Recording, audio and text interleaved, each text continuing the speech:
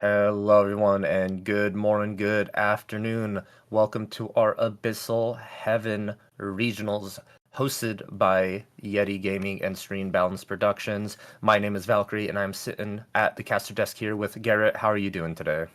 I'm doing super fine. Thank you for having me. Awesome. Super glad to hear that. And everyone, we have a huge event here today for our regionals. 171 registered players. That is going to be 8 rounds of Swiss to determine the top 16 players for invites. That is absolutely insane. We are in here for a jam-packed session of Grand Archive. And, you know, we had a Michigan regionals yesterday. And there were some very surprising lists that popped up there. So I'm really curious to know what decks are going to be coming here today. Gerrit, are there any decks out there that you've seen or have heard about that you really want to see doing well?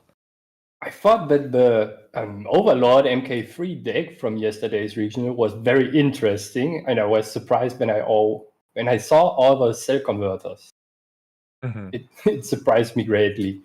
It is a deck that I hope to see today, but who knows? I also think we will see quite a few of Tristan. That's one of my pet decks personally, and you can't throw out the Dao-Chan Fractal deck. We certainly will see a couple of those too, right? Indeed, yeah. Those two decks are probably going to be the more likely to be brought by players, especially because of Ascent Seattle. You saw the records. First place was Fractals, second place was that win Tristan. So a lot of players in the community say, oh, these decks are doing well. Let's go ahead and bring those because if I'm able to pilot them with that consistency, I can also place that top. Now, here's the thing about all that. Regionals are a great way for people who brew to bring out these decks. You mentioned the Overlord deck. This feels like a very heavy brew. Someone saw the list Hanky brought and said, okay, I understand why this deck did good and took 10th place in Seattle. I'm just going to make it better by sort of fixing some problems it had originally and then bring it to an event where there's going to be a lot of players bringing the Fractals deck or the Tristan deck that may not know specifically how to play against this deck. And we clearly saw it doing amazing steamrolling over these matchups. So we're in store for some more decks like that. With 171 players from all across the land, you don't know who is going to bring what. There may be people who don't even play that often that is like, oh, I'm free today for this online regional. I'm just going to go ahead and bring this deck I've been brewing for the last month. And then boom, they start to do well. It will really be exciting to see all those different ideas that people bring to the table for a regional, especially since this is also a testing ground for like the Ascent and Nationals right now. Because we are short before the national season, and the first event is starting next week in Southeast Asia, correct? Yes, that is correct. We do have our first nationals, and all eyes are going to be on that event. This is all just preparation towards there. And it's one thing I touch about a lot with card games, especially ones that are across the world, is there's certain bubbles of meta that form depending on your region. And I know Southeast Asia has a very interesting meta that's not as affected as the North American meta is. So I'm really curious to see if this particular regional is going to try and influence some of those players for next week. But without further ado, we are actually jumping into our round one game. We have Jimmy Lee on Fire Jin versus Abby on Wind Lorraine. This is going to be a very interesting matchup between these two. Everyone knows Jimmy loves his level 3 decks, loves to go ahead, big advanced element cards, while Abby appears to be a little bit more low to the ground, aggro style matchup, a little bit of allies. Between these two decks, Gerrit, what do you think is going to be the favored champion head to head? Head to head, the favorite champion? That's very difficult, right? Because the list that Abby brought is more ally based, and ally decks usually prey on advanced element decks because they are slower and take their sweet time to get going. However, the interesting part here is that the more damage Jimmy's deck takes as a Jin player, the more damage he can deal in the backswing. So I'm not sure if Abby can race very early, very heavily it might be that the ally deck runs just away with the game. However, if Jimmy can set up a little bit of defense to prolong the start of the game and gets his game plan going, he might just swoop in one go, basically. Gotcha. That does make a lot of sense here. So it's just depending on how fast Abby can go, is from my understanding. And we see Abby starting out with a pretty great start here. We have an imbued Shang Zhang. This is a great ally that just came out in Abyssal Heaven. It's a 3-cost 2/3 with imbue 3 for norm element. If it is imbued, it prevents whenever it's dealt damage, prevents 2 of that damage by any elemental source. That's fire, water, wind, or even advanced elements. So it's very difficult for decks to remove if you don't have a norm answer. But a little bit to touch on what was revealed from the imbue is we saw 2 coronation ceremonies, I'm pretty sure there. Those are very powerful cards to protect your unique allies. So I'm super excited what Abby is planning to do with the Shangzhang and if Jimmy is going to be able to actually answer it here. Jimmy, losing that Stalwart Shillmate immediately from the Shangzhang attack, thankfully saving a little bit of damage there, going directly into level 1. The strategy of the deck is you want to go to level 3 as fast as possible to be able to activate some of your key cards. Now with Exia, Gerrit, what are some of the cards you really want to see when you hit that level 3 mark? If you had high damage and in the area that you might finish your opponent, Relentless Outburst is a card you want to see. And also Enrage to just swing for a lot of damage that will always hurt your opponent, especially if it's a deck that stays on low level. So having one swing that connects might just close out the game very often in these scenarios. Understood there. So we're looking for just one big major swing from Jimmy, and it's a matter of if he's able to get there, because we see Abby at the end of Jimmy's turn, a Fairy Whispers revealing an Automaton, the Eternal Magistrate, into materializing a backup charger, getting that extra card down in memory for your influence, and that power cell, which we clearly know there's a target in hand for it, and she is actually being activated right now. That Eternal Magistrate going to be that 2-cost 1/3 imbue 2 with wind, and if it is imbued, it prevents cards leaving your material deck if it's not your materialization phase. So no more cheating out Regalias. And that is actually very detrimental for certain matchups. Jin doesn't really care that much about it, as a lot of their materializations are just directly for that one. They want their Berserker's play and the Spear. But Abby, just putting on that pressure. Jin already sitting at 3 damage counters and really needs to hit that level 3 for that cleave to remove the allies on the board, just because levels 1 and 2 you're not doing much with the widespread control. It's more about building tall into Jin himself. Shimmercloak Assassin gonna go ahead and be joining us here on the board. So that's a 2/2 stealth ally, another automaton target for that power cell. And so far, Abby seems to be in complete control of this board, and we really need to see what kind of rebuttal Jimmy has in that deck. That is correct. A white board is always an issue for decks that want to go fast to level 3, especially with the Eternal Magistrate out there that basically says, nope, you can't dungeon guide into anything right now. So climbing up the level ladder is an issue right now. Does Jimmy have many answers in his deck to a whiteboard? Not before sideboarding, I would say, since I don't see that many cleaves there. So he needs to pick up every ally one by one. And he tries to facilitate more hand cards with a backup charger and a fast cure to alleviate a little bit of the damage he's taking already. That is probably going to help him quite a bit here.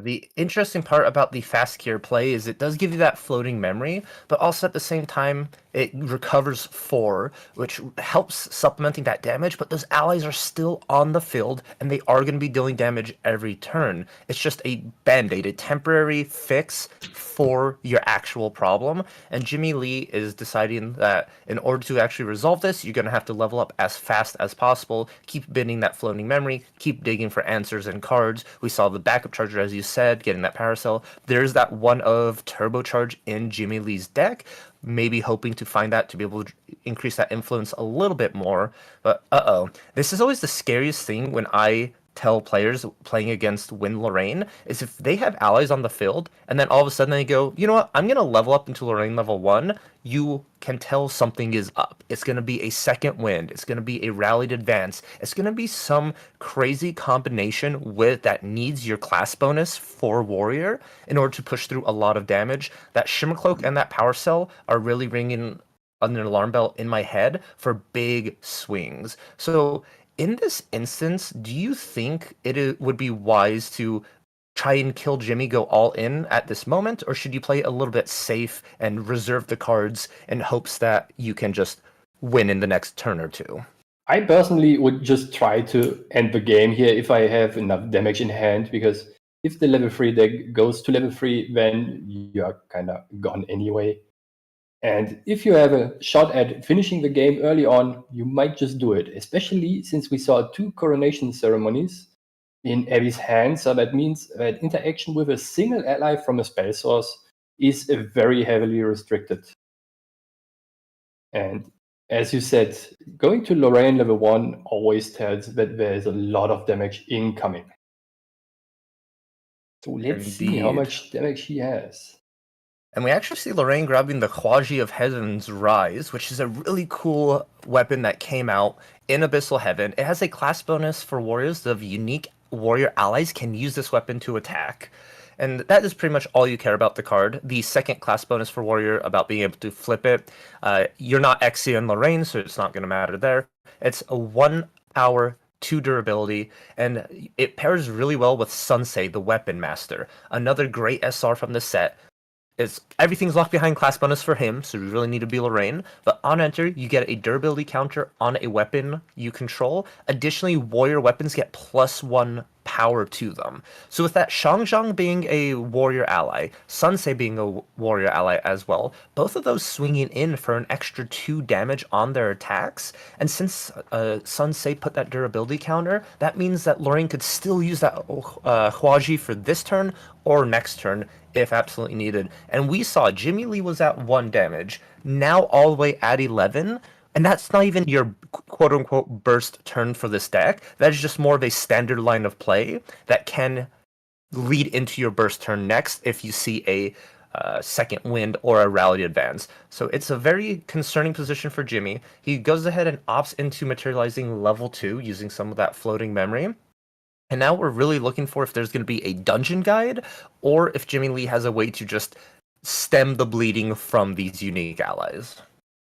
Yeah, hopefully he finds an answer to the Eternal Magistrate and can play a dungeon guide from his hand, but this is looking not so good, especially since Abby can present already 6 damage only with the allies on board.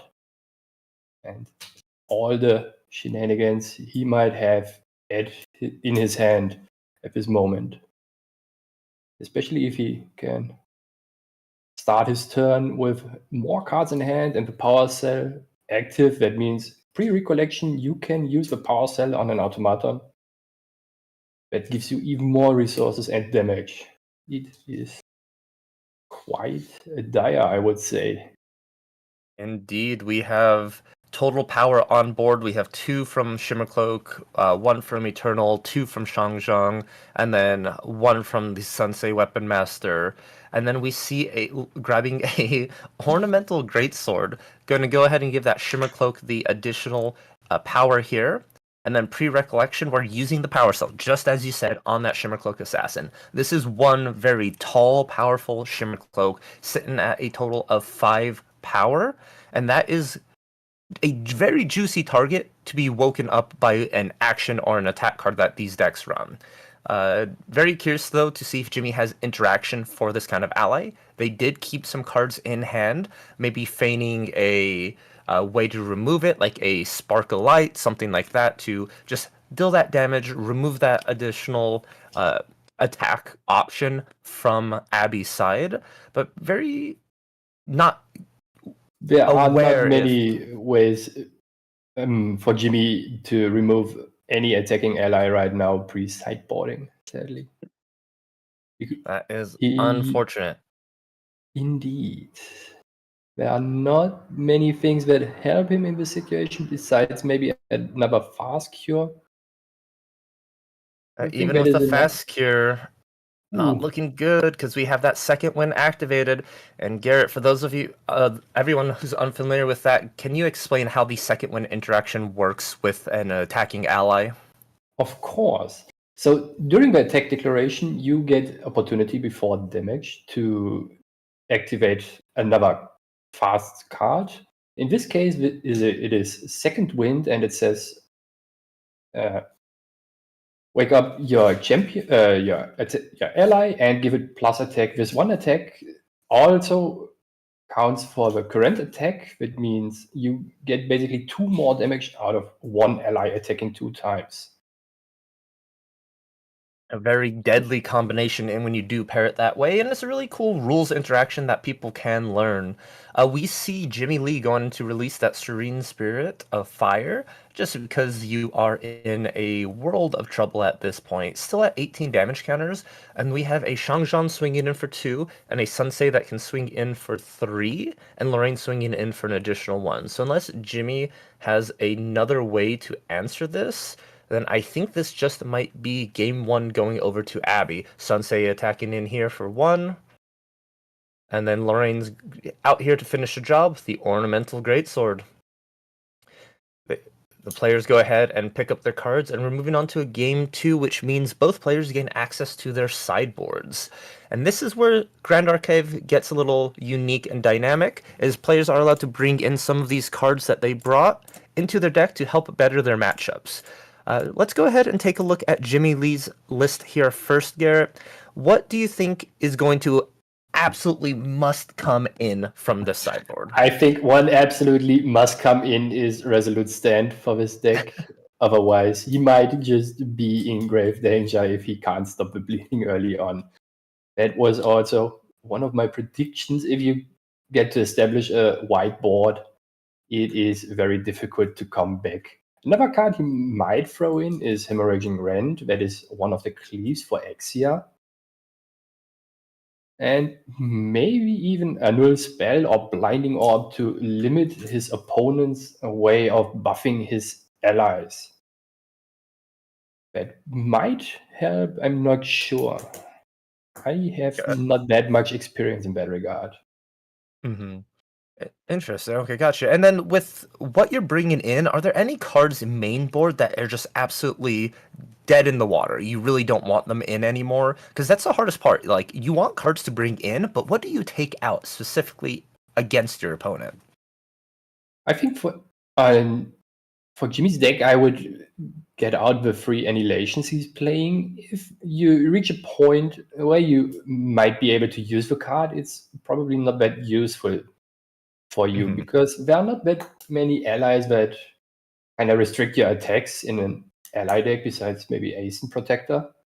Other than that, I can't think of a target that you need to remove before you can go for the finish. Because the goal most likely is here to get to level 3, collect some damage, and then with one swing, just end it all.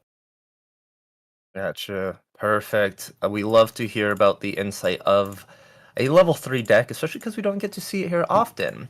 But speaking of the reverse of level 3, we have Abby on their Wind Allies list. And looking at the sideboard, it's kind of curated towards specific matchups like Water. We see Censor of Restful Peace, Nullifying Lantern, Brackish Ludus, Staggering Step, some Hurricane Sweeps for ally matchups.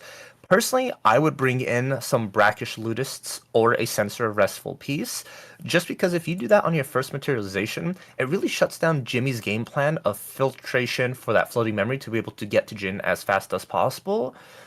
And I think it can really hinder that speed and be able to catch Jimmy off guard and keep him at a low level without him being able to maintain influence. But what about you? Is that something you would agree on in that line of thinking, or would you just try and stick with more of the big, strong allies and attack phase? I would totally agree with you. Getting the Sensor and the Brackish Lutist into the main deck will help you tremendously. It will slow down Jimmy quite a lot, and it will limit his influence over the full course of the game quite a lot. I played the level 3 deck against the Sensor myself that relies quite a bit on floating memory, and it was a very sad game, I have to say. Ooh, that memory still hurts. Ooh, it haunts me at night. Yeah, Brackish Ludus is the nasty card, and as you said, you're haunted by it and Censor. Particularly, the fact that it just shuts down floating memory, which is a core aspect of Grand Archive, right? You want to run decks of floating memory. They help you materialize things. They help you level up. And the fact that cards just say, "Hey, this no longer exists," or "This isn't in the game anymore," you don't know what to do. You feel like I built my deck to do this thing, and now it's no longer doing it. It make sense, but we're going game 2 here very shortly. I assume Jimmy's gonna want to go ahead and go first again, but there is kind of an argument. Is like you go first, you get first materialization, but then your opponent gets to attack into you first. Would there be a world where Jimmy goes second? I think going second is a very brave choice if he chooses to do so, especially because of the things we just mentioned before. If you get out the censor of the deck, or rather your play pattern will be very awkward throughout the whole game. So at least getting one floating memory to use is akin to at least one more card in hand. That is true. Second is probably a very brave thing to do, or a thing you would decide on if you not played a lot of matchups against Censor or Brackish Looters. However, there is a world where you just assume your opponent doesn't run those cards, right? Because Yes, an this ally is deck not. can get so many funny ways to deal with you as a player and your life points early on. It's very scary. Indeed, these are not open deck lists, so both players do not know what the other has. So it could be a very well fact that Jimmy is not prepared for a Brackish Ludus or a Censor. We see a classic opening here from Wind Allies, a just Shimmercloak Assassin, and going ahead attacking in. This card is very powerful in its own right. The fact that it's a 2 power, 2 life ally, but it has innate stealth. And stealth is a keyword mechanic here in the game where you cannot target it with an attack from another ally or champion unless you have true sight. And there's very limited options in the game currently right now for true sight on certain allies and champions. So it just sort of like sticks around and annoys you every turn by attacking for 2. And then it's an automaton that really, as we saw last game, get benefit from power cells and other cards that buff automatons. So it's just not having a way to deal with it in your deck gets so frustrating, and the damage just adds up, and it's one of the reasons why this Win Lorraine deck is so potent for what it does. Indeed. Stealth is a keyword that is frequently underestimated by a lot of players, especially new ones. If you have not experienced the, I would almost say, annoyance of a stealth ally you can't get rid of, it is not easy to realize how long those cards stick on the board. There are games I played where I had never any chance to remove those things. Very sticky and tough. They are. I love how you said it. An underrated keyword, because I do agree with you. People don't value stealth as highly as I think it should be valued. And hopefully we see why, because Abby materialized a backup charger for their turn, getting them a power cell. And now the scary moment, and this is where this when ally decks can just steal games from people, is if on this turn you activate a card, next turn you go to Lorraine using a card from your memory that you used last turn, and you're going to be able to second win combo with a stealth unit with that power cell. It's really going to be able to deal like 10, 12 damage in a turn. But speaking of sideboard cards, we called it here. Brackish Ludus out on the field, a 3-cost 1/3 ally that says if a floating memory would be put into your graveyard, it is banished instead. So you don't even get the choice of keeping that floating memory whatsoever. And this is going to be a huge hindrance for Jimmy, as that's his whole concept of being able to fill that graveyard with floating memory to level up smoothly, maintaining influence. Abby did a really good job of clearing the Hasty Messenger off the field with the automaton there, just so Jimmy has to put in at least 2 more allies to deal with this Brackish Ludus if he wants to continue that plan.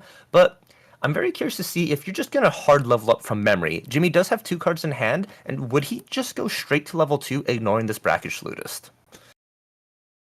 I would think so, because if you are not getting to level 3, you're most likely not having any game at all, especially with the Lootist on board. That means you need to find 2 allies, as you already said, and Jimmy's deck runs not that many allies he can play with low influence.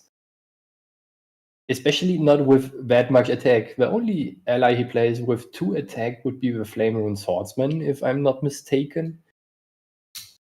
That would mean he needs 1 ally and 1 either Flame Rune Swordsman or a Savage Swing to kill off the Lootist to even get access at some point to his floating memory again. That is a very huge ask. Indeed, and another pain in the side for Jimmy, Eternal Magistrate imbued once again. That means no dungeon guide, no sneaking out that level 3. And this is the second game in a row where Jimmy just gets shut down on that level 2 materialization into trying to dungeon guide. So instead, opting into that Flame Rune Swordsman, and 3 is the magic number in Grand Archive. All those allies who are able to be attacked have 3 life. Flame Rune only has 2 power. So I'm not an expert in math, but I do believe you're going to need an additional way to deal damage here to remove one of those annoying allies for Jimmy. That is correct. Especially if there are 2 annoying allies like the Lootist and the Eternal Magistrate. Oh, and we see a Rallied Advance with the Fairy Whispers for Abby, if I'm not very mistaken here. That is a very telling turn already. Yes, what you could do is you could wake up, materialize Lorraine level 1, go ahead and get your Ornamental Greatsword, buff that Shimmercloak Assassin, then pre-recollection, use that Rallied Events to use that power cell on the Shimmercloak, buffing it up even more. You're going to recollect, swing with the Shimmercloak, and then attack with Lorraine with the Rallied Advance, waking up that Shimmercloak to deal even more damage. But looks like Abby not wanting to do that line or not seeing that line, and instead opting into just a GCR, maintaining that influence, not going to try and bank it all on that one turn. I do believe, though, it would have been 5, 10, 11, 12 damage dealt to Jimmy if you do that Rallied Advance combo, putting Jimmy at 14, 15, 16. So yeah, that would have been short of taking down that level 2 Jin. Being a warrior, you have 24 total life to you. Jimmy only having 3 damage counters on him. Not really opting into the deal all that damage, especially because if Jimmy was able to go to level 3 Jin, you mentioned at the start of this round that Jin wants damage on him. That's what he cares about. Exactly. If he collects a lot of damage, he will just increase the damage values he can pump out with variable abilities. Relentless Outburst deals a ton of damage. If you are at 35 damage counters, it deals 1 damage for every 6 damage counters you have, and at 35 damage counters, you get to choose an enemy champion, and he takes an additional 1 damage from every source. So essentially, what the card says is, if you have 35 damage, deal 1+1 damage for every 6 damage counters on your champion to the whole board. That is a huge thing. Enrage also increases the damage you deal by 1 for every 5 damage counters, if I'm not too mistaken. And so does the Shuang Ji, the Sacrifice Spear, one of his signature weapons. And as we see, Jimmy now reached level 3, so he gets at least a couple more turns to play the game. Interestingly, it's very interesting how he might progress the game now with 2 influence. That is very few. Indeed, but he cannot die on Abby's turn, and that's a very important mechanic of a Jin level 3. So as long as it's not your end phase, Jin has immortality. Immortality states if you have more damage than what your champion life pool is, you're not dead until the end phase, of course. So Even if Abby deals all the damage to Jimmy right now, Jimmy still has an additional turn to fight back and recover. There are cards that are run in this deck that can recover some life. Mend Flesh is one of your big ones, even along with Fast Cures. So I'm really curious to see how Abby starts to navigate against this level 3 Jhin, especially because Jhin has so many answers and ways now since they've hit the Exia element to deal with a wider board. You are correct. What I usually try to do in this situation is that I just heavily rush the Jhin player and hope he doesn't have the out. So he just loses the game at his next end step. I can see that Abby might just be trying the same thing here right now, especially with Second Wind and the Rally Advanced in hand. That is 6 attacks from one ally. That is very tall. That might... Is it actually enough? 4, 5, 6. Ooh, a second wind. Though. Oh my lord. That is a big amount of damage counters put on Jhin. That is... Ooh. There. What a number. And again. So this is more than enough to push Jhin to that threshold that immortality is going to go ahead and kick in.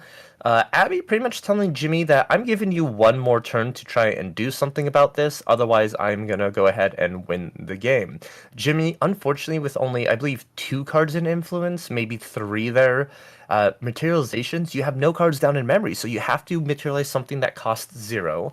I believe there maybe is a GCR or a Chalice of Blood. That's a good way to start here. Gonna go ahead. Is 3 more cards for his turn. That is certainly the amount he needs. It is for 5 sure in enough. hand.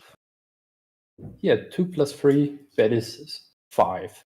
That is enough for a relentless outburst. Maybe he even found... Ah, you found a fast cure. That gives him basically another turn here. Right? Indeed it does. It puts you below that 28 threshold, so you are guaranteed to live another turn, and Abby's going to just try and rack up as much damage as possible so Jimmy can't recover out of this. And I'm curious to see if Jimmy is going to be keeping an option like a Mend Flesh in hand if they drew it. And Relentless Outburst, I think, is a great way to just activate it now, start removing these allies off the field. Would Jimmy want to save it for next turn to maybe bait Abby into playing more allies to try and finish Jin off? Or is he just going to try and play the influence game and, with as much cards as possible, try and maintain his life total each turn? I'm not sure what the right call here would be. I'm very surprised, though, that he played the fast cure before his recollection and not used the fast cure in his main phase to be able to materialize, for example, Shuang-Ji, to be able to attack for a big number here. It is because we have the big menace on the side of the board, the Brackish Ludist. Yeah, the Brackish Ludist is certainly a menace, but if you have the cards in your memory face down, you can just pay for the cost as normal. And since the Shuang-Ji gives you an on-enter ability that lets you draw a card, you're basically going neutral for that matter. So he must have something in his hand that he for sure wants to keep here. I'm curious what this might be. It's all about maintaining influence. I think Jimmy might have just needed to recover as fast as possible and was sort of thinking like, I can't waste any other cards in hand to be able to go from there. But I understand what you're saying with the main phase. You lose your floating memory, but you do have 2 cards down in memory to be able to materialize. But the problem with the spear is it deals 5 damage to you on enter, and if you have no ways to recover through that, you just push yourself into a guaranteed lethal, and you lose on the end phase of your turn. So maybe Jimmy really not wanting to take that risk of the additional damage. That is one way. You are correct here. I'm very interested in what Jimmy is trying to do here now. Because he takes a ton of damage again from all those allies still being present on the board. Very fascinating. A huge amount of damage here. We saw Jimmy narrowly escape last turn with a fast cure, and a fast cure is not going to do it here for you this time around. You're already, I believe, 8 damage over your current life threshold, and so the amount of damage you need is, or the amount of damage you need to recover, I should say. You don't need to take more damage. That's bad for Jimmy at this moment. You want to recover the damage that was dealt to you. And here we see he played another fast cure. That was why he wanted to keep the cards in hand, so he can just cure again. You're again going to go ahead and recover that 4 and then materialize the Berserker's Plate. This is one way to stay alive and get an additional turn here, because Berserker's Plate gives you a +7 life buffer, which is really nice. Moving you from 28 to, actually exactly on 35, which Jimmy is on. So Jimmy needs to find a way to recover an additional 1 life somehow, otherwise this Berserker Plate is not going to be able to do it. With only 3 cards in hand, Men Flesh, I believe, is 2 to activate if you're at 30 plus damage. Is that correct? It should be free to activate, if I'm not mistaken. Free. It's Okay. 2 by default, and if you're at 30 or 35 damage, it loses its cost. Or rather, it gets cheaper to activate from hand. Oh, and here we see it right there. Men Flesh being activated for free. Jimmy going down to 27, and now is still alive and kicking, gets an additional turn. I feel like this is exactly how Jin and Exia wants to play, right? That dance, that balance between life and death, where you're constantly like, I'm dying, I gotta stay alive, but every time you do that, your opponent still has to keep attacking you and doing that damage in hopes you can't recover. And then all Jimmy needs is that one card, like a Relentless Outburst or a Annihilation, something to just remove all these allies off the field and stabilize. And once Jin stabilizes, there's really not much you can do about like his fluctuating life pool. He'll draw an additional card every turn because of a Berserker's Plate. He's going to be able to find those Men Fleshes to be recover even more. And so I don't know if Abby wants to commit any more allies here and just keep using what they have, but that's going to mean Jimmy's going to be able to find a way through it every turn. You probably want to keep only the allies you have right now on the board if you are Abby, because overextending will lose you too many resources, and then you might not have enough. Interestingly enough, we saw earlier on a Tempest downfall. So that means if Jimmy stays too close to his maximum damage counter amount, he might just die during his end phase, because Abby has actual interaction during the end phase. 3 damage to phase are enough. Yeah, it's a very sneaky one-of in ally decks that I notice a lot of Win players are starting to run, because it's great removal. Goes ahead and takes out a pesky ally, or as you said, does that additional 3 damage that your opponents may not be expecting. We do see Abby materializing a Safeguard Amulet on their last materialization phase, and I think that's a really smart choice, because a way for these Jin decks to win is through non-combat damage as well, so that's a nice little safe protection. And Jimmy just Creative Shocked, which reminded me of something that we haven't touched yet, but I believe he still has his Serene Spirit of Fire if he's activating that Creative Shock. So that's an additional Recover 6 option he has that we weren't even calculating and factoring in his way of staying alive. You are correct. I totally missed that, even though it's an integral part of the Jin deck, actually. I thought he already used it before. Seems like I'm not paying enough attention here. It gets lost in translation a lot of the times because you see Jin taking so much damage. You're like, there's no way he's going to be able to live this. He's obviously using all his resources. And but speaking of using the resources, we now see that lineage release of this Serene Spirit of Fire. We're going to go ahead and recover 6, putting us down to 32. Maybe Jimmy didn't have a way to recover from hand, use that creative shock, be like, I need to just use this fire card, dig a little bit deeper. Now I'm going to lineage release the spirit, no longer have access to fire, just Norm and Exia, but you're sitting at a healthy life total and built up influence. Remember, Jimmy had 2 cards initially when going into level 3 and has built back up to, I believe, 7 now. Ooh, that is a very interesting combination of cards that Abby played just now. First, he suppressed the armor for Jim, so it reduces basically his maximum damage counter amount to 28 again.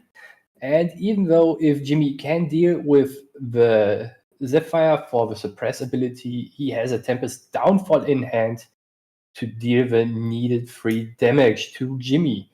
That was a playbook finish by Abby here for this matchup. Yeah, a really Very good rough.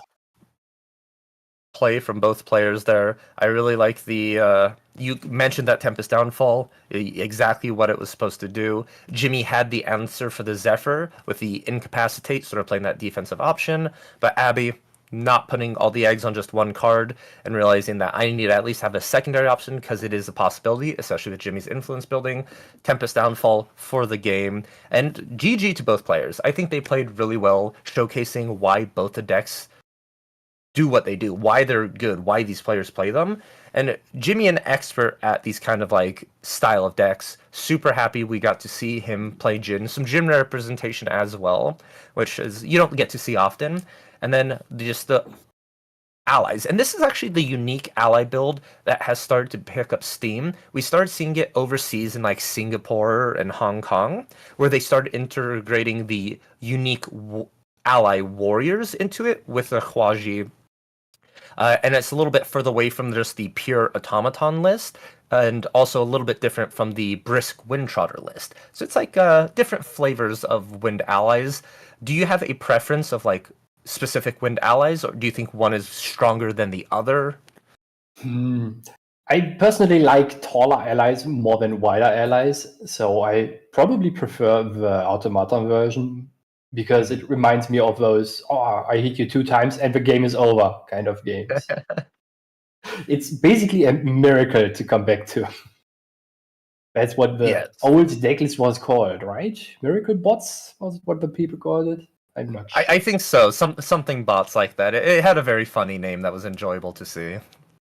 It is very interesting though that the new ally deck for wind, especially with a lot of norm allies, gives you the chance of having a weapon that multiple allies actually can use. Mhm. Because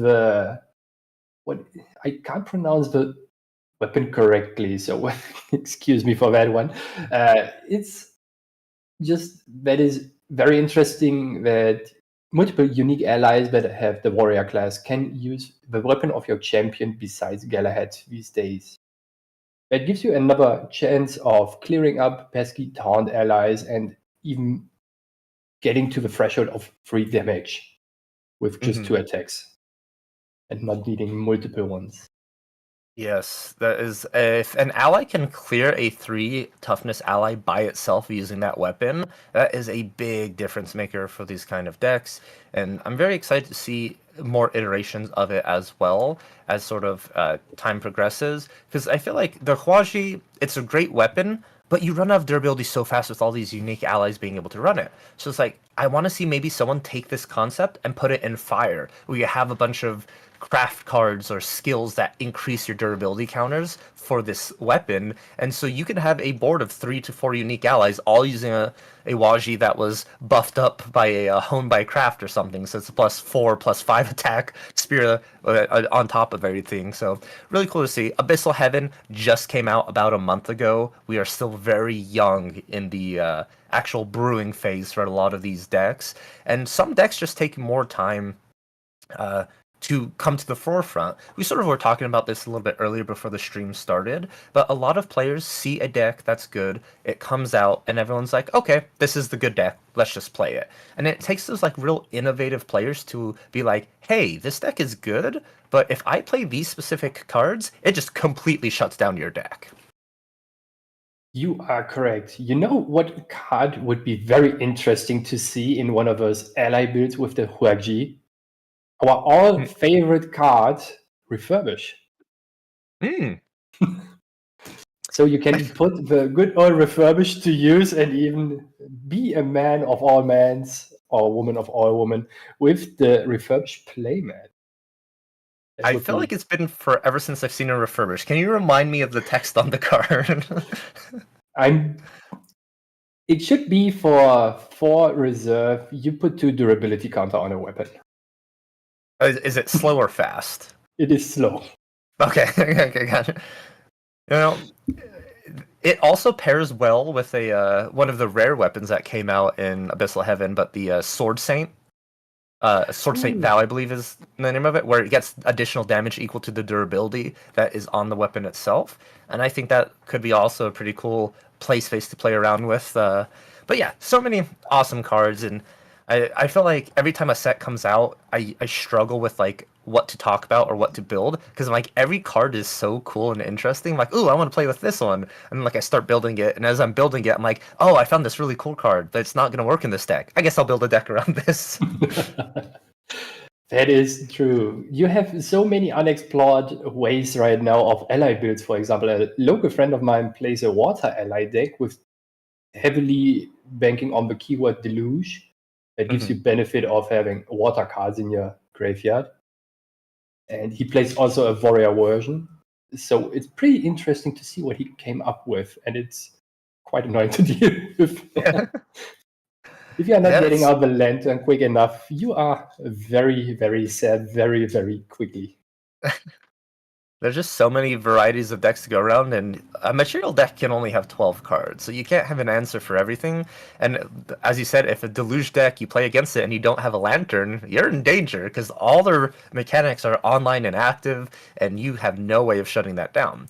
But if you're on the other end of the boat, you're playing Deluge and your opponent has a Lantern, you go, well, that's unfortunate, let me try and figure out a way to get around this, which there are answers in Norm and things like that. Water doesn't really have one themselves, but it is still a fun little rock, paper, scissors. You go into an event, you never know what you're going to play against.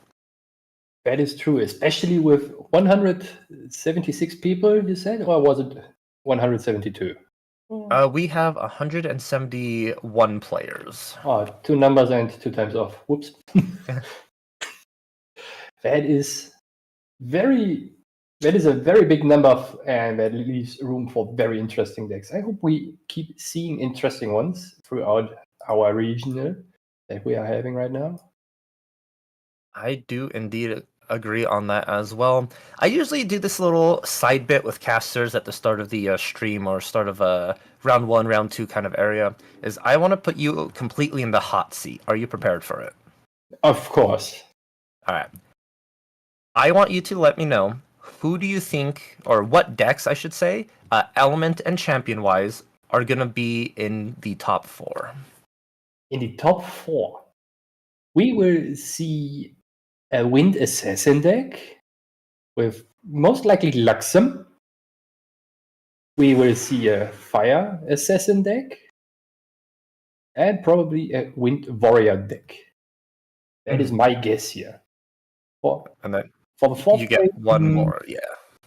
It's just probably going to be a dupe of one of those that I named. Interesting. Okay, so no fractals in top 4, you're saying? No, I'm not so confident in seeing fractals in the top bracket, because most likely the decks that will be in the top bracket tag for it, outside of the mirror, of course. And then if you tag for the deck, it's kind of not easy, but very feasible to beat the deck frequently. Gotcha. Okay, out of those 4 that you provided me, who is taking first place? Wind Assassin. Ooh, okay. So your money's on the Wind Luxem Assassin. Not sure if it's Luxem, but it is Wind Assassin. Okay, not maybe Luxem, but most definitely likely Wind Assassin. Luxem. Interesting. Alrighty, well, we have 7 more rounds to go through until we find out if you are actually correct. But I'm going to keep that in the back of my mind, making a mental note of that. And as we grow closer to the end, we're going to go back and compare to see how accurate you were. I'm already scared to see my result. Don't worry. There's no wrong answers, but only right answers if you can get them. And I think it'd be really cool if you were able to call all 4 at the start of the day. And those are the kind of predictions that separate a good from a great.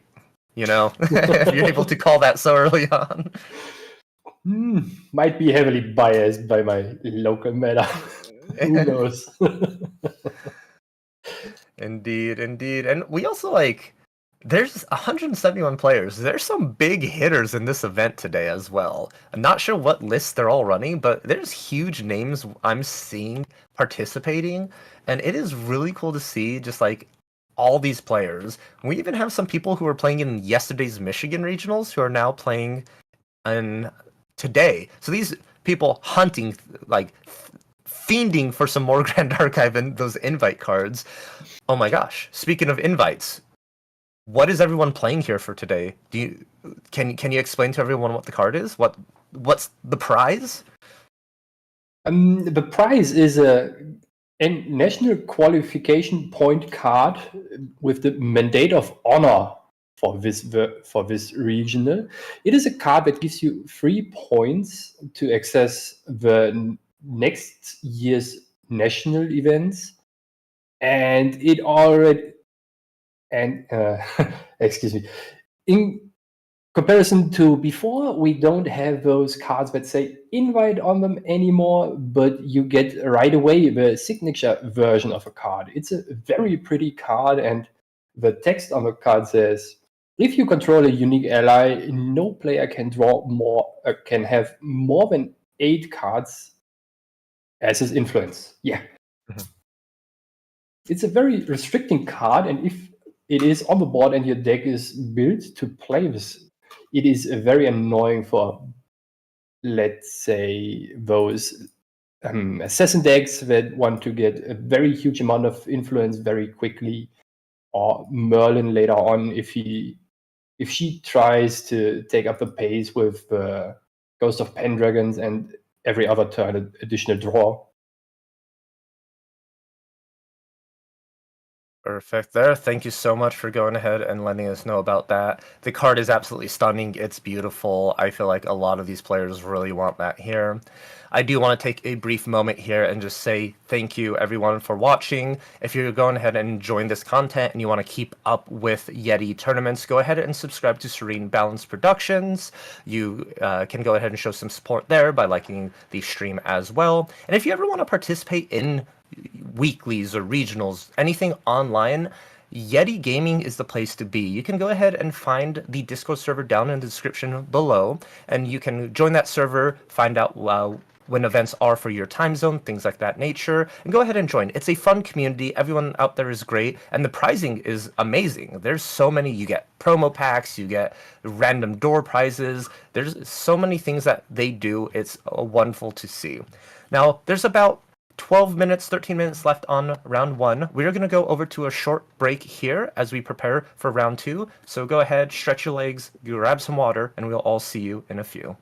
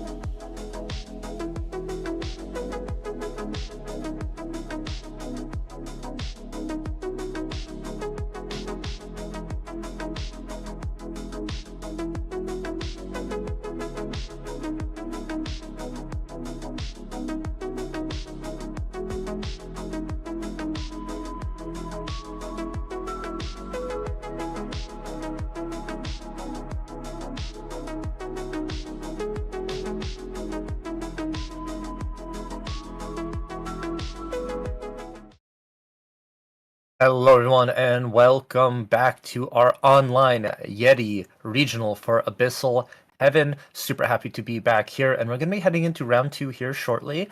I am Valkyrie, and I'm joined by a brand new face here on the desk today. We have none other than Clem. How are you doing? Pretty fine. I'm excited to see the deck list today. How about you? How was the first round? Ooh, the first round was really good. We got to see a Jimmy Lee classic on a Fire Jin deck against Abby piloting a Wind and sort of the flavor unique allies variant of it that we're starting to see become very popular because of Hwaji and such. Super happy. That first matchup went well.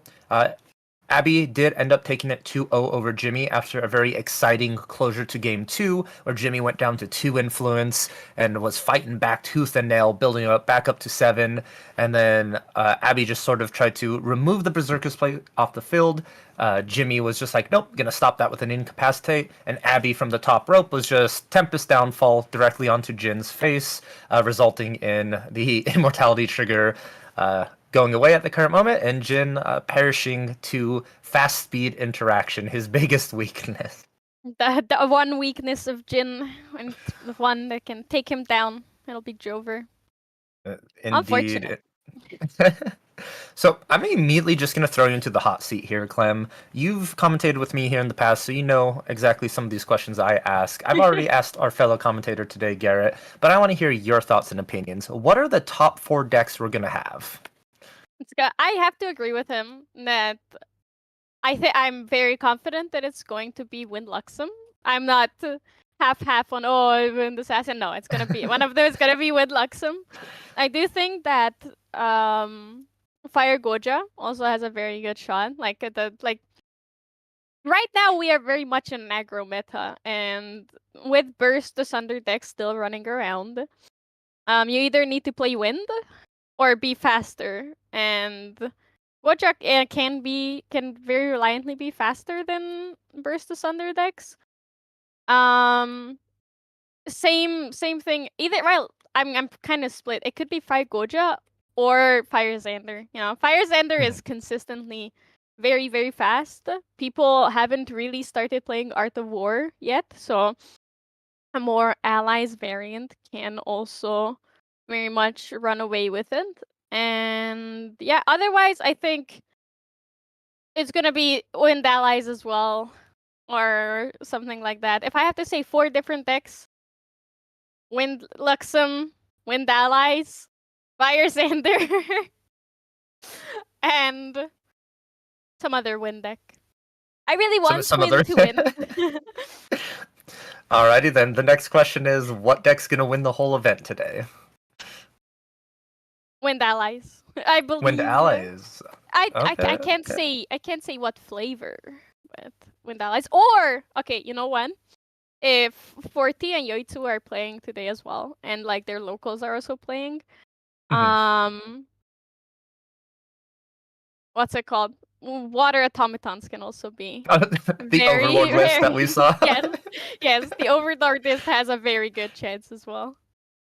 Perfect. All right, so I know you a little bit well, so I'm pretty gonna be confidently say you want Oath Allies to take first place. I feel like that's sort of your favorite here. So we have you on Oath Allies. We have Gerrit on Wind Assassin. So both really saying Wind's going to be in the top seat here. Super curious for that.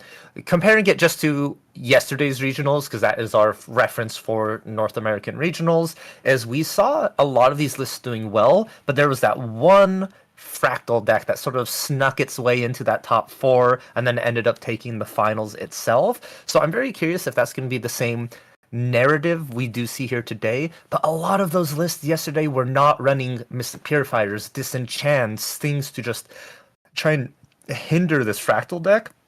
And maybe people noticed that and sort of made that last minute swap to their sideboard and or main board today as well. So we have a total of 8 rounds though. We've done 1 round.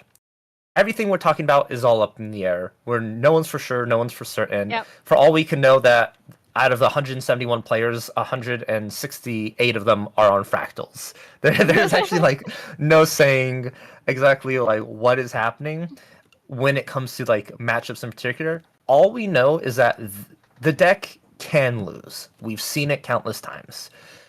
Yes, it did win, but it didn't win as freely as people think it can. It's strong. Yes. And some of these pilots on those decks are insanely good at this game. The decision making, the critical thinking, everything of that nature. So I'm very curious to see the pilots on this deck compared to the pilots on the decks meant to counter it. Because I think Grand Archive boils down to just skill at a certain point, right? If both decks are at the same tier, same strength, it's just whoever at that current moment pilots better is going to be able to take the win. Yeah. Since you're asking this question of everyone, and I don't think anyone is asking you, what do you think are going to be the top 4 decks? Oh, I really don't like when it's turned against me. Because so top 4, 100%, we're gonna have a Fractals in there. We're gonna have a Wind Allies variant in there. We're gonna have I really agree with both of you on the Fire aggro, but I'm leaning more towards Fiza with Xander rather than Guoja, just because I believe the Guoja list lacks so much innate ability to close out games with the self-damage. You really just do that. And then my wild pick, like just from downtown, I really, really, really want to root for a Turbo Seryu Guoja deck. I really want to see that dragon be successful. At first, I was kind of dismissive of it, and I felt like the deck was like, whatever, that's neat, that's cool. But actually seeing it in action, I was like, yes, I need to see someone deal 40 damage in a turn. Yes. I just need this. I need Goja casting Arcane Blasts. Yeah, it's different. Oh my gosh, I would love it. And I'm getting a little bit of chatter in my ear here, Clem, we have a very interesting matchup ahead of us. We have a Win to Tristan list versus a Dao Chan list. And before everyone goes, oh no, Dao Chan, why? This is miserable. It's Dao Chan allies. It is. It is the same deck as yesterday. I see an Overlord in there. You know, it's our good old automatons. They are making a return. Anyone who didn't catch yesterday's stream will become very familiar with this deck shortly. I'm looking forward to that. It seems that it's the same, except they do not play Arisana in the sideboard, which is a very, very massive difference. Indeed, instead they're opting into some Zhang Zhao way of peace in that sideboard, which I actually personally like that a lot. It helps against aggressive matchups, gets that recover. You can also really push in for that glimpse.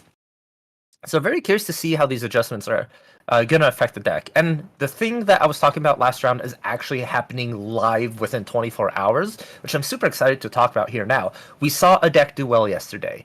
Players have noticed that, especially because one of these players is a very strong Grand Archive player themselves. You see them a lot at big events. They took this list that did well and added their own unique flair, their own spin to it, to be like, okay, I think this deck is good. I'm just going to add a couple of cards to fix a couple of matchups I noticed that might have been off, and then bring this deck today. So within 24 hours, we're seeing players pick up a deck that no one really knew about, right? Yeah. And then on the other side here, we do have a more traditional Tristan list.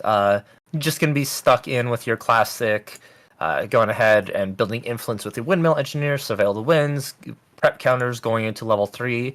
I do see the little bit of incorporation, though, kind of paying respect to fractals. You're running main board Mystic Purifiers, and that's exactly what you want to start seeing these lists make adjustments to, is knowing that you're going to have to play against fractals one way or another, and if you're already prepped into them with Scatter Essence and Mystic Purifier, you're more than happy to be paired into those matchups instead of having to wait for that sideboard on game 2. Yeah, I absolutely agree with you. I'm looking forward to this matchup, and one of them is already what Gerrit was looking forward to. And it seems that we are already in game here. Bionic Janitor opening up with the perfect turn 1 hand, turn 1 opener, and with a Windmill Engineer, I assume imbued, you know, and immediately passing, drawing a card into memory, keeping that influence up, passing over to Sky Sama. These turn 1s are, always interesting to see because it can very much decide who is going to run away with the game, especially in matchups like this where it's very much like the person who has a bigger board presence in the beginning is the one that has a much higher chance of winning the game. Ooh, there is immediately an imbued Shang Chang, preventing any wind damage from my Bionic Janitor here. With an Overlord, a Turbocharge, and an Academy Attendant shown for the imbue. Let's see how... I wonder if Bionic Janitor was watching the regionals yesterday or is aware of the deck. Because I think that is a very odd pile of cards to see in the memory there if you're not aware of the deck or what it does. Indeed, it is kind of a what am I playing against sort of moment. Like, you're gonna have to kind of read some of those cards, which is a very common thing we saw a lot of the times. As a card was activated and players like, hold on, what does that do? Can I see that? Like, what is it doing? And I really love that the Overlord revealed was the CSR Overlord. CSR, So yeah. already blinging out the deck a little bit, making it look really cool. Yeah. Sky Sama going to take out the Windmill Engineer immediately. No Reclaim shenanigans here.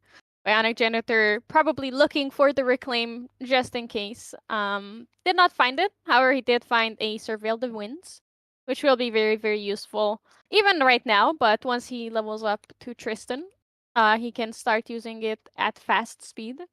You're not like a GCR, trying to keep the influence very high. Probably still not entirely sure what is happening on Sky-sama's side here. Paying 3 for a Dream Fairy, putting the Xiangqiang, attempting to put the Xiangqiang back into Sky-sama's memory. Unfortunately, it does resolve. Immediately going attacking, dealing 1 damage. First blood being dealt in this round. Let's see how it goes. He is keeping up a beefy hand there. He probably has a lot of interaction. Ooh, Sky-sama immediately going for the Nullifying Mirror, which is very, very good. It can stop an imbued card, like a card that will be imbued if you use it early enough, or alternatively, it can also stop a Veiling Breeze from revealing any wind cards and preventing any damage, which is a very, very weak point for Sky-sama's deck. Sky-sama immediately moving on, paying... He has to start manufacturing cells very, very shortly here if he wants to get to the Overlord in time. With 1 Dream Fairy already being gone from Bionic Janitor's hand, it is not, it's the likelihood of seeing another one is a lot less. However, like I said, there is a lot of reclaims and other ally protection in there. Which card? I know this is the card that I forgot a couple times yesterday as well. Could you remind me what card that is?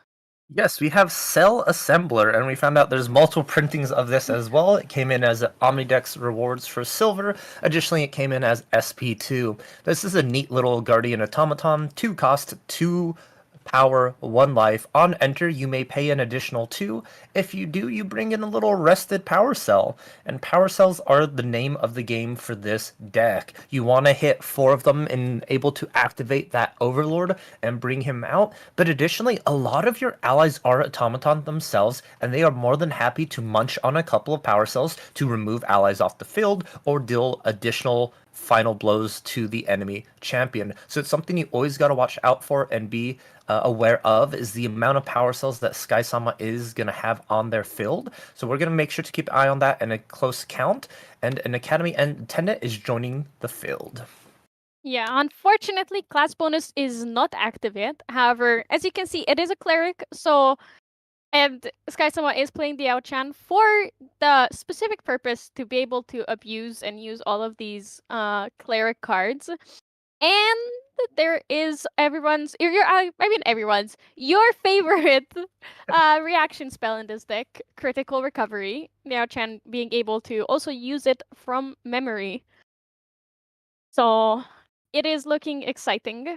Sky-sama resting the Nullifying Mirror in the beginning of Bionic Janitor's Recollection. So no imbues are going to be happening here after he went up to level 1.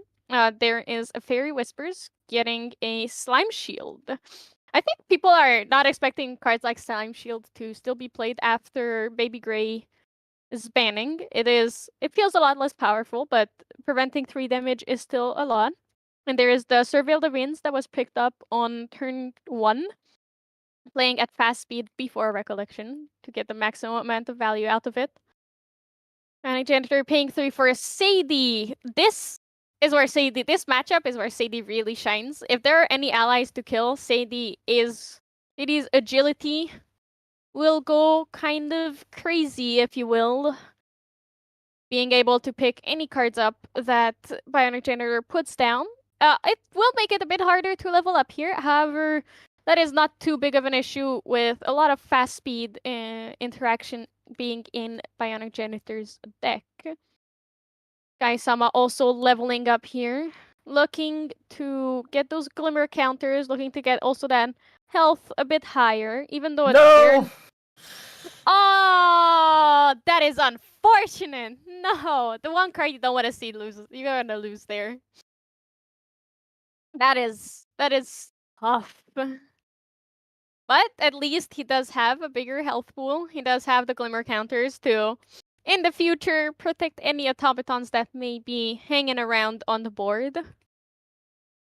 Paying 3 for a turbocharge, trying to dig and get that influence high. We may be going down on power cells, but now that the Overlord is gone, it's a lot less of a priority. He just wants the influence, he wants the cards, he wants to deal damage, because he is not in a good spot currently. Ooh. Oh, immediately passing turn with keeping a lot of cards in hand. Bionic Janitor grabbing Windwalker boots, getting those prep counters high. The only card he is playing that is an Umbra card is Shadow Strike, which requires quite a few preparation counters to be very, very impactful. So he has to start building them up early. Going immediately attacking to face as well with the Sadie and Dream Fairy, putting them, evening out the damage counters here. Oh, Bionic Janitor also keeping all cards in hand. That is, both these players are taking it slow, keeping their influence very, very high. Keeping their cards in hand. Full grip. Kind of scary. Backup Charger coming in, paying 3 to banish it and draw a card. Getting that power cell. Like you said, it's very useful in this deck, not just for Fracturize or Turbocharge purposes, or because it can both get Overlord on the field and buff 99% of the allies in the deck. There is a one-off Gildas. Oh, another turbocharge. Oh. It's not a one-off in this deck like it would be in most decks. It's like what you expect in the average deck is, oh, they play one turbocharge. If they draw it, they're happy. If they're not, if they don't, they're whatever. Here it is a very reliable draw too, and you don't mind drawing 2 cards. Going up in 1 influence. It's Connie's favorite card.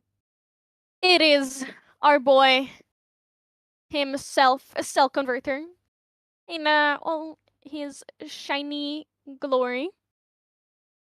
All praise the Cell Converter. Such a strong card in this deck.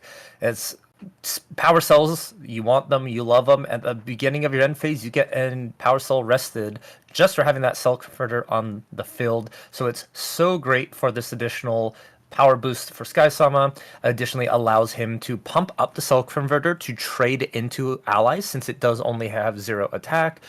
We saw a double turbocharge. There is a possibility of a third turbocharge for Skysama.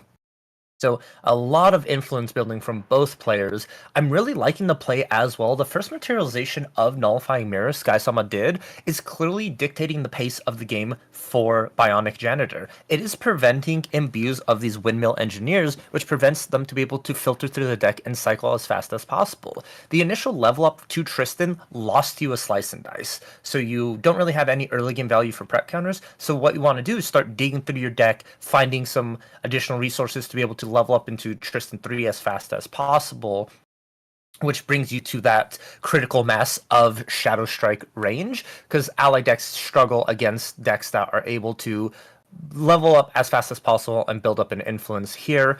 And just like that, Bionic Janitor finds what they need and a dungeon guide going straight into Tristan 3.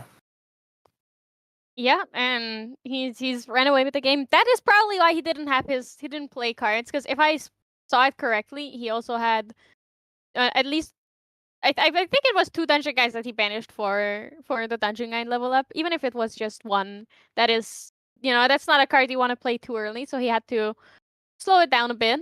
And like you said, the Windmill Engineers couldn't be imbued, couldn't be reclaimed, couldn't be imbued again. So that definitely slowed down his plan and cycling. But he is very much back. Skysama's board is looking a bit more, a bit sadder than he would like. But there's the critical recovery coming out from the Glimmer counters.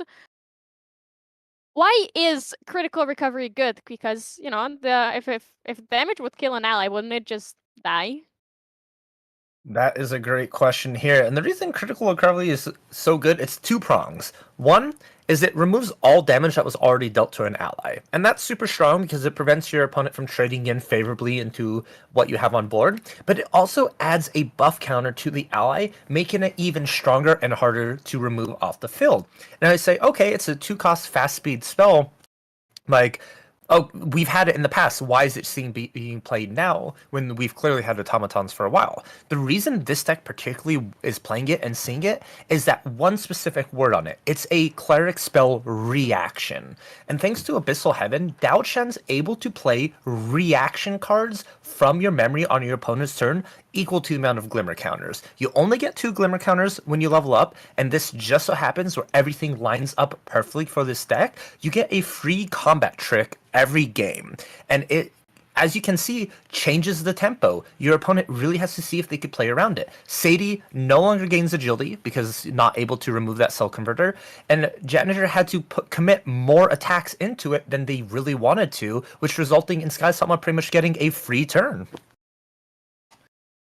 Yeah, that's you're absolutely right. It has become so much stronger now than it was before. The Ao-chan and that tiny word reaction is changing the game quite literally for automatons and in general for Grand Archive as well. In the meantime, while you were helping us out, helping us understand why critical recovery is so good, Bionic Janitor brought out a Shadow's Claw, attacked with Tristan, and both Ominous Shadows as well, putting Sky Sama at 10 damage counters, which is scarily close to the Ao-chan's maximum life. However, Sky Sama is also not backing down. He still has many allies to play. He still has a lot to recover. He can get back from this. It's not all lost. Playing the charge mannequin immediately to start clearing out the board and pushing as much damage as he can. Magic Generator bringing the Sadie back to hand in response. Oh, there's the Zhu Cheng. Zhu Cheng! What does Zhu Cheng do, Valk? Could you help me? Yes, Zhu Cheng. Great card that came out just recently in the newest set here. It is a brand new card type. It's a siegeable domain. It acts just like a domain would an object on the field with an ability. However, it has durability counters, and your opponent is allowed to attack your domain to remove durability counters. This has no upkeep, so it will stay on the field no matter what, as long as it has durability. And it says at the beginning of your opponent's recollection phase, that player may banish a card with floating memory from their graveyard. If they do not, the next card they activate costs 2 more. So you're effectively adding a tax on your opponent. You can remove floating memory from the graveyard, or if they don't have any or opt out of it, they have to pay additional cards from hand down into memory, which really slows down their game plan. This card usually is good earlier on in the game as both players are fighting for board control and board presence. Right now, Bionic Gender's influence is a little high, but hopefully it throws in just a slight wrench in the gears, especially because Terrafring was activated alongside of it. So if Bionic Gender wants to activate something and attack, you're going to have to pay 4 for that turn, and there's just some cards not worth it, so you may see an off turn for Janitor here to recover and get past this Zhu Sheng Terrafring combination. Thank you very much. And I think you're right that he did seem that he just passed immediately, or is asking the exact wording on Zhu Cheng, because there are some cards in the deck that can still deal damage to units, and the question is well, I think the question that most people are wondering about is Zhu Cheng a unit? It has been ruled that siegeable domains are not. So anything that targets a unit cannot target a siegeable domain. Which makes sense if you think about it, like lore-wise, right? Because it's a place. Just because you can attack a building doesn't make it a soldier. Yeah, it's a. I think that's actually a really good metaphor. Just saying it. It's like it's an object. It's a thing that exists, but it's not an actual living, breathing unit, right? Unit implies something that's alive, something that's able to really do things. But nope, it just sits there doing chilling, having a good time. Looking very menacing for sure. So yeah, so the reason that is important and why we were talking about units here is that Ominous Shadows say that they can attack a unit that Tristan has dealt combat damage to this turn. So the Ominous Shadows themselves cannot attack Zhu Chang, even if Tristan has attacked the domain this turn. Guys, how about showing off that CPR reprogram here? Either Bionic Janitor just wanted to take a good look at the card, or be like, what is that even? What does the card do? Seems like he didn't get the answer. Reprogram, also a card that was a recent addition into the deck. Probably we can be certain that it is in there for the mirror matches and to have floating memory once again for the mirrors or to level up into the Aochan without losing influence. In the time while we were yapping, and Sagsama also brought out a Scepter of Fascination, I believe. Mm-hmm. That is correct. The Scepter Fascination. I also want to touch real quick on the reprogram. I loved what you were mentioning about it, but it's also very helpful in some of the current metagame decks you're expected to face against, like the Automaton Lorraine lists in Win that you're running against. So it's another card that has multiple uses, very beneficial, and I think it's a really interesting tech choice to put in here. And with Scepter Fascination, this pretty much reads you get to draw a card, and then another critical recovery gets to be activated from your memory because you can banish it, get glimmer counters, and wake up your champion. Yeah, you're absolutely right. This says 1 cost, get an additional critical recovery. Oh look, it's the other version of my favorite card. I always forget, even though I say it every single time. Cell Assembler. It is the Omnidex promo version of it. Well, previously we saw the Supporter Pack 2 version of it. We see the whole range of them coming out here. Sky Sama attacking with the Charge Mannequin into the Dungeon Guide, and after that taking it out with the Cell Converter, making sure it is gone for good. And attacking with the Cell Assembler for 2, I believe, into face, because Bionic Janitor is on 7 damage counters now. And at the end step, getting just, a casual 4th power cell, making him be in Overlord range. If he does have another one in hand, he is able to activate it now. I mean, it is.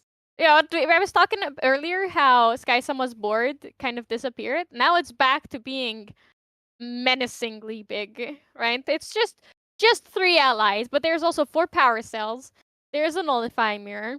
There's the Scepter Fascination, and there's a Zhu Chang. And all of these together build up. Bionic Janitor can protect himself, cannot really play any cards. And even if he does manage to, the Scepter of Fascination guarantees that he can't take out any allies. So he is, stabilized very, very easily.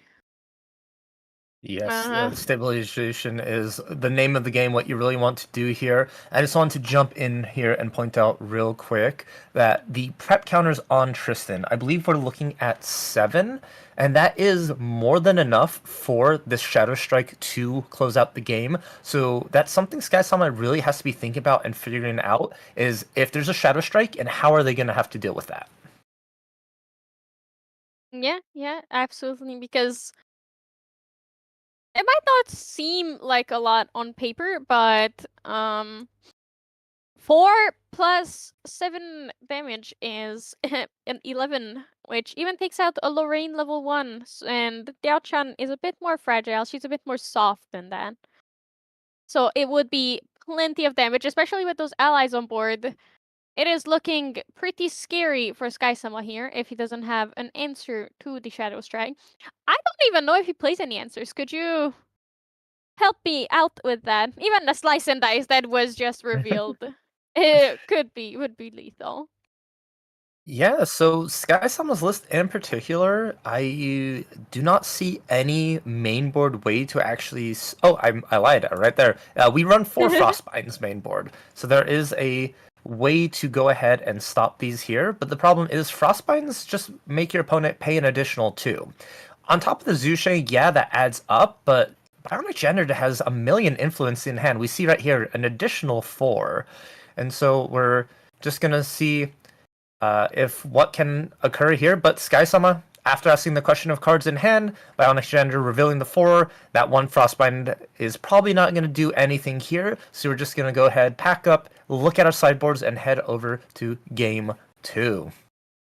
Yeah, that was. I mean, that felt like a long game 1, but if you consider that there's 60 minutes in a round, it was only 20 minutes. We still have plenty of a bit over 20 minutes. We still have plenty of time to play out game 2 and 3, so nothing's lost. Would you like to look at the sideboards here and tell me your opinions on them, your thoughts? Of course. We'll go ahead and look at the water mannequin, or not mannequins, automaton list together here. We do see a wind resonance bauble. That's 100% going to be coming in. You want to be able to just get that additional draw and help filter out that deck. And then we see a new card. I'm loving it, seeing it appear in a bunch of sideboards, but Staggering Strike.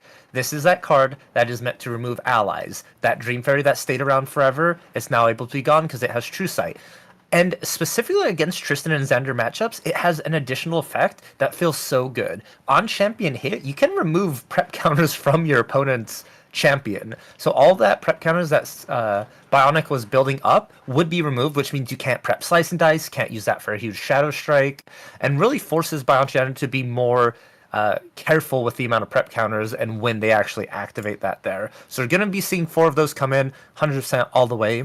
Zhang Zhao, I think there's an argument to bring her in, especially because if you want to try and fight for board on the recovery, it does give your opponent an additional Sadie target, but I think you might value the recover 4 a little bit more over that. As well. And then we see Conjure Downpour and Frozen Dismissal. I don't think those are as important in this particular matchup. Maybe Conjure Downpour to stop Sadies from getting agility, but you are going to have to make sure you do that at Recollection if Sadie is already on the field, because once an ally attacks and you respond with a Conjure Downpour, that attack is still going through, as Conjure Downpour counts when the attack is actually declared. Looking over on the other side, Clem, can you sort of go through with us what when Tristan wants to bring in? Honestly, I'm not even quite sure. Definitely the innervate agilities have to come in. Giving himself stealth is very, very important here, right? To protect himself from being attacked and smacked to death with allies without true sight. Of course, if an overlord is already on field, it is a lot less useful, but for the generally in the deck, it is a very, very good counter to it. I think Vertigo's Decree as well to take care of any allies that have too many buff counters or that have, that have been power celled up and buffed up on steroids, going kind of crazy. They can be used to suppress that, and also attack into and take care of any other allies. And I think that's it. I'm not quite sure if anything else would come in. Staggering Strike is useful because of the damage, but I'm not quite sure if it's worth altering the deck for it. I think the only other card you could argue for is Ensnaring Fumes. Since you did see an Overlord banished out of your opponent's memory, it would be one way for you to deal with that Overlord, just returning it to hand, forcing your opponent to get more power cells and rebuild from there. But of course, it's do you bring in one card just to counter a card that wasn't even activated against you? Yeah. It's like, and I feel like single target removal is a lot more powerful with a deck on a deck that, like Gerrit said, it has tall allies, big beefy boys, not wide allies, not a billion tiny boys. It seems that we're already in game as well, and Sky Sama coming out with a turn 1 Zuchang, absolutely demolishing Bionic Janitor's first turn. Because it doesn't even have the opportunity to put any floating memory into their graveyard. So it is just gone and over, So with the Zhu Cheng ability, and this is where the sort of like there's a little bit back and forth on it, but if you on your first turn you actually don't have a recollection phase. That's why back in the past of Dawn of Ashes, a turn You're 1 right. increasing danger was not that detrimental because your opponent couldn't see that card till one additional turn. So Sadie does not cost that extra 2, but from now this point on, Zhu Cheng is going to go ahead and affect Bionic Janitor. You're absolutely right. I completely forgot about that. That makes the card a lot more balanced, I think, Yes. than I realized at first on. That's very good news for anybody being worried about Zhu Cheng being insanely broken. It is still a very powerful card, but it is a lot less impactful on your first turn. You do have time to get floating memory into your graveyard and start paying for the Zhu Cheng tax. Sky Sama going for the backup charger there. Immediately, it's going a bit faster than last game in terms of power cell generation. Do you think he is going for an Overlord here as soon as possible? I think just an Overlord would be a good like heads up play. I think it's just a matter of getting that influence. That turn 1 materialization of Nullifying Mirror, I think was very cute on game 1. However, it just didn't have that effect Sky Sama probably was wanting. So just opting in for more cards and more options is the best way to do it. Also just looking for maybe leveling up to Dao Chen 1 turn quicker as well. The problem is, and what you've noticed, is Zhu Cheng has already taken 2 from the Sadie, and there's the Sadie's still in the field. Bionic Jenner has a choice to return her and then try and activate her again by paying the additional cost, or just leaving her on the field to remove the Zhu Cheng. So Sky Sama's really going to have to find a way to protect Zhu Cheng, or double remove the Sadie, because Bionic Jenner is going to be able to activate it twice. Yeah, you're absolutely right about that. It is a tough spot. Oh, there is the Lost in Thought into Frostborn Paladin, forcing Bionic Janitor to activate Sadie's ability here. Once the Frostborn goes swinging. Oh, there is the automated gardener gathering those herbs a little bit later. You know, it's a class bonus after all, but you know, she's still there. She's still in the garden trying to do what she can. There was immediately the Sadie put back into hand, swinging into face with the Farstorm Paladin, ending up that's why these players are playing and I'm not. That is more damage to face and still forced Bionic Janitor to return the CD to hand here. Which means that Sadie's taxed. Yep. She is expensive now. I didn't quite catch it. Was that a backup charger and is it flipped face down because it has power cell now? I do believe that is correct, yes. might not have that power cell token handy, so just like I'm gonna flip this. Is that okay? If your opponent agrees, it's more than as long as both players understand the representation. Can't really be doing that in Sky Sama's deck with the amount of power cells that are being generated. You want to make sure you have those tokens. You do need all of them here.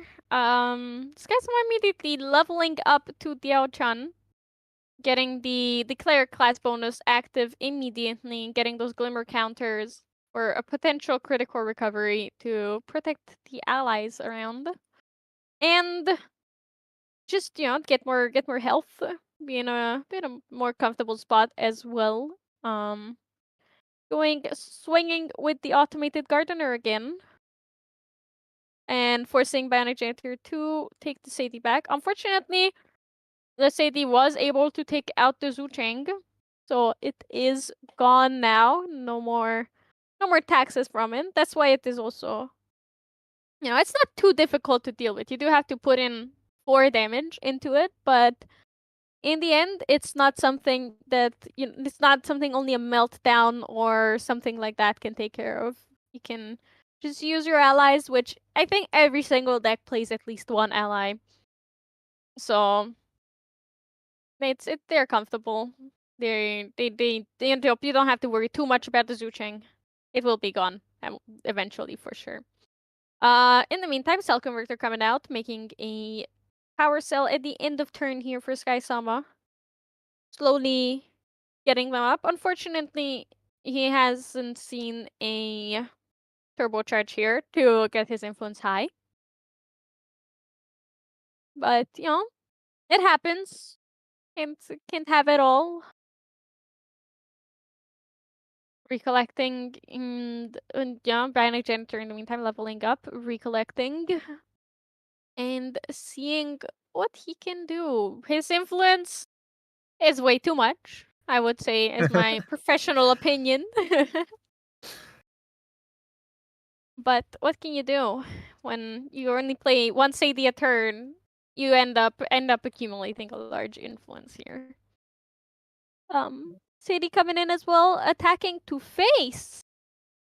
Oh well, yeah, she cannot really take anything out on her own, so she has to start pushing damage, still get the utility out of her, being an ally that can immediately attack due to no Art of War on the field.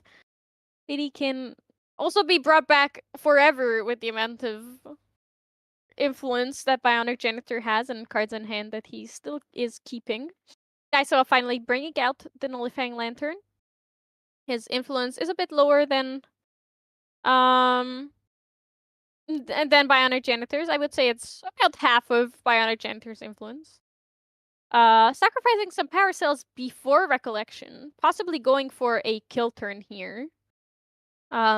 Recollecting and drawing, putting the power cells on 2 different automatons. So if Bionic Janitor has any Zephyr or Vertiker's Decree or any kind of response, like single target response to the allies, not all of the power cell value is lost there. Paying 2, 3, yeah, paying 2.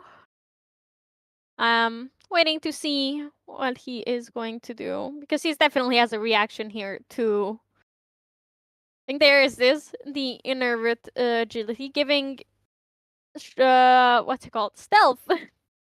My brain short-circuited there for a second, giving stealth to all of his units, so Sky-sama cannot attack his champion or his CD anymore. It's like Sky-sama is thinking what to see here. This is also what he was, he might not have been prepared for a Inner with Agility. We haven't seen that card in quite a bit. But there's a Frostbind in response, forcing Bionic Janitor to pick either his Sadie or his, well, technically he's not even having to pick the Sadie, because he can just pay 2 for the Frostbind, and then the Sadie still gets stealth, so it is not a worry here. He's happy to pay the 2 to protect his allies and himself. Sky-sama feeling a bit lost here because he just used his power cells and he cannot do anything with them. The damage has been lost and everything is gone. But both players still have a very, very low amount of damage counters on them. And Bionic Janitor has to level up here again. Losing out on 1 influence. Or going down an influence here. Could you remind me what that card is, Valk? Why it's good here? The one that Bionic Janitor is materializing at this current moment? Exactly. Indeed. Yes. We have the Assassin's Ripper. This is one of those weapons that don't see a lot of play, but when you do, you know your opponent has a dastardly plan with it. It's a 1-cost Assassin Dagger that's 1 power, 3 durability, and it has this really cool ability where if you go ahead and rest it, remove a prep counter from your champion, it gets +2 power for the attack. And it combos really well with Slice and Dice that's prepared. And it allows Slice and Dice to, on both hits of it, the initial one and the copy of Slice and Dice that's created, to use the Assassin's Ripper for the initial burst damage together with the Prep Slice and Dice and the Prep Assassin's Ripper, that's 15. So it can go directly 0 to 100 a spirit, or it can close out a game very fast against these low life level 1 champions. Anyone who's pretty much not a warrior, since they all have about 19 total life available to them at level 1. Thank you very much for that. Yeah, and the only unfortunate part is that it is class bonus, so Bionic Janitor will have to level up again to be able to utilize it. Guys, I'm bringing out the Forgotten Divine Relic from MRC, Mercurial Heart. It giving a buff counter to the Automated Gatherer. Once again, I'm struggling with that word a bit. And then later being counted as a power cell for the Overlord here.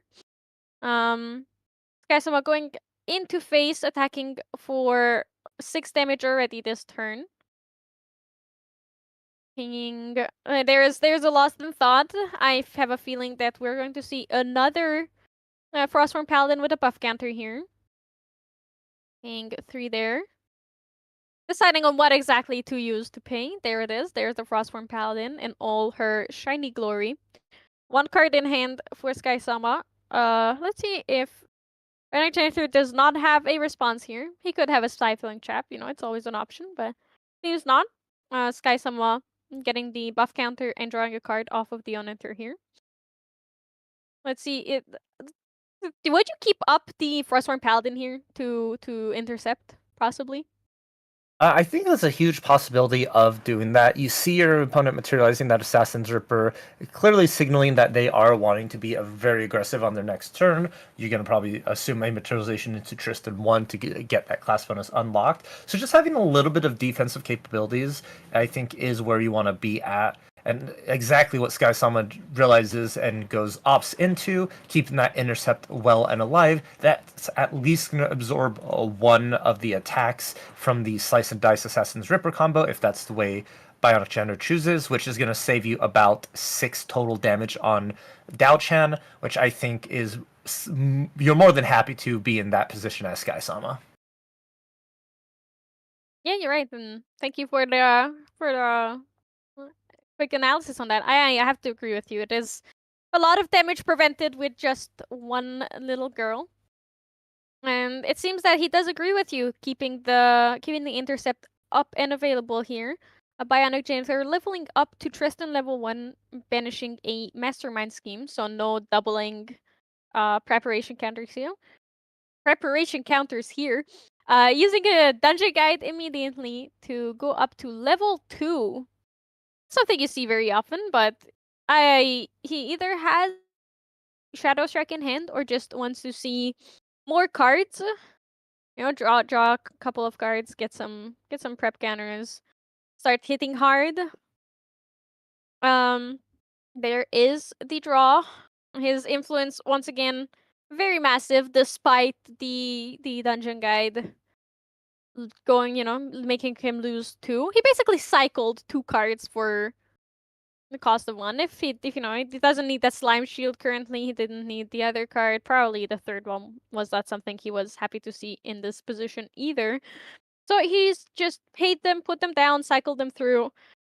Because Tristan level 2 allows you to draw 2 cards. It is a Dungeon Guide. It is literally a cycling. It is a mini reckless conversion, if you will. There. Someone being attacked by Bionic Janitor with the Assassin's Ripper, using a prep counter to buff it up, trying to take care of the Frostform Paladin here. Now, he could play the critical recovery to remove the 1 damage already dealt to the Frostform Paladin, making the attack from Tristan not lethal, which is exactly what he's doing here.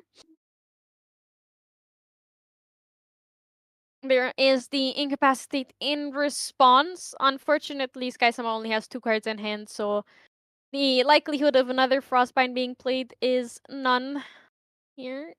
The Frostworm Paladin is gone for good.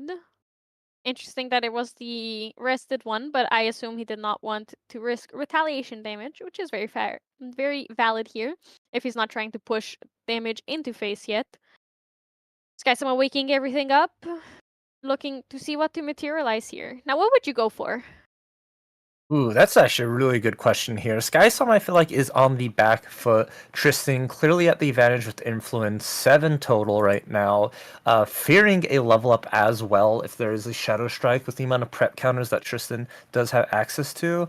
I'd personally start looking in for a Tariff Ring would be the best bet here. But Skysama valuing the influence a little bit more than the protection.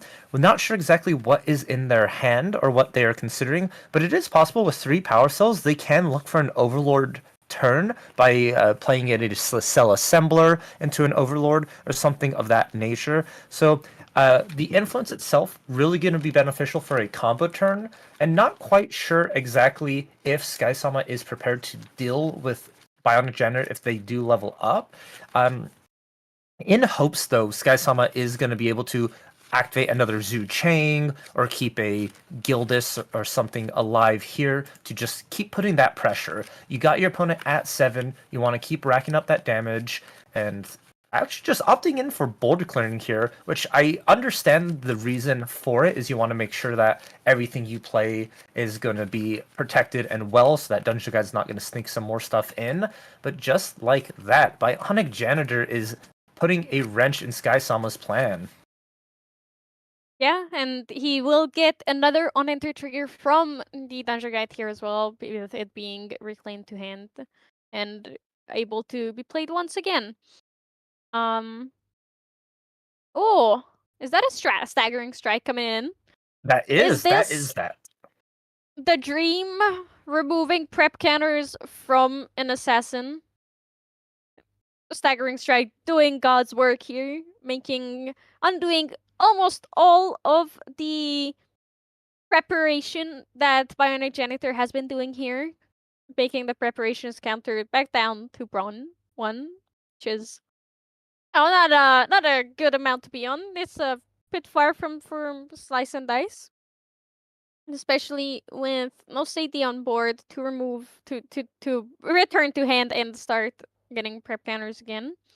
It is definitely not in range of a Shadow Strike either here. So we will have to see what Bionic Janitor has to say about that, because he just took the punch, took the hit. You know, he didn't really have a choice here, but he took it, and now he has to start building up again.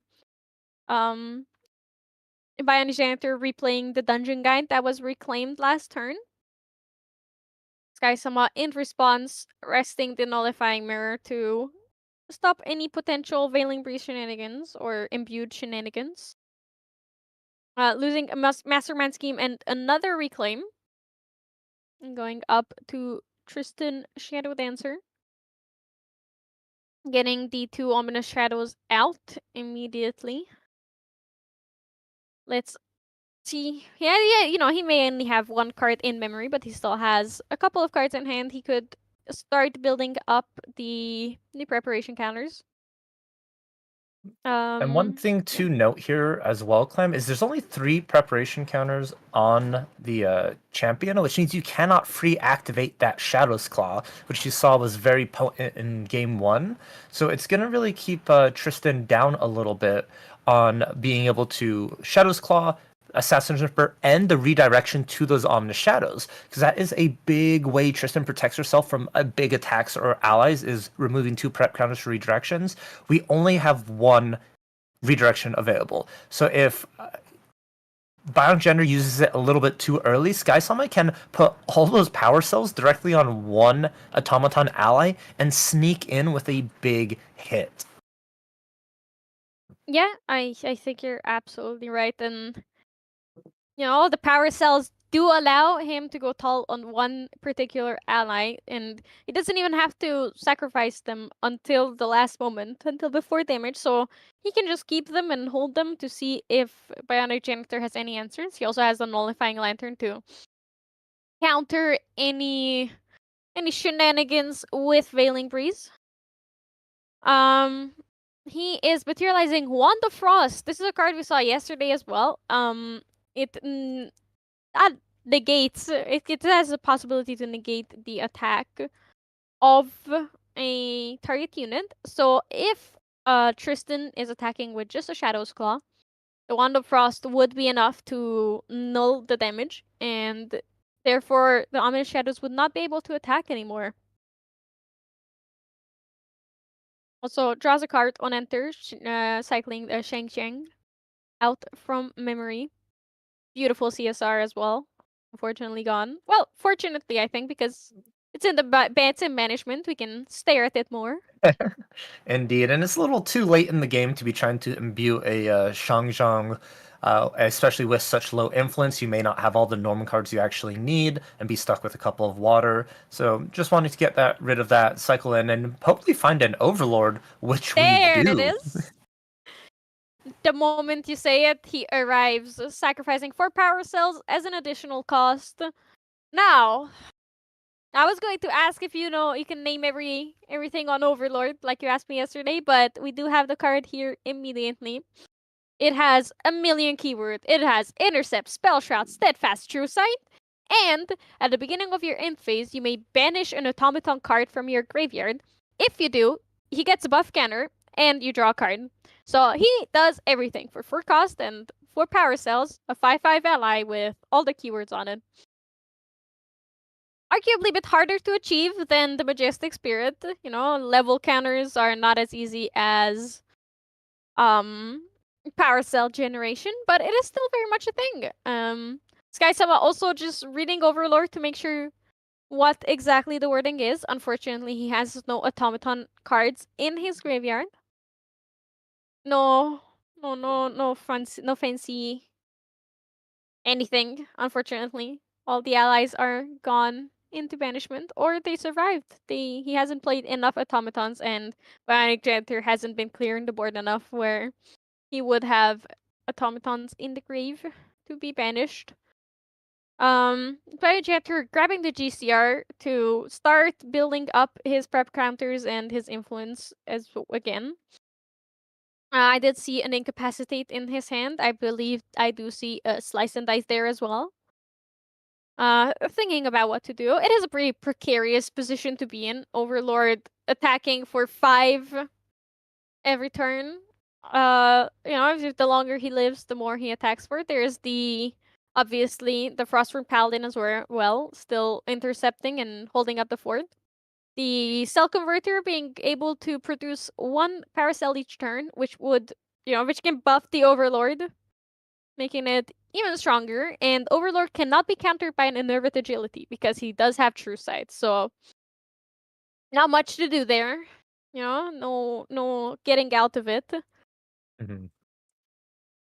There I'd is say a say very the important thing to mention, and I'm really glad you touched on that, is just the fact that as True Sight, you can't really protect against it. It undoes the recover cost as well for um, the Innervate, and it's just very difficult for Bionic Janitor to answer or remove. They need to have the likes of like an Ensnaring Fumes or something of that nature because it has Steadfast. It's going to retaliate against every single attack that comes into it, so you can't just decide to run a bunch of allies into it and call it a day.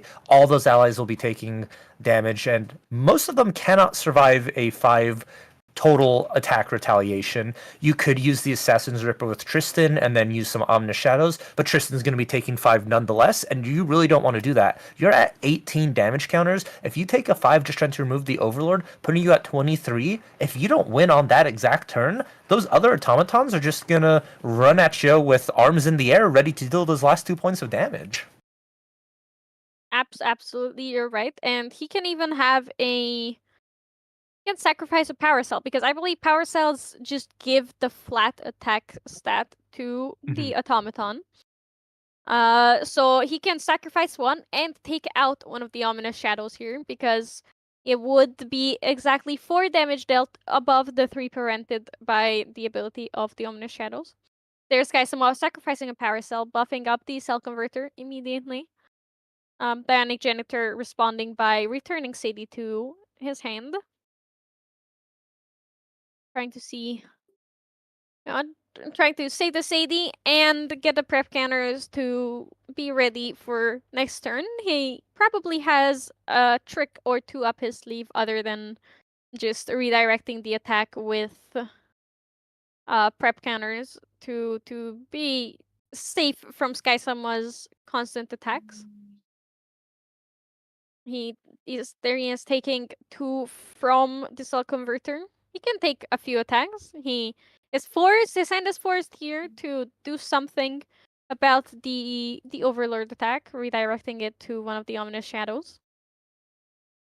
They are currently on 2 health then, if Skysama has any way of dealing with it.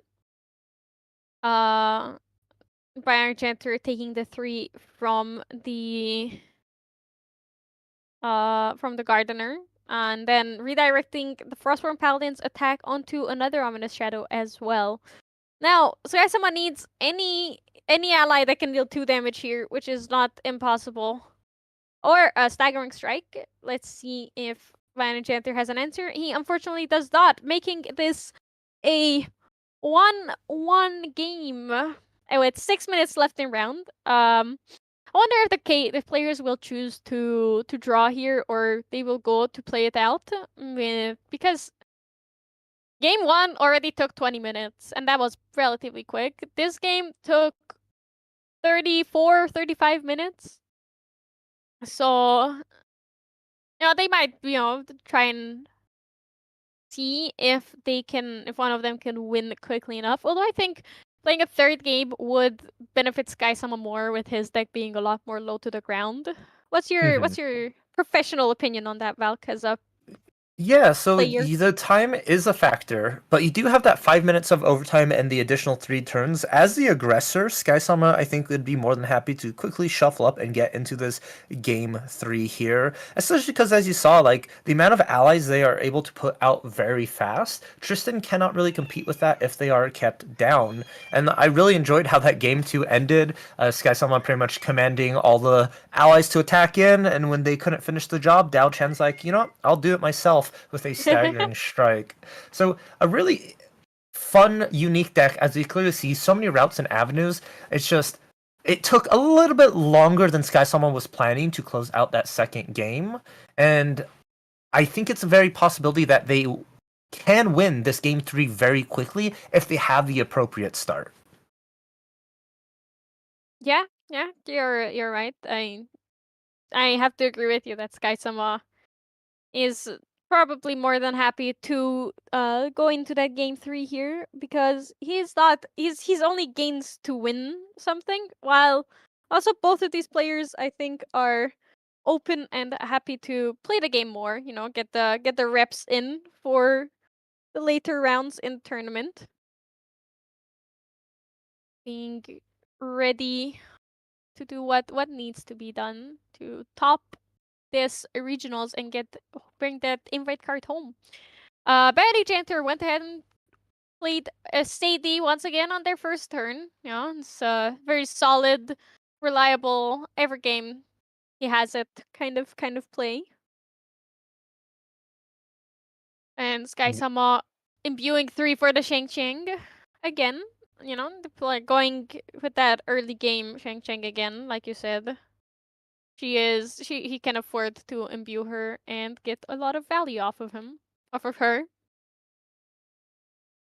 Ban Jeter returning the Sadie to hand to start that prep counter generation immediately. Throwing a card off of a GCR, recollecting with a million influence once again. Basically, like, they didn't do anything last turn, but they ended up with a prep counter already. There is the Sadie once again, and 2 damage onto Sabrina, Spirit of Water. Oh, Skysama Yes. immediately pushing for level 1 here. And I really like this call from Skysama here, because Bionic General was starting to get into a very scary position with this Sadie. This deck is very capable of turn 3 slice and dice. With that turn 1 Sadie play you did, returning it multiple times, dealing some damage. And Slice and Dice prepared just normally by itself deals 9 damage. And so if you're sitting at a Spirit of Water with 15 total, Sadie gets in there for 2, so that's 4 in total, plus the 9 puts you at 13. All Bionic Gender would need is another ally to deal 2 damage to close out the game. So Sky-sama, fearing a quick Slice and Dice, is just going to go ahead, level up, get that additional HP, and try and get out of that range, just because you are no longer playing against your opponent. You are playing against the clock. You either are going to have to win in the next 4 to 5 minutes, or you're just going to have to stay alive. You're absolutely right. That there's a do or die kind of situation here. They have to go all in, but while also keeping in mind to keep themselves safe. Both of these players having to do a lot of math and calculations to be sure that everything lines up perfectly. They don't die while trying, but they still try hard enough that they have a chance to take the game home. There is a Servilda wins once again at fast speed because Bionic Janitor did level up to Tristan level 1 here. Getting frostbinded, unfortunately, because he did not have enough influence in hand, enough cards in hand to pay for the frostbind. Sadie being replayed once again with, deciding what cards exactly to put down. Probably looking to go up to level 2 next turn as soon as, as fast as possible. Sadie probably attacking into the Academy Attendant here, with Sky-sama immediately playing that critical recovery to give the buff counter to the Academy Attendant and deny the Sadie's on-kill ability. In response, Sky-sama is... Biojetter returned the Sadie in response and still played the Stifling Trap to take out the Academy Attendant before the critical recovery could resolve, ending up with an additional prep counter on Tristan and in the Academy Attendant ultimately being gone.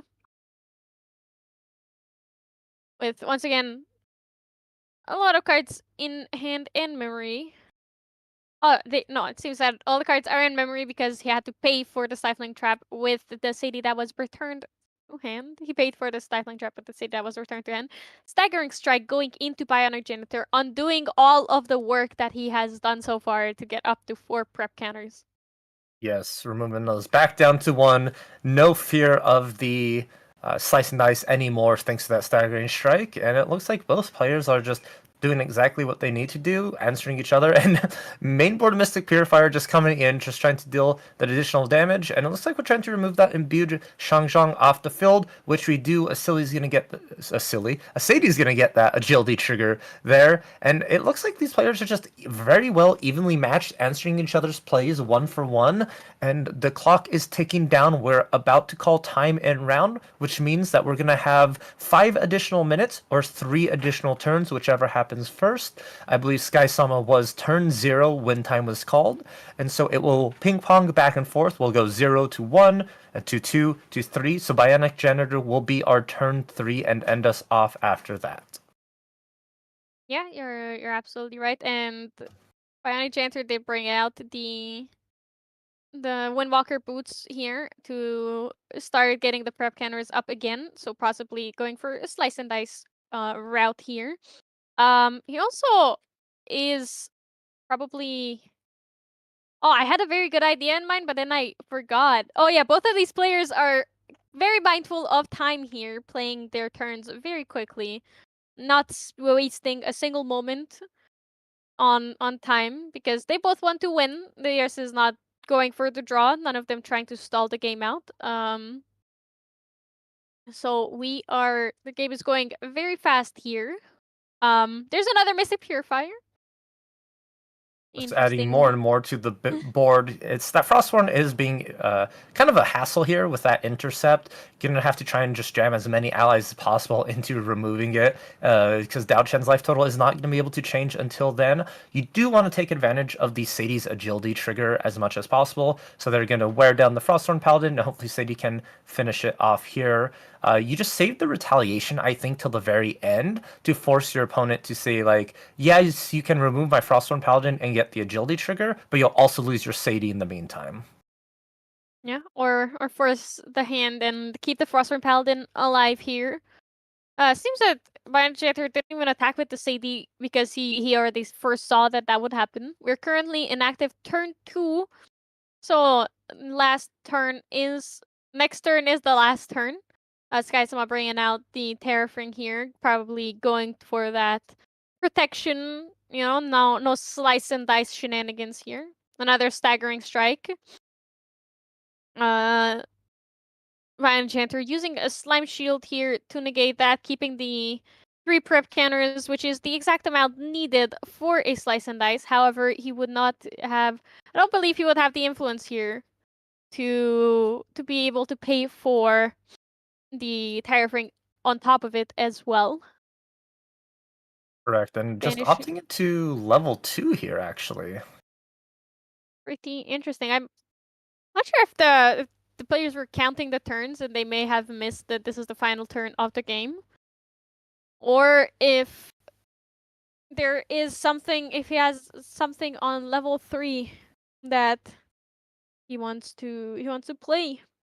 Like a level 3 Shadow Strike route? Let's see, I believe there's 7 cards in Influence with Terrafring. Yeah, unfortunately with that Terrafring, you're not going to be able to DG into a level 3 and Shadow Strike at the same time, because Shadow Strike would only be prepared for 4, that's 8, and then 1 from the Shadow's Claw is 9. That would be lethal.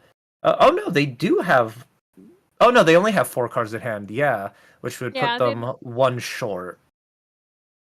That is unfortunately not enough influence here for everything to go through as intended. Oh wait, hold on there. It's 4 prep counters currently, I believe, right? Yes, because we get that. Windwalker Boots banishes to draw a card because you have 5 thanks to the on-enter of the Tristan. So you do get an additional card to pay for the Terrafring. There it is, like you mentioned, paying 2 for the Terrafring, paying for the Shadow Strike, attacking for 9 currently with... Well, 9 from the Shadow Strike and then 2 with the Shadow's Claw, but it was not enough because he did not have the influence to pay for every single attack that he would need. If the Terrafring wasn't there, it would have been over for Skysama. So it was a very, very good play and it showed a lot of foresight with what he did, bringing that Terrafring out. Mm-hmm. How do you feel about the game overall? It was a very close game. A lot of back and forth. I really enjoyed it. It's one of those really cool, interesting things. Is in that game too, particularly, both players were fighting for board control. They had that little game of tug of war, that back and forth that I really enjoy about Grand Archive in itself. And you got to see like allies, swinging in, trying to remove each other, and then the rebuttal, protecting, doing that until finally it looks like Skysama was just able to run away with like maintaining board presence with all the allies. Like, yes, Bionic Janitor had that Sadie and kept activating her, but she couldn't remove anything off the field. Everyone had such a like high life total, either it being 3 or 4 thanks to those Frostborn Paladin buff counters. So it just got so out of hand, and then the Overlord came to the field, and we touched on it initially, is just you can't remove that with allies. You have to find like either one big way to get rid of it, or just run 3 to 4 different allies into it and lose all of them at that same time, because none of them will be able to survive the steadfast retaliation from the Overlord itself. And then game 3 was just sort of Tristan had a strategy, but Skysama, like post sideboard, stopped it every single time. The staggering strikes, just the Frostborn Paladins, the intercept, not getting too greedy, knowing that you can lose the game like at an instant. You just want to make sure you're just playing it safe, playing optimal as much as you can. But I'm a big fan. Clem, did you expect that matchup to go how it did, or was this sort of like unexpected outcome for you, ending in a draw? I think it kind of went as expected, both of these decks being around the same speed and same strength overall. So it would definitely be, it was definitely up to expected, it was as I expected. But let's take a quick break before the next round. It was a wonderful game. It was wonderful having you on, and see you in a round or two. And see you guys in a bit.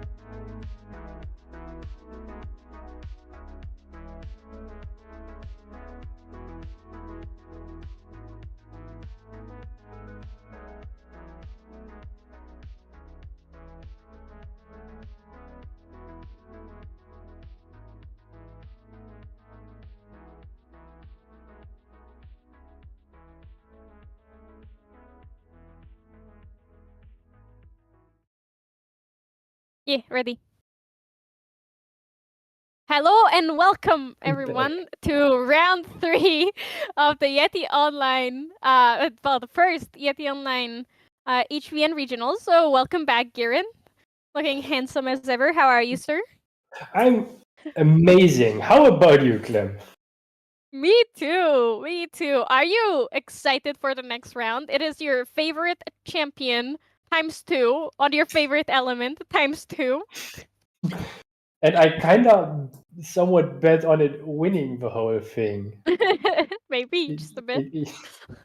Maybe I used the wrong cards there to bet on, but who knows? Used up your lottery luck on this instead of the lottery. Probably. But who needs to win the lottery if you can win a game of Grand Archive, right? True, true. If a Grand Archive guarantees me invite cards if I win, like this event. If anybody was not in the loop, this event is a regional, so the top players do get a beautiful new CPR invite card for the 2026 Worlds Nationals season. And then they will be able to use them to attend a nationals in their region, in this case in North America, and then possibly qualify for Worlds afterwards. Will it be the same as this year? We don't know, but the point is, Nationals is probably going to be the same. You have to win, and then you can go and play in Worlds at the biggest stage of the game. That is correct. Speaking of Worlds, are you excited for Worlds coming up soon? More excited for Nats, honestly. First, there is our first nationals is this weekend. Then we're going to have it's the Southeast Asian Nationals. Then we're going to have the European Nationals at the end of the month. Then the OCE Nationals in early May, and late May we will have the NA Nationals, concluding our little nationals tour around the world and ending up with all of the world's qualifiers. I am, however, excited for Worlds as well. It's on my birthday. The finals is exactly on my birthday, so it's gonna be a very exciting event. Looking forward to it. That is indeed very exciting. What do you think how the meta will change during the national season? I would guess that the first national will lay out the frame for the decks to be built around. So if we see a lot of Diao-chan with the fractals, most people will still try to tech for this deck coming for the next national because it is a meta and basically flavor of the month deck, right? And this process keeps going on. So at the next nationals, we will have a meta built around the anti-meta, and this keeps happening. That is what I hope to happen. Yeah, I think you're somewhat right, but every region has its own meta, and Southeast Asia being the first one is the most different out of all of them. So I don't think that'll necessarily dictate what we'll see, but I think it's also very possible that you will be right because people tend to go for the decks that do well, and they just take the deck list, adjust it a bit, and do what they want to do with it. We will be going into the game immediately. Both players rolling a 9 actually, so they will have to re-roll the die here. Do give us a moment to see what exactly the deck lists are, because unfortunately we have not gotten them as of right now. But we can just assume, Gerrit, you are the professional Winterest player, especially here in Europe. What do you think these decks are going to be? Are they going to be Shadow Strike? Are they going to be more Slice and Dice flavored? What are you feeling? How are you feeling? It is probably more on the Slice and Dice end of things. Frequently, the decks run like 3 Slice and Dice, 2 Shadow Strike, or even 4 Slice and Dice and 2 Shadow Strike. And most what the matchup comes down to, who has the actual better start. As we see in Gerrit already starting with Sadie, that is very, very strong, especially in the mirror. The only better start you can have is an imbued windmill with a reclaim in hand. That is basically the dream to have. Every win deck aims to be a windmill or claim. Yeah. We have, in the meantime, received deck lists. Luckily, it seems both of these decks are more low to the ground. And it's very funny because they each play a lot of Shadow Strikes and then one other Umber card. But that Umber card not being the exact same. Would you like to go into that while these players set up their early turns? They're going to be very similar to what we saw last round, so I would like to hear your expert opinion. The Shadow Resonance that Taco Boss is running is a very interesting card, especially if you expect a lot of mirrors, for that matter. Because suddenly you can pop out another Shadow token where you can redirect the final Shadow Strike attack that your opponent throws at you to.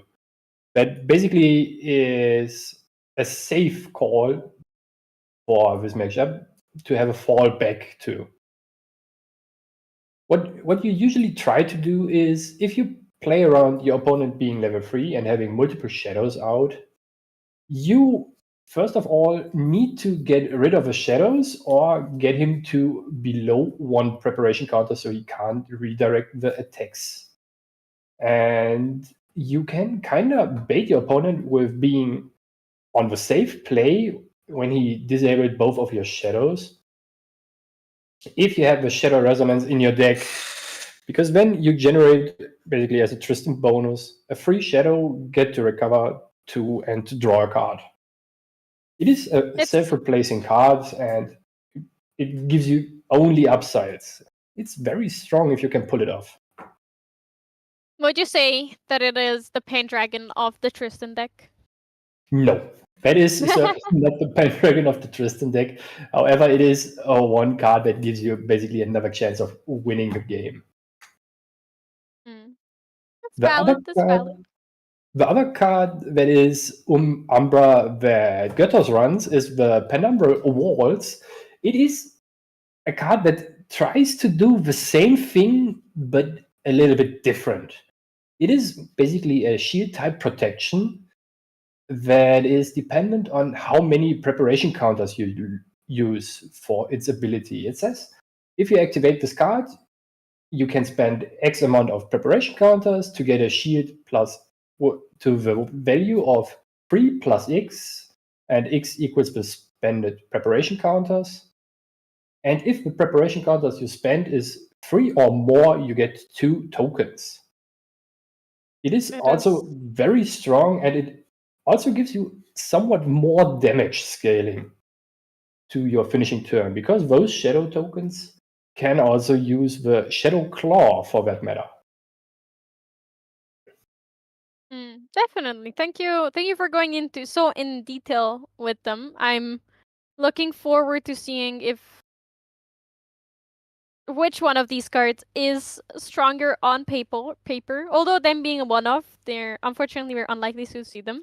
In the meantime, though, Gyarados and Taco Balls both had Fairy Whisper turns. They both, Gyarados did manage to have the Windmill Reclaim, just a bit delayed here, using the Reclaim to level up to Tristan level 1 here, while Taco Balls is playing more allies, swinging for more, just smacking face. Oh, there's my favorite card in this deck, a fast activated Surveil the Winds.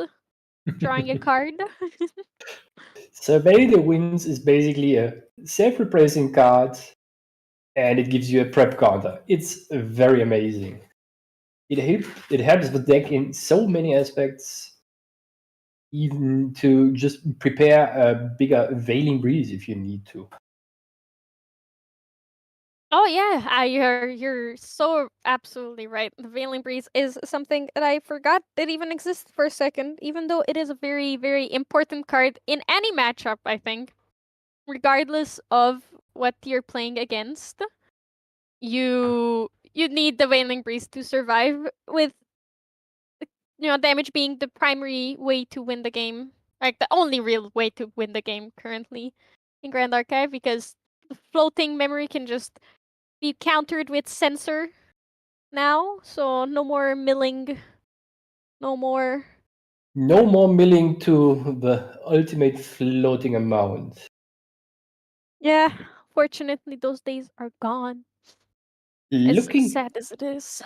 Looking a bit more at the lists, Gerto's list is actually somewhat prepared for people sideboarding in the Staggering Strike. It is a card that is very annoying if you're playing a assassin deck that tries to get preparation counters, because on hit you lose 3 preparation counters. It's kind of the effort of at least 2 turns preparing somewhat. And Goethe's list plays actually slime shields that prevent exactly 3 damage. So the amount of damage that you need to prevent for a Staggering Strike not to trigger the on-hit ability. It is very smart. That is what we saw last turn as well. So, yeah, it seems that people are realizing that Staggering Strike is being played. Manic Janitor also coming to the same conclusion. So that Slime Shield is the way, even though Baby Gray is gone. Slime Shield persists. Tacobo's also going for the level up into Surveil the Winds here. Yeah, it's a solid play, very reliable, getting the prep counters, getting the card draw. Why wouldn't you want to go for it?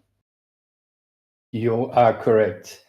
Getting to 3 preparation counters in the mirror is especially crucial to enable the stealth of the black market broker so it can't get picked off by Sadie and the opposing windmill engineer. That makes playing around it very difficult. You are absolutely correct about that. A funny thing I want to mention is that Guruthos has the blinked out CPR spirit, while Takobos has normal spirit, just your casual DOA spirit, and he has the blinked out Tristan level 1 CSR. Probably the whole lineage looking very fancy here. That's why we play the game, to acquire the shiny cardboard, right? You would know that, Mr. Casual Collector Gerrit. I am certainly not a casual collector. I just like to have playsets of the cards I enjoy. Fair enough. As we see Goethe's responding to the attack of Takobos onto his Sadie with the ball taking her back to his hand. And as it seems, it resolves. He gets another prep counter. And now Takobos playing his own Sadie down to the board. I'm curious to see if Takobos now tries to pick up the windmill engineer or if he goes for face damage. Yeah. What would your guess be? If they're going for the windmill or face? Hmm? I think they're going for, or what exactly was your question? Apologies. If Takobos is attacking with his Sadie, the windmill engineer or the opposing champion? Okay. So I understood correctly. I think the windmill engineer is the more solid choice. The agility being very strong regardless. And I do think that was where he was attacking with the slime shield coming out. It looks like it. An interesting play pattern would be if you have the Sadie, you attack the windmill to bait opposing player, to bait Goethe's interaction, and then just incap it. So you basically deny 2 cards, possibly. Yeah, it's also very true. It is, going down a lot of influence there for something that's in the ending consequential, but for Takobos, the agility being very, very good here. Guruthos going for the Windwalker boots, getting more of those prep counters in, to getting to a very, very comfortable Shadow Strike range, which, it's once both of these players are on level 3, Shadow Strike will be a lot less scary, because even though it cannot be intercepted or taunted. It has unblockable. It still can be redirected with Tristan Shadow Dancer's attack. So that is not something to forget or disregard. That is correct. Taco Boss, however, is prepared of those shadows within the main deck already, because he plays the ensnaring fumes that he can sneakily activate at any point in time for free preparation counters or just paying 5. If you are Tristan Shadow Dancer and you have out your shadows and someone ensnaring fumes you are very sad. Very, very sad, actually. Because part of your win condition just vanished in the pure sense of the word. Yep. Windmills engineering a lot here. Sadie coming out again.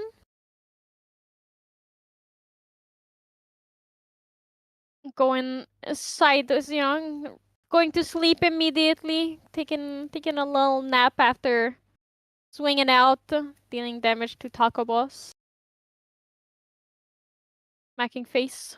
There is a chance that Gerrit might just run away with his allies and him hitting face a couple times. If you take enough damage early on, you are already very afraid of your opponent going to level 3. Because then, if you go to level 3 with at least 4 preparation counters after you leveled up, that is already presenting 5 damage on its own. Because you then just activate the Shadow Claw from the material deck for free and hit 1 with the champion, and then 2 times with the shadows. Yeah, If you are- it's very scary. I'm curious to see what Taco Boss has planned for that. Yeah, me too. Oh, reclaim? Reclaim on the black Right, market broker. that is still very, very good because you still get to have another preparation counter from the unenter. So you do not actually hate to see that, getting you a floating for a cheaper level up and another prep counter. Never hurt nobody. That is true. And as it looks like, Taco Boss is going up to level 2, banishing 1 card from memory. And then possibly in response activating the Sadie to the on-enter ability so that he can draw 2 more cards. Yeah, you always want to see as many cards as you can. Drawing cards never hurt nobody, but it seems that's also not what he wants to do. He doesn't want to waste influence replaying the Sadie again. We did have enough prep counters, it seems. Yeah. Hard to see from this angle with a white die and bright letters on top of it. But that is the one fault of webcam games. They are a wonderful way to still get to play the game. However, visibility is not always the best. At least we can recognize the cards and see them perfectly fine here, unlike and other times with some of our beloved players. Ooh, that is very big for Taco Boss, getting the agility trigger for picking off the windmill engineer with his Sadie. It basically enables him to play the black market broker again without much commitment to his memory, because in the end he can pick up 3 cards again. Yeah, It is very strong. Absolutely, he can still keep up a lot of interaction, even though he's paying for the black market broker here. Oh, his influence is very, very high currently as well, so he can just play a bunch of cards and not worry too much. There is a Sable Remnant coming in, attacking for 2 later, probably immediately. There it goes. Wonder if it's swinging into the Sadie. Seems it is. Sadie being returned to hand immediately. Forcing Gruthos to replay her every turn. No, there's no leeway here. We cannot let the Gruthos play more than one Sadie or something and something else every turn, you know? The Serene Remnant is actually a very annoying card to sit across from. It is a 2/1 with floating memory, and you basically decide to pick your poison, right? You either give your opponent 3/2 damage every turn, or you give him a floating memory. You get to you get to I don't know, redirect it every turn into a ominous shadow. But no, you're absolutely right. It is a very, very scary card to look down, even though it's just a 2-cost 1/1 at its base. The moment you hit level 1, it becomes a 2/1, and it's just is there. It's just like one of those, like back in the day, veteran soldier. You could take veteran soldier out, or you could just keep taking the 2 damage consistently. But Indeed. Stable Remnant is a lot more cost efficient than that. Especially with having an automaton trait, it basically says, oh, if you don't pay attention and I have a parser, you might just take 4 for no reason. Look, the backup charger is being used for something. How interesting. It also helps in water matchups to pick off the Froststorm Paladins that are buff. Ooh, we see Gerters level up with a dungeon guide to level 3. That is pretty good for him, so he can still keep pressing the issue with the Shadow Claw, the 2 tokens, and the dungeon guide on board. Yeah, and unfortunate that Taco Boss did not see the dungeon guide here earlier, but he still has the ability to level up, especially with the agility trigger. He got to pick exactly what he kept in his memory. So the 3 cards currently in there probably are not something that he minds losing. Depending on your hand, you don't even want to level up before your opponent. Especially if you are Taco Boss, you have the ensnaring fumes that you can just play to remove the shadows for free from the board. You're The mirror absolutely match correct is about that. very tricky to play at times, depending on what you have in hand. Yeah, it is a very precise science. But at the same time, sometimes it is good because if they do have the Shadow Strike and you go up to level 3, you can be prepared and take care of it. Otherwise, you're kind of just cooked, if you will. It's kind of over the moment they play the Shadow Strike. But it seems... One very interesting thing is, if you are playing Tristan and you heavily tech for the Diao-chan deck with all the fractals, who are most of them are Phantasias, coincidentally, the Tristan Shadow tokens are also Phantasias. So if you have a lot of Scatter Essence in your deck, you are also prepared for the mirror. Quite well, actually. That is very, very true. Fantasia is a type that is not just on those little fractals. In the meantime, while you were explaining why the sideboard tech is so useful, Gruthos played a mastermind scheme going up from 7 to 14 preparation counters, making his impending Shadow Strike very, very scary. It is more than scary, especially if Taco Boss is sitting at 12 damage. You are correct. He's he is forced to level up because if he doesn't have any Fantasias, any ominous shadows to redirect the attack to, he is dead. So let's see if he is going to go for the level up here, because his sets are basically forced to level up here. So I do wonder if that is how he will go. I hope that the game will still be prolonged a little bit with him leveling up and having enough shadow tokens and interaction ready to get us some exciting moments here. Indeed. The players, Gurthos has passed his turn. Looking with his 14 preparation counters very menacingly at Takobos. Takobos paying 0 for a Windwalker boot. Either he does have the Dungeon Gun in hand, or he's feeling comfortable enough where he doesn't think that Gurthos has it. It is very interesting here. Recollect draw. Let's see what What? he will play for turn here. Putting down 3 for a Dream Fairy, possibly returning one of the ominous shadows, so that is one less target to redirect to.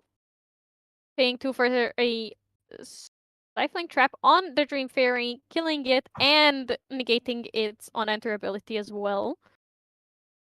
Keeping your shadow tokens safe here. Absolutely, absolutely. It is the way to go here, because even if they cannot attack, they're a wonderful way to keep some damage in. Takobo's coming out with a Zephyr on another shadow, which if Guruthos didn't have that Stifling Trap here would mean that both of his shadows are gone, so definitely that was the right play there. It is what he should have gone for, and he is probably glad he did.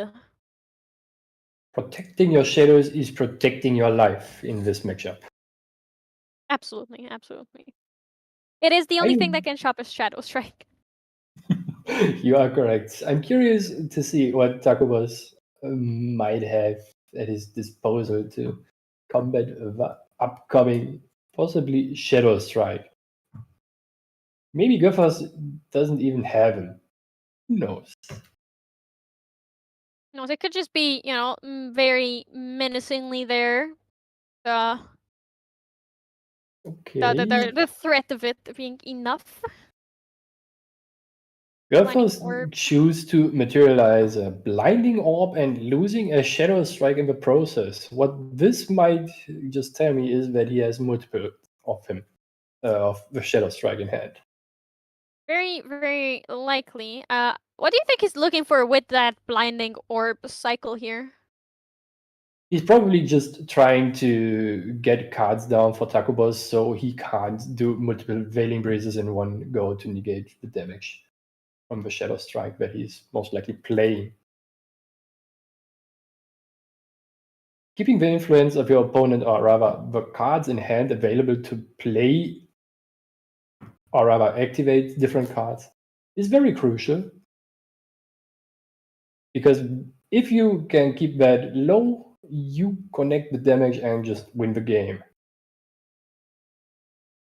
Yeah. That is very interesting. Instead of trying to go for a slice. Oh, that is a slice and dice, and Takobo's coming out with a beautiful 2024 Judge promo Veiling Breeze, showing 3, so completely stopping Slice and Dice from dealing damage here. Meaning Gurthos does not even get the on-hit trigger of the Slice and Dice because it dealt a 0 damage. That is correct. Playing the Slice and Dice here is actually a pretty good call, because for a Slice and Dice to deal 9 damage, you need to spend 3 preparation counters. I apologize. I just want to jump in here that he did use the Spirit's Claw to deal 1 more damage, to push as much damage as he can. So it did, and in the end, deal 1 damage. That's why he got the on-hit trigger and managed to attack again. So that brings the total damage to 5. 1 from the initial attack with the claw, and 4 from the second attack, because it gets +3 damage. Yeah, if he used the Shadow's Claw the second time, he might have kept it up to be safe and keep the Shadow's Claw for a future attack, because it is only on 1 durability currently. I personally like the play or the activation of the slice and dice here a lot because it forces your opponent to interact with your turn while not even consuming all the preparation counters you have. Absolutely, it's a shadow strike, but it's arguably better at times than Shadow Strike itself because it gives you two separate attack steps. Taco Boss, in the meantime, going attacking with all of his allies to face. Gruthos taking some of it, just tanking the damage, not trying to lose any preparation counters here to protect himself while he is at such a comfortable life total. Taco Boss paying with his preparation counters. Hard to tell how many. Still, the die is not the most optimal for webcam play. Yeah. Sometimes the die is just a die with a random number, right? Yep. Well, Gruthos playing that backup charger and bringing out a power cell token, a beautiful handmade Connie power cell token. Even when cell converter is not here, Connie is here with us in spirit. In spirit, always there.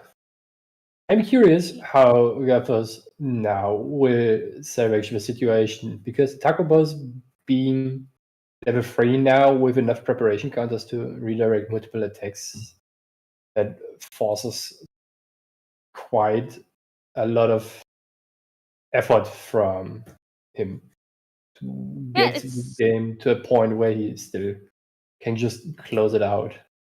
yeah, but he is forcing Taco Boss's hand and forcing him to use his prep counters to redirect the attacks instead of taking the damage.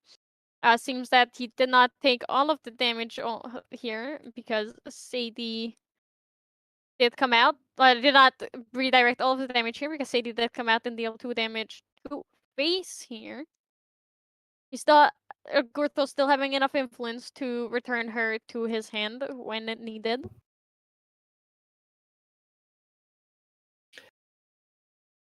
You think Gurthos got just unlucky that he lost the Shadow Strike in the turn before?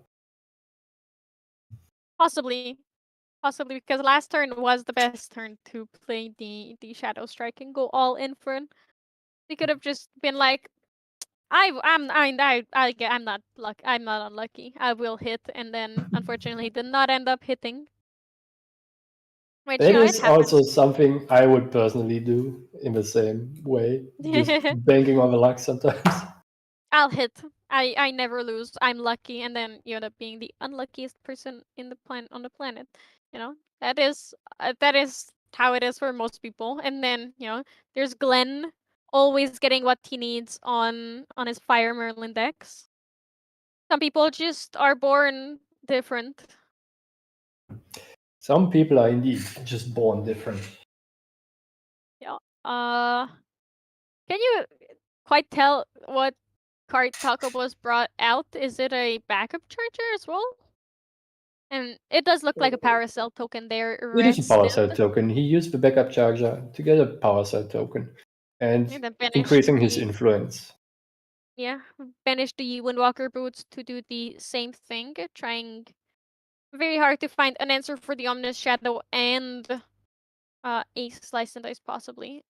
Interesting. Still holding strong and letting all the damage come through.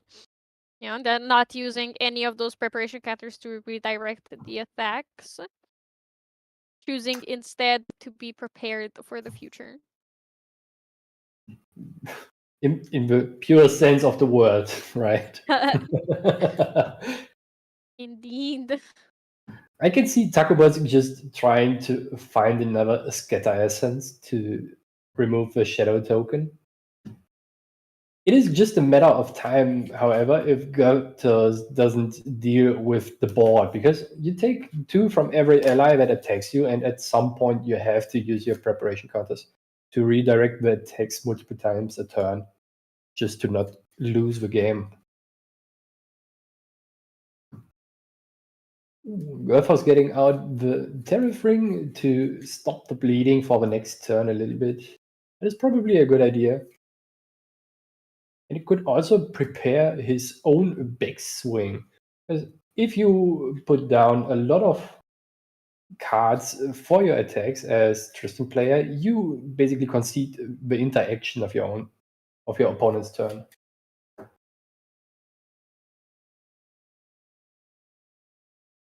Yeah. It's pretty rough. Talkables. We're starting to get into the end game here. For both of these players, nearing 20 damage counters on them. However, with should 2 and 1 Ominous Shadows still on the field, you can never know how this game will go, or if it's actually endgame or not, because both of these players are able to generate more Ominous Shadows, and they are able to redirect attacks forever with the amount of prep counters they do have. Burthos still has one Mastermind Scheme in his deck that we haven't seen he banished or used. Oh, and I'm incorrect. We're out of Mastermind Schemes, and he only plays 3. However, we still have enough scatter essences that can be drawn on both sides, so that is still very scary. Suddenly, your opponent plays 2 scatter essence on your Ominous Shadows, and you just, whoops, what happened there? Yeah, it's just gone. Gurthos going once again for the slice and dice. And Takobo's saying, no, I do not consent. However, this time he does not have a Shadow Skull, unfortunately, to deal in additional damage to be able to attack again with the slice and dice. Yeah, correct. Because those Ominous Shadow tokens prevent free damage every time they are damaged by any source. That makes them very annoying to deal with if you not just flat remove the card or use a Zephyr on them to remove them from the board, because it's a token type of card. If it gets suppressed, it basically vanishes completely from the game. On with the wind. That's why we saw from Takobos Zephyring Gurthos' Ominous Shadow there. It being gone forever. Fortunately, there is a Mastermind Scheme from Takobos. A Mastermind There is Scheme. the Incapacitate. No, it is gone. How unfortunate. Just want to point out that Takobos also played a Terrafring there for the turn. Both of these players kind of mirroring each other's actions. It's almost like it's a mirror match. Perhaps. Mayhaps. The thing with the Tristan mirror is, at some point you need to decide if you can still win the game or if you want to keep playing until it is over. They tend to take a very long time to finish, especially right now. If we are taking a look at the clock, we are already at 35 minutes for this game alone. And unless you have the slice and dice on turn 3 with the Ripper, you might face another very long game. So Yeah. Gurthos might still have a very good shot at winning the game, because he might otherwise just have said, go next. I'm very curious.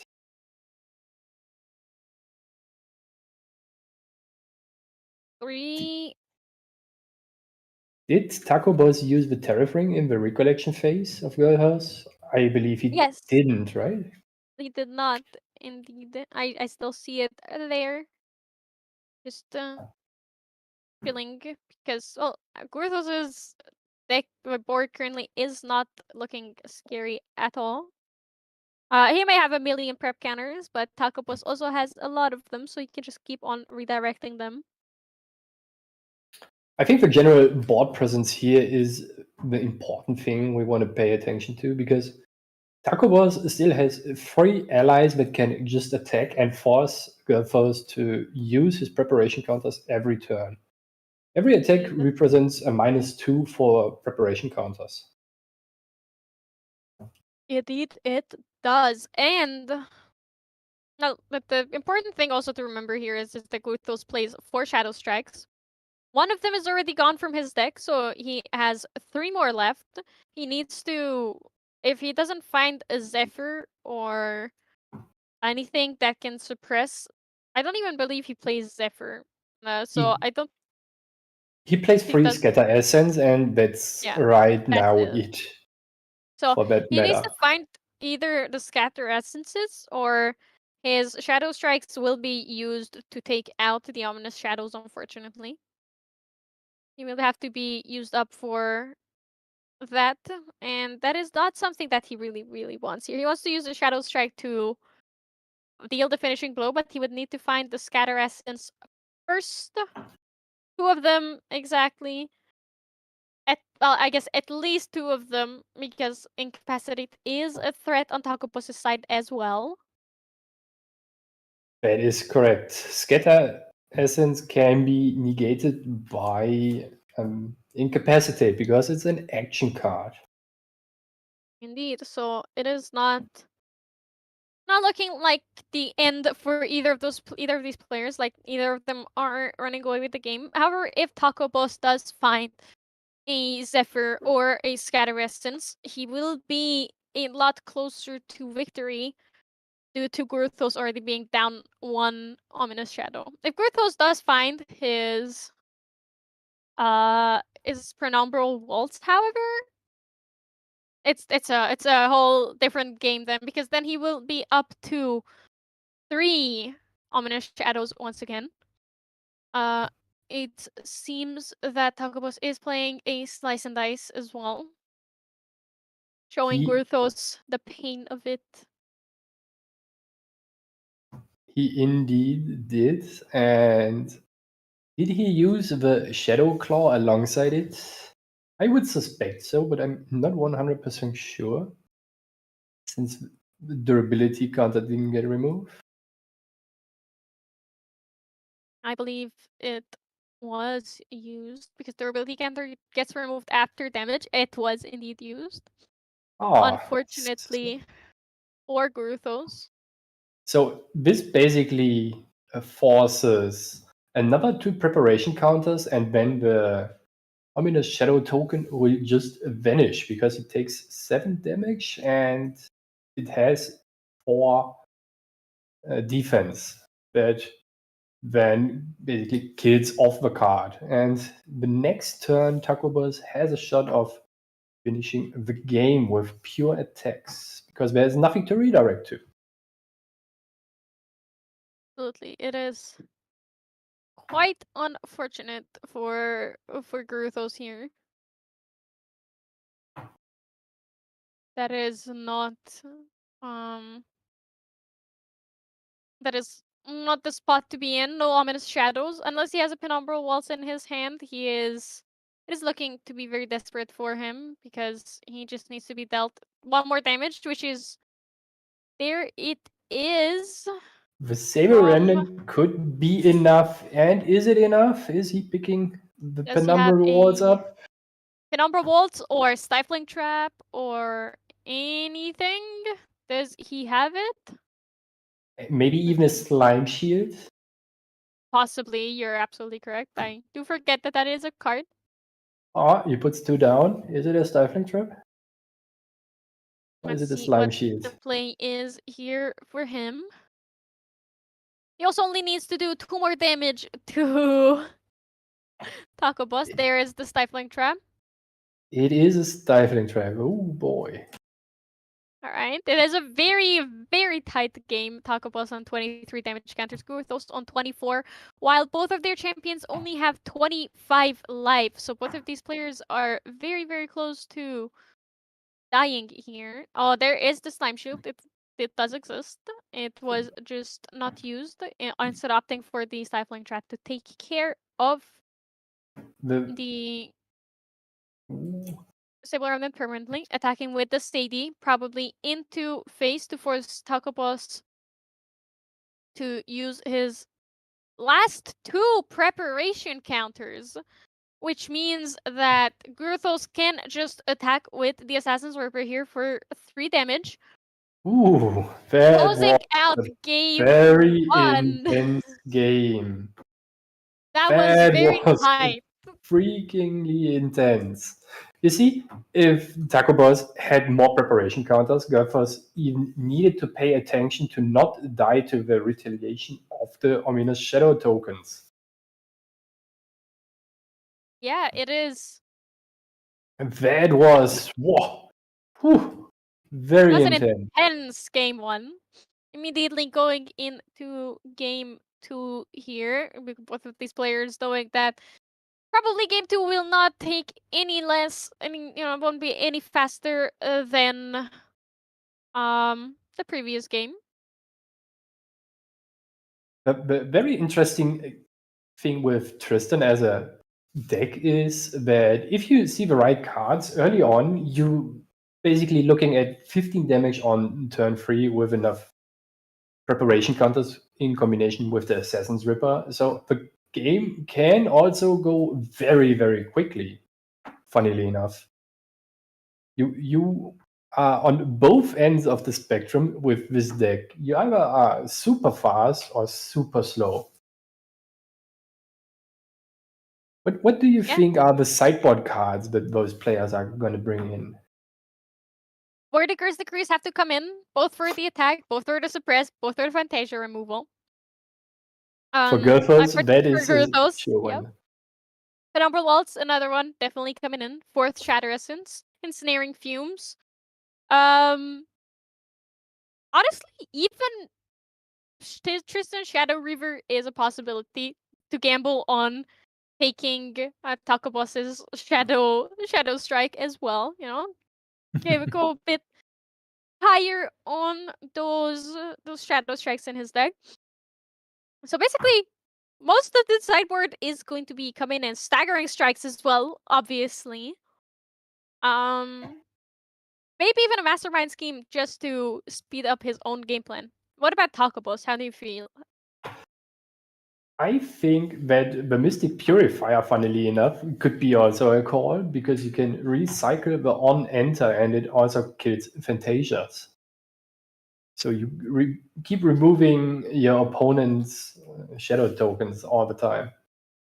You surely throw in another Ensnaring Fumes and maybe even the Eternal Magistrates that Taco Boss is playing in the sideboard. That Yeah. prolongs the game in your favor quite a bit. And you actually can level up with a Dungeon Guide and get out the Shadow Claw while your opponent can't. One-sided cards. Darn you. One-sided cards. Going first as Taco Boss is a very easy call here because you want to have the nuts opener, right? Windmill Engineer into the Reclaim. That is something you want to see. Oh, but Sadie opener is good too. Infinite Second best allies. turn 1 play here. Second That is best. correct. Yeah. It is. I'm curious if we see a very quick one here. It would probably be in Taco Boss's interest to have a very quick game with pressuring a lot of damage points on your opponent's champion to threaten a slice and dice kill early on. Yeah, you want it to be as quick as possible as if you're Taco Boss here, so you can have a chance at a game 3. If you're Gurthos, you are a bit more comfortable with or already having won one game, so you can put all your focus into just winning as securely as possible. That is correct. And the Black Market Broker will probably help you quite a bit with his free defense. That makes him very sturdy and durable in this matchup because 3 is still a very annoying number to deal with. It forces usually 2 attacks with 1 windmill, 1 whatever, and a Sadie because most allies in your deck have only one attack besides Sadie and the Broker. Yeah, you're absolutely right. It's a lot of investment to take care of these allies. The other ally you don't have to you can't forget that has more than one attack is your favorite Stable Remnant. Little menace.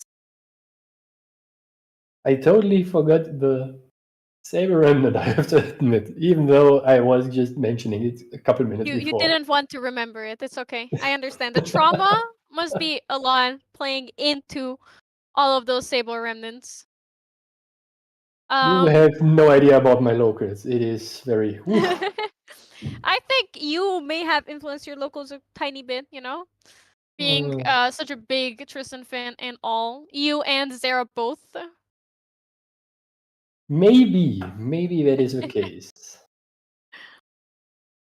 Oh, I'm just- curious to see if Goethals might have found a staggering strike early on to steal, or rather remove those free preparation counters at best from Taco Boss to force the game to be a very long one. Yeah, Staggering Strike basically says on hit, cancel target slice and dice. Target opponent's slice and dice, you know? That is basically the text of the card. You are correct. I wonder what the third fairies go for. Obviously, Stable Remnant. Now, Taco Boss will just return the CD to hand if he wants to. So that is definitely not the optimal target for the Dream Fairy here. Man, Taco Boss's name got me craving some tacos. I finally had my first one recently. It was so good. I never had tacos before. Maybe So- at Nationals we can go. Maybe. The very annoying part about Sadie, especially in the mirror, is you have to use a combination of one attack with 2 power and multiple stifling traps to remove the card. Basically, you have the amount of stifling traps plus 1. Sorry, you have to use an amount of stifling traps that is the number of your opponent's cards in hand minus divided by 2 plus 1. So if your opponent has 6 cards in hand, you need 3 stifling traps at worst.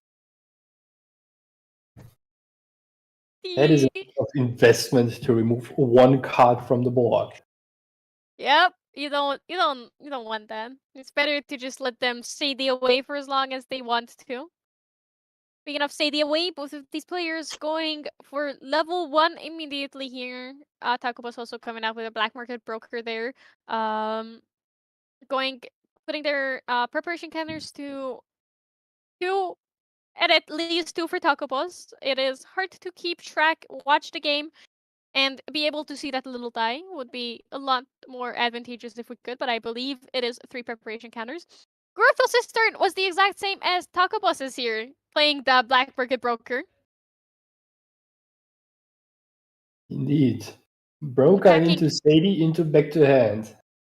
To back to hand, yep. Staggering Oh, Strike! Staggering There strike. That is what is. we want to see in the mirror match. Yep, that is exactly what you want. No more slice and dice. I was incorrect. The amount of counters on Taco Boss was exactly 3 after the Sadie return. So at the beginning of the turn, it was 2. Black Market Broker not affecting it that much. The Windwalker boots, the best boots in the game. Sorry, Beastbond boots. You're old news. Forcing the bounce back from Sadie to hand to get another preparation counter was actually pretty big from Goethals. So he first tried to force Sadie to get back to hand so he can actually steal the full amount of preparation counters. Yeah, he was. It was very foresightful, and it just shows why he is one of the best players in the game currently. You might As even you can say see- he had the true side of his side, right? You're right. He did. I did a true sign. Funnily enough, the Staggering Strike also has the ability of True Sight, so that means you can hit your opponent even if he has Stealth. And it kind of helps you also to remove the fairies of any kind. Yeah, and also the fairies. automatons. The Shimmering. Shimmer Cloak Assassin going yes. away forever. Thank you very much. It's one of those cards that is just like I forgot which card that was that had True Sight. It was also an attack, but it was a bit less. Its second ability was a bit less useful than Staggering Strike's champion hit. But that was played purely because it was an attack that had True Sight, and it would allow you to attack into stealth allies and stealth champions, even without being Lorraine. Ooh, there's another black market broker. We're going out to 4 prep counters on Gruthos' side versus the 1 on Taco Boss's. And Gruthos is in the racing sea, you could say. He has a Tariff Ring out to protect his board and his life total. And he also has 3 allies with Stealth right now. That is very difficult for Taco Boss to remove here. Yeah, it is not going Taco Boss's way currently. It is not his day, unfortunately, but all of these allies, even though they might not be that big, they do add up, and unlike last game, he cannot control the board as well with them there because they all have stealth. He needs a couple of staggering strikes, or seeking shots was the card that I remember was being used back in the day, to take care of all of these allies here. Quite unfortunate that it is not the best use of either of those cards.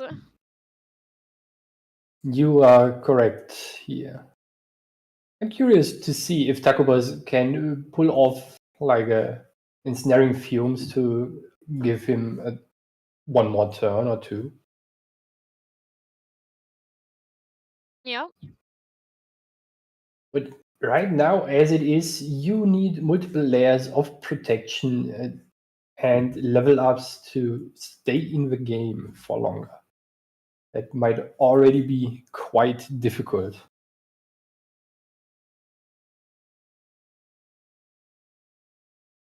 Yeah. Paying 3 Taco Boss, bringing out the backup treasure here, paying 3 to banish it and get the power cell from it, drawing a card, but keeping his influence up in the air very high. He does need it. He does. I would almost say desperately needs it to be able to stabilize here, because Gruthos' board is representing a constant 5 damage every single turn without any more allies or any shenanigans. That is just the baseline amount of damage that he is going to be receiving. 5 damage is quite a lot, especially with all those allies having stealth. It is, as I said someone earlier during the first game, stealth is a very underrated keyword unless you sit across from multiple allies with this set keyword. Yeah, stealth is not as scary until it is. Until a whole board is permanently stealth without any innervatagilities around. You are correct. It is not scary until it is scary. Ah, I love this phrase. I mean, it is basically true for every single one of these allies or one of these keywords. It's anything that's happening. It's not scary until it is. 17, like four preparation counters are not scary until there is a mastermind scheme and it's actually 8 preparation counters. So, or if you see the prepared slice and dice. Yep. Ooh, 4 preparation bringing out. Funnily enough, is also enough for Assassin's Ripper combination with slice and dice to deal 15 damage. Smile. Just a few. Gruthos for a second was considering bringing out the backup treasure here, but it seems that he changed his mind and wanted to go up to Tristan level 2 in the end. I wonder if he has a card that can give him a preparation counter here. Oh, no, is it? You only need 4? I always You forget. only need 4. You need 2 or more preparation counters. Or actually, you need 2 preparation counters to draw 1 card, and 4 or more for the second card. So what you can sometimes do with leveling up to Tristan level 2 is you just cycle the cards you don't want to have anymore to draw 2 new fresh ones.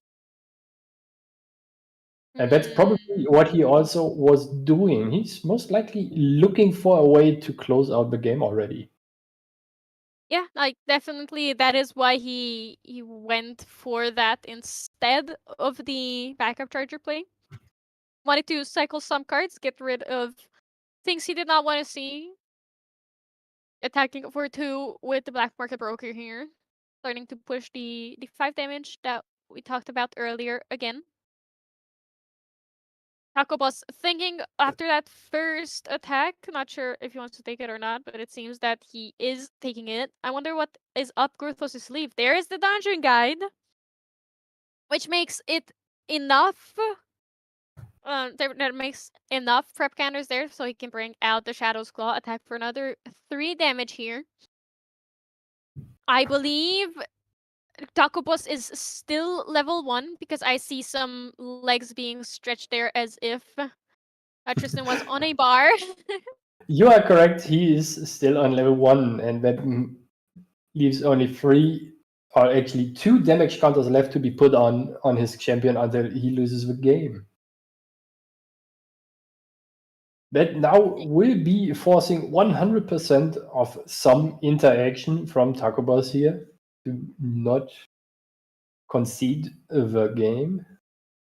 And do we see the Veiling Breeze? And Ensnaring Fumes. Ensnaring Fumes. I wonder if Growthos was prepared for this and has the Incapacitate. There it is. Taco Boss probably has the Incapacitate in response. There it is. That means all of these allies are going to be going back to their owner's hands, throwing all of those shadows away forever. However, keeping the Dungeon Guide and keeping those pesky black market brokers put back in hand. Also puts back the Dream Fairy was still alive, correct? Yes, putting back the Dream Fairy as well. So the thing is that Taco Boss now gave Gertos enough cards to just play one ally again, and most likely even the black market broker. I do believe he does have 5 cards in hand. And that would mean he has a lethal basically in hand.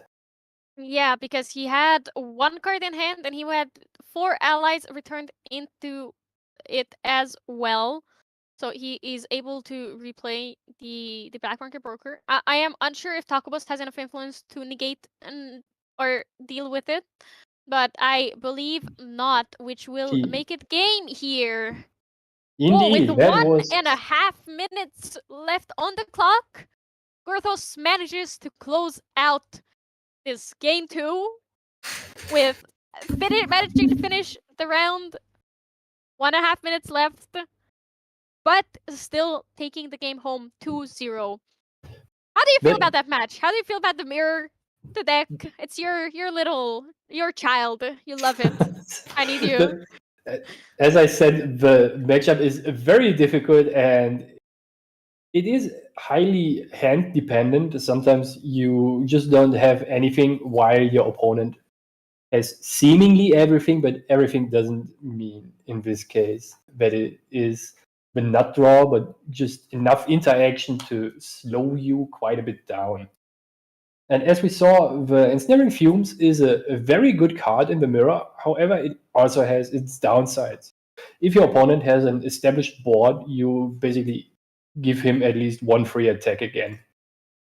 Because he takes all his allies back to hand and then just forces you to have another way of interaction. Yeah, it is.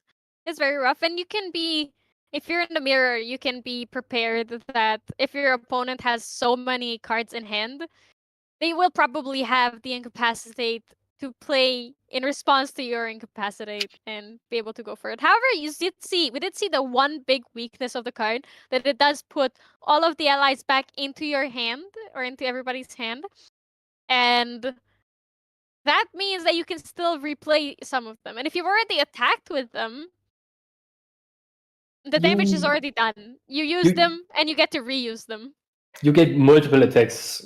That's why it was very smart how Gerfers sequenced his turn with attacking first, then leveling up with a dungeon guide, then trying to attack again. That gave him exactly enough influence and damage that he needed to close out the game. Yeah, it was wonderfully played. It was indeed. And the incapacitate to incapacitate, that is usually what the matchup in the end comes down to. Who has enough incapacitates for the key cards of your opponent. Yeah, absolutely. Absolutely. I think we are going to go for a quick break here.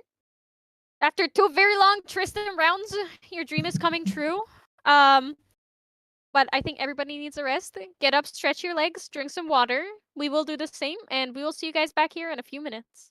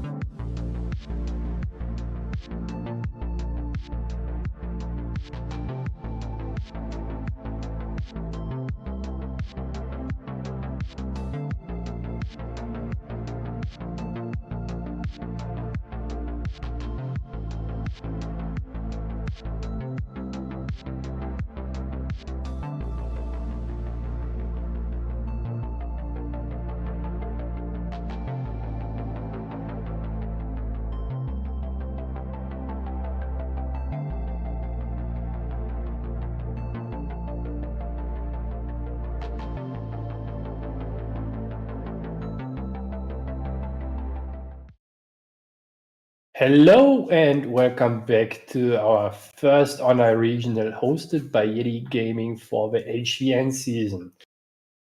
For this round, we have Valkyrie with me commentating the next game. How do you feel about the matchup? What we are about to see? I feel pretty good. The matchup I'm super excited for, if it is the one that is going to be on stream. So going to be super interesting for that to be there. And I can't wait to talk about it once it is confirmed for us. And, you know, we just got out of a Tristan mirror match. That was a very long down to the wire round. We saw it barely get like I think a minute and 30 left. Clem was saying was left on that round, and Guthros snuck in 2-0 against that. And you, I found out, are a Tristan expert. That's usually the deck you play and a lot of stuff. How would you say Tristan's faring right now in the current metagame? So the very cool thing about this specific deck is that you only need a couple keycards in your deck actually, and you are most likely in the wind element that has a lot of tech against everything. So whatever you think the meta is going to be, you can reasonably tech for it, and that makes the deck very versatile. And Slice and Dice not even needing a class bonus of some sort to deal 9 damage is very huge. It can steal games away very quickly. You play Sadie, attack 2 times, maybe play a black market broker, do something else, and deal enough damage to threaten a turn 2 or 3 kill with Slice and Dice. That is always very big. Indeed, and it has the potential. It can win early. It can also go very late game with Shadow Strikes, and just the way the deck like can change its playstyle on the fly makes it so versatile. And like you don't have to worry about like, oh, I have a bad round like game 1 matchup, I have to go into my sideboard, because there's so many like options the deck can play as. You look at other decks like Arizona, the Wind variant, who it can only go to level 3. It has no early game. It's stuck there, so it has to sideboard in early game agency to try and like get to that point. And then you look at things like Fire Xander, where it's only early game and they struggle when they get like to that late game point. But Tristan, she can be more than happy to go like, oh, I need to be the aggressor, aggro, black market broker, attack in, slice and dice. It's just like, oh, you're playing the slow game, I'm gonna play the slow game, build up my prep counters, and into one giant Shadow Strike that you can't intercept, ignores taunt, and feasibly one-shots you with the amount of prep counter generation with Mastermind Scheme and everything going on. That is correct. It is very interesting what the deck actually can do. I think it's one of the true mid-range deck that Grand Archive right now has. Especially with the ability to play Incapacitate for only 2 reserve cost. That is very big. And it's basically a counter to every non-attack card and ally. Mm-hmm. Indeed. Yeah, luckily... Oh, go for it.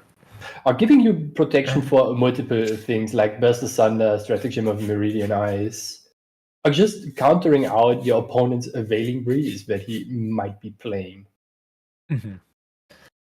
Luckily, you have access to like so many tools for Tristan, right? You mentioned Incapacitates. You gained Veiling Breeze because you're in Wind.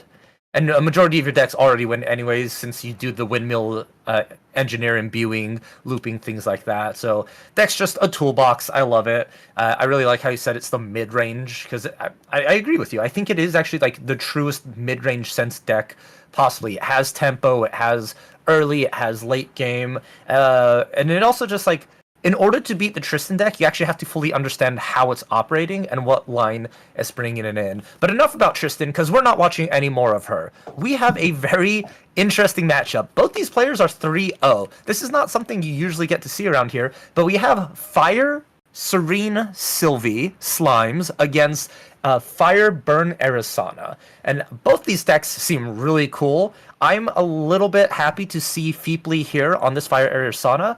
I am part of a playtest group with them, so I know this deck a little bit of what it wants to do in its strategies. So going into this, it's going to be a very aggressive matchup between these two decks. That is for sure, especially since Sango also likes to play his slime deck very aggressively. He's one of the few European people who still keeps playing the slime deck, and he very much enjoys it too. Indeed, and we see turns already going by fast. Turn 1, Feeply went ahead and Creative Shocks, discarding a Stalwart Shieldmate to go ahead and get that floating memory. And next turn, leveling up into Arisana, well, Sung just went ahead and Serene Spirit into Library Witch, which we already like. A unique card, a card you don't see in Sylvie at all, but it makes so much sense with what the Serene deck's wanting to do. It's pretty much your replacement for Baby Gray. It intercepts an attack and it draws you a card, and I really like how Sylvie decks are now adapting for the style of game with the Baby Gray banning. You are correct. This is also the first time for me seeing him play this deck after the ban and restriction list, and you are so right on how important this card cycling of the Witch is for this deck. And it also gives you some line of protection against early aggression that is deeply actually putting him on with the... what is the name? The Fanatic Devote already being out. Yeah. Very The interesting card. Devotee is super strong here. Immediately being Arisana, you get your class bonus on it for memory. For the on death, whenever it dies, you can remove 2 fire cards from your graveyard, and it deals 3 damage. Additionally, your memory 4+ bonus, it gets +1 attack, so it's a 3/2. But we see a key card, Feeply, activating here by brewing a mechanic that is not really taken advantage of a lot in this deck. It's the Explosive Concoction. This is a new potion that came out in HVN. All you need is 1 leaf and 1 herb, meaning that you need to, when you roll your herbs, when you gather your herbs with Arisana, you at least need to roll an odd number to be able to brew this potion. And if you roll that odd number, you're guaranteed the brew. And this potion just deals 4 damage to a champion and draws you a card. It replaces itself, it's instant burn damage, and it's technically free since leveling up with Arisana's just, you get the herbs nonetheless. So the pressure just surmounts with this deck. And Cinderbloom Tender, another one we see on Feeply's Field, combos with the sort of gather style of the deck. Every time you gather, it deals 1 damage to both players, and that plays into the Searing Rebuke card that hopefully we'll see here soon. It's sort of sending Sung into a defensive option. They went ahead, backup chargered, wanting to try and build that influence into a Stalwart Shieldmate, just trying to stop some of these allies that will be attacking in as fast as possible. Since it is Arisana, it does gain access to Polaris, and that not only is there to remove your opponent's allies, but it combos with your Fanatical Devotees with the on-death trigger, so be careful, especially like as we watch this game, of that sort of combination style of removing your own allies to deal that last final bit of damage.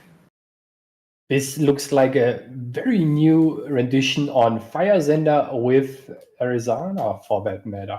Very interesting to see. We also have the good old friend, the Impact Hammer, that deals a lot of damage, and also going alongside with... And just like that, hold on, I'm sorry to interrupt you here, Gerrit. Just like that, the game's already over. That was a Impact Hammer into Heated Vengeance for a bazillion damage with the Explosive Concussion. Oh boy, that was a quick one. Oh my lord. That is just how fast that this deck operates. It can just catch players off guard. That Explosive Concoction, 4 damage, draws a card, replaces itself, and then the Heated Vengeance Impact Hammer is one of those combinations that they felt in the end was really strong, because it closes out games. A 7 damage swing is more than enough on turn 2, turn 3 to really catch your opponent off guard. And not like... it was sort of like a perfect storm. We didn't see any Searing Rebukes, but we saw the Fanatical Devotee online and active almost instantly, and that's what this deck kind of wants to do, is surmounts that pressure, keeps adding it up. And as I said, it's just like that Fire Xander deck, but you got that Cleric variation, which is, I think, a little bit more consistent, because it replenishes its cards much faster and has a lot of fast speed ways to win the game, instead of relying strictly through slow speed or ally attacks. That looks certainly like something I will throw together after today to be a menace at my locals. The Heated Vengeance. Oh boy. If you take damage through the impact hammer, that is so much that you need to be prepared for. Otherwise, you just scoop the game here.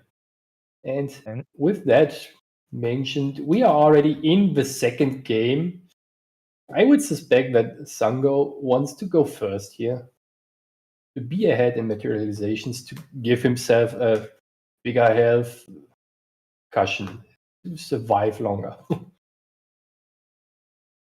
Indeed, and the Serene Spirit really didn't come into play, right? It's it's meant to help you stay alive against those aggressive matchups, but if you're stuck on Spirit, Sung only got one materialization. We need to keep that in mind. They materialized a backup charger, and that was it. If you don't know what you are facing, you are most likely gonna be in a very rough spot early on for the first game. Those aggressive decks need you as a player to be aware of it, to play properly into them. Mm-hmm. And the play pattern is very different than a traditional aggro deck like Fiza or Fire Lorraine would play as. Because you think with a Stalwart Shieldmate, and you think with that Library Witch, you're kind of safe. You're really minimizing that damage. And against normal fire aggressive decks, yeah, that would really help. But since this one has so many tools and unique burn instances with the Concoction and Searing Rebuke, Cinder Geyser, things like that, it really makes it hard to just stay prepared against it. Cinder Geyser especially is a very interesting card if you think about it. If you are not aware of how much damage your opponent can deal with only 6 cards in his hand, that is certainly something you need to be aware of. Suddenly taking 8 damage out of nowhere with no real interaction because it is a fast card, only because you have a class bonus and play the card basically. Oof, that is rough. It is indeed. And here we see a Vermilion Decreed imbued at the end of Sung's turn, and in the modes of deal 2 damage to that Stalwart to remove it, and 3 damage directly to that Serene Spirit. So already clearing the board before the first materialization, and here we see an Impact Hammer on this materialization. And this is where it gets scary, because you really get into a... If they're having an Impact Hammer, that means they have a lethal line, or close to one. We see a Demolition, I believe, being activated here, pre-Recollection as well, to deal an additional 3. And Heated Vengeance coming in with that Impact Hammer, sending you all the way to 13. And I assume we're going to have a Blazing Throw just to finish it off. This is the classic of why this deck is powerful. This was so quick, I didn't even see it coming. 15 damage in... out of nowhere. This is nuts. And this is why we kept testing this deck. It can just take games turn 2, turn 3 near consistently, and if players don't know how to play against it, they just immediately get blown out of the water. It is an insane combination. We even get to see the cooler interactions with the Tenderbloom Dryad, and then you get to Searing Rebuke on top of yourself using the Slash and Burn in the deck, dealing damage to both champions with Tenderbloom. Slash and Burn will then gather. Searing Rebuke triggers 3 additional time. That's 9 damage on top of the 3 from the Tenderbloom. So that's 12 damage in that total. And that's just another way to close out the game on top of like your Polaris with the Fanatical Devotees. All the routes lead to one outcome, and that one outcome is GG. But whew, that was very quick and very scary. Oh boy. Indeed. It is unfortunate we didn't get to see the Spirit of Fire Slimes, because I really want to see how that deck would operate and interact and do things. We actually didn't even see a single slime as well. But hopefully that they will be able to go ahead and do a little bit better in the tournament, shake off this loss and keep pushing through, and maybe we could see them on a later round just to see like how the deck should be operating when you're not being chased down by a maniac cleric these days. A maniac cleric indeed.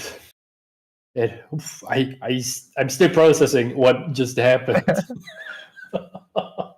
Oh, not even Fire Xander matchups are this quick, are they? Not usually. They kind of slow down a bit because they go the like red hair Arthur sort of thing. So plus you have to wait for the poison dagger turn. That's usually the big burst turn. But a good thing to touch on is against burn, you really don't want to take off turns. You saw again, Sung was made the choice of materializing for their one and only materialization again, the backup charger. It's just like it's understandable you want to build your influence and you think you're safe behind that stalwart shieldmate, but that additional HP would have really like pushed through and allowed you to maybe get an extra turn and try and survive and use that Spirit of Serene Fire to recover some of that damage back. That is correct. It is interesting to me that the deck runs quite a few old cards only, right? Mm-hmm. And the most interesting cards are some of them who just got printed or will be getting reprinted soon. That means it makes it very accessible for new players even. Is that actually a thing that people sometimes consider when building a deck? I mean, I'm sure for this one, no, but in general? Mm-hmm. Actually, that's a good point. Just looking at the list itself, it's super cheap, super accessible for a lot of these players, and a lot of these cards are. You can go ahead and substitute some of the like expensive ones, like a Gildis, for a little bit like different variation that accomplishes the same thing. Gildis is just a nice ally that schmacks in for a big amount of damage, but you know you can go ahead, change it up stuff. But no, I highly recommend players checking this out. It's cheap. It's easy to put together, and it's a fun deck. You could really catch people by surprise, as we saw, and you can even have a little bit of fun with opening up some packs of the new sets of Mortal Ambition and Abyssal Heaven. But anyways, I do want to take a little bit look at the slime deck just because I'm very curious about it, because I really wanted to see more of it in action, just because it's Serene Spirit. We're used to seeing Spirit of Slime. And so what Serene Spirit means is that you don't get to get access to Gather Slime, Slime Shield, Baby Green. You have to stay with only fires. You can still run all your advanced element package, since that is thankfully enabled by Sylvie Slime Sovereign. But I really like the fact that there's like Ordinary Horse, another animal with just base floating memory. You get access to your cremation rituals and things of that nature. It almost reminds me of Hanky's old Fire Slime list. He was a traditional pilot of that. Do you think this is sort of like the evolution and derivative of that old list after the Baby Gray banning? I think so, and especially the Ordinary Horse is pretty good. If you level up to Sylvie level 1, you have a 2/4 ally that is very sticky and annoying and pokes you or your allies every turn for 2, while also having floating memory. It's kind of the Saber remnant of the Sylvie deck. Indeed. Having good statted allies with floating memory is always a very difficult decision what you do with them. Either you ignore them and give your opponent an ally that is basically staying on the board for the whole game, or you give them floating memory that makes them leveling up or something along those lines cheaper. So either way, it's basically pick your poison, right? Mm-hmm. Indeed here. How do I word this properly? Would you consider Fire Slimes better than Spirit of Slime then, with what you're saying? Since you do gain access to a little bit more lines? You get access to different lines, right? Mm-hmm. Because the Spirit of Slime enables still the play pattern of the Baby Green Slime into suppressing a Forest Cake that is plussing you early on, while also having Baby Red Slime that is a good filter. It is probably pretty close. I'm still very curious what the new version of Baby Gray Slime will be for the Recollection Light or the MSC Alter print. because that will probably change what slime deck people will be playing and how restrictive the card actually is.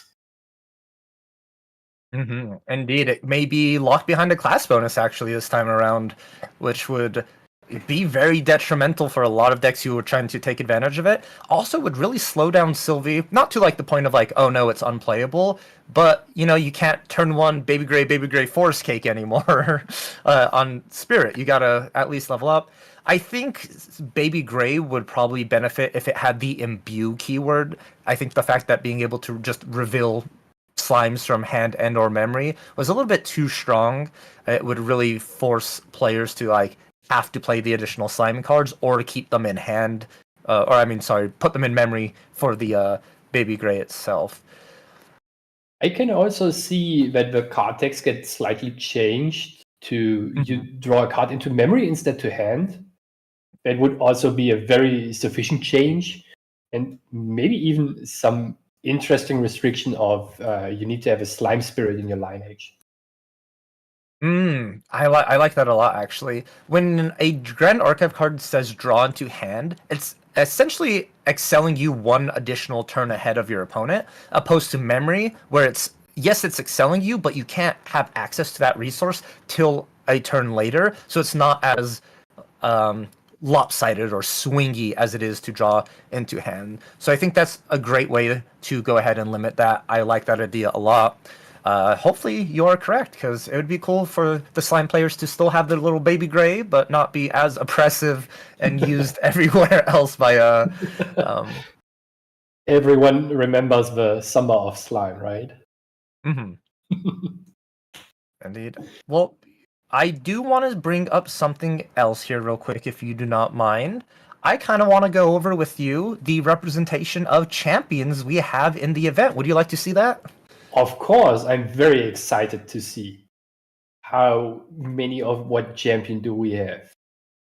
Alrighty, well, look at this. I love seeing this chart here with everyone's face, seeing the amount of representation we have at this event, all these different champions. But without surprise, we have the girl Dao Chan bringing up with 30.33 variants of the deck, 18% of the field.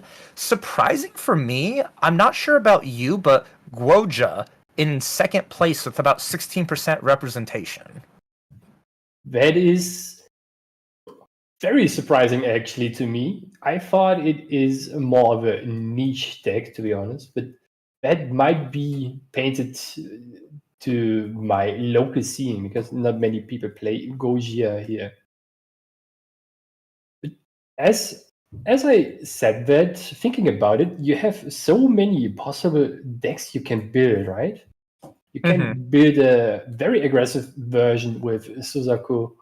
Then you can build a water self-mill version with Gembu that smacks your opponent on turn 3 for 28. That is also very scary, actually. And the Sirio Wind version is also some deck I encountered somewhat frequently in a neighboring country to mine. So in hindsight, it is actually not that surprising if I think about it. What about you? Gotcha. Yeah, I don't know. Just looking at the list in general, I'm sort of caught off guard, but not at the same time. Like the Xander bringing up right below Gojia makes a lot of sense to me. Tristan, I feel like there's less Tristans than I think there initially should have been, right? I'm pretty sure like I would see Tristan bringing up second place right behind Dao Chan, but the fact that she's fourth behind Xander himself as well, very curious to know if like that's more of a Luxum Xanders that are going there, or people are just favoring like Fiza or that variations for that. And then we have Arisana, Lorraine, Kongmin, Jin. Jin having 7 spots here, about 4%, opposed to yesterday's regional where there were absolutely 0 Jins in the event at all. So I'm like, what, all of a sudden, like, did Jin players decide, like, you know what, today's our day, we're all going to bring out the Jin deck? Or maybe there's like, okay, we saw the field and we think Jin is going to be able to deal with exactly what we're going to be playing against. So maybe people got inspired by the Philippines region that happened, where Jin actually placed second and third, if I'm not very mistaken here, right? I believe so. It is interesting to see him rise again. I hope we see more Jin, actually. It is a very interesting deck to play and also to play against, because it forces you into not those usual play patterns, where you do your thing on your turn and basically can disregard your opponent's next turn. It forces you to always think one turn ahead, basically. Oh, awesome here. And it looks like there's one Serene and one Standard Spirit of Jin in a 110 player event, and they were both rocking Wind Exia, so there's possibilities.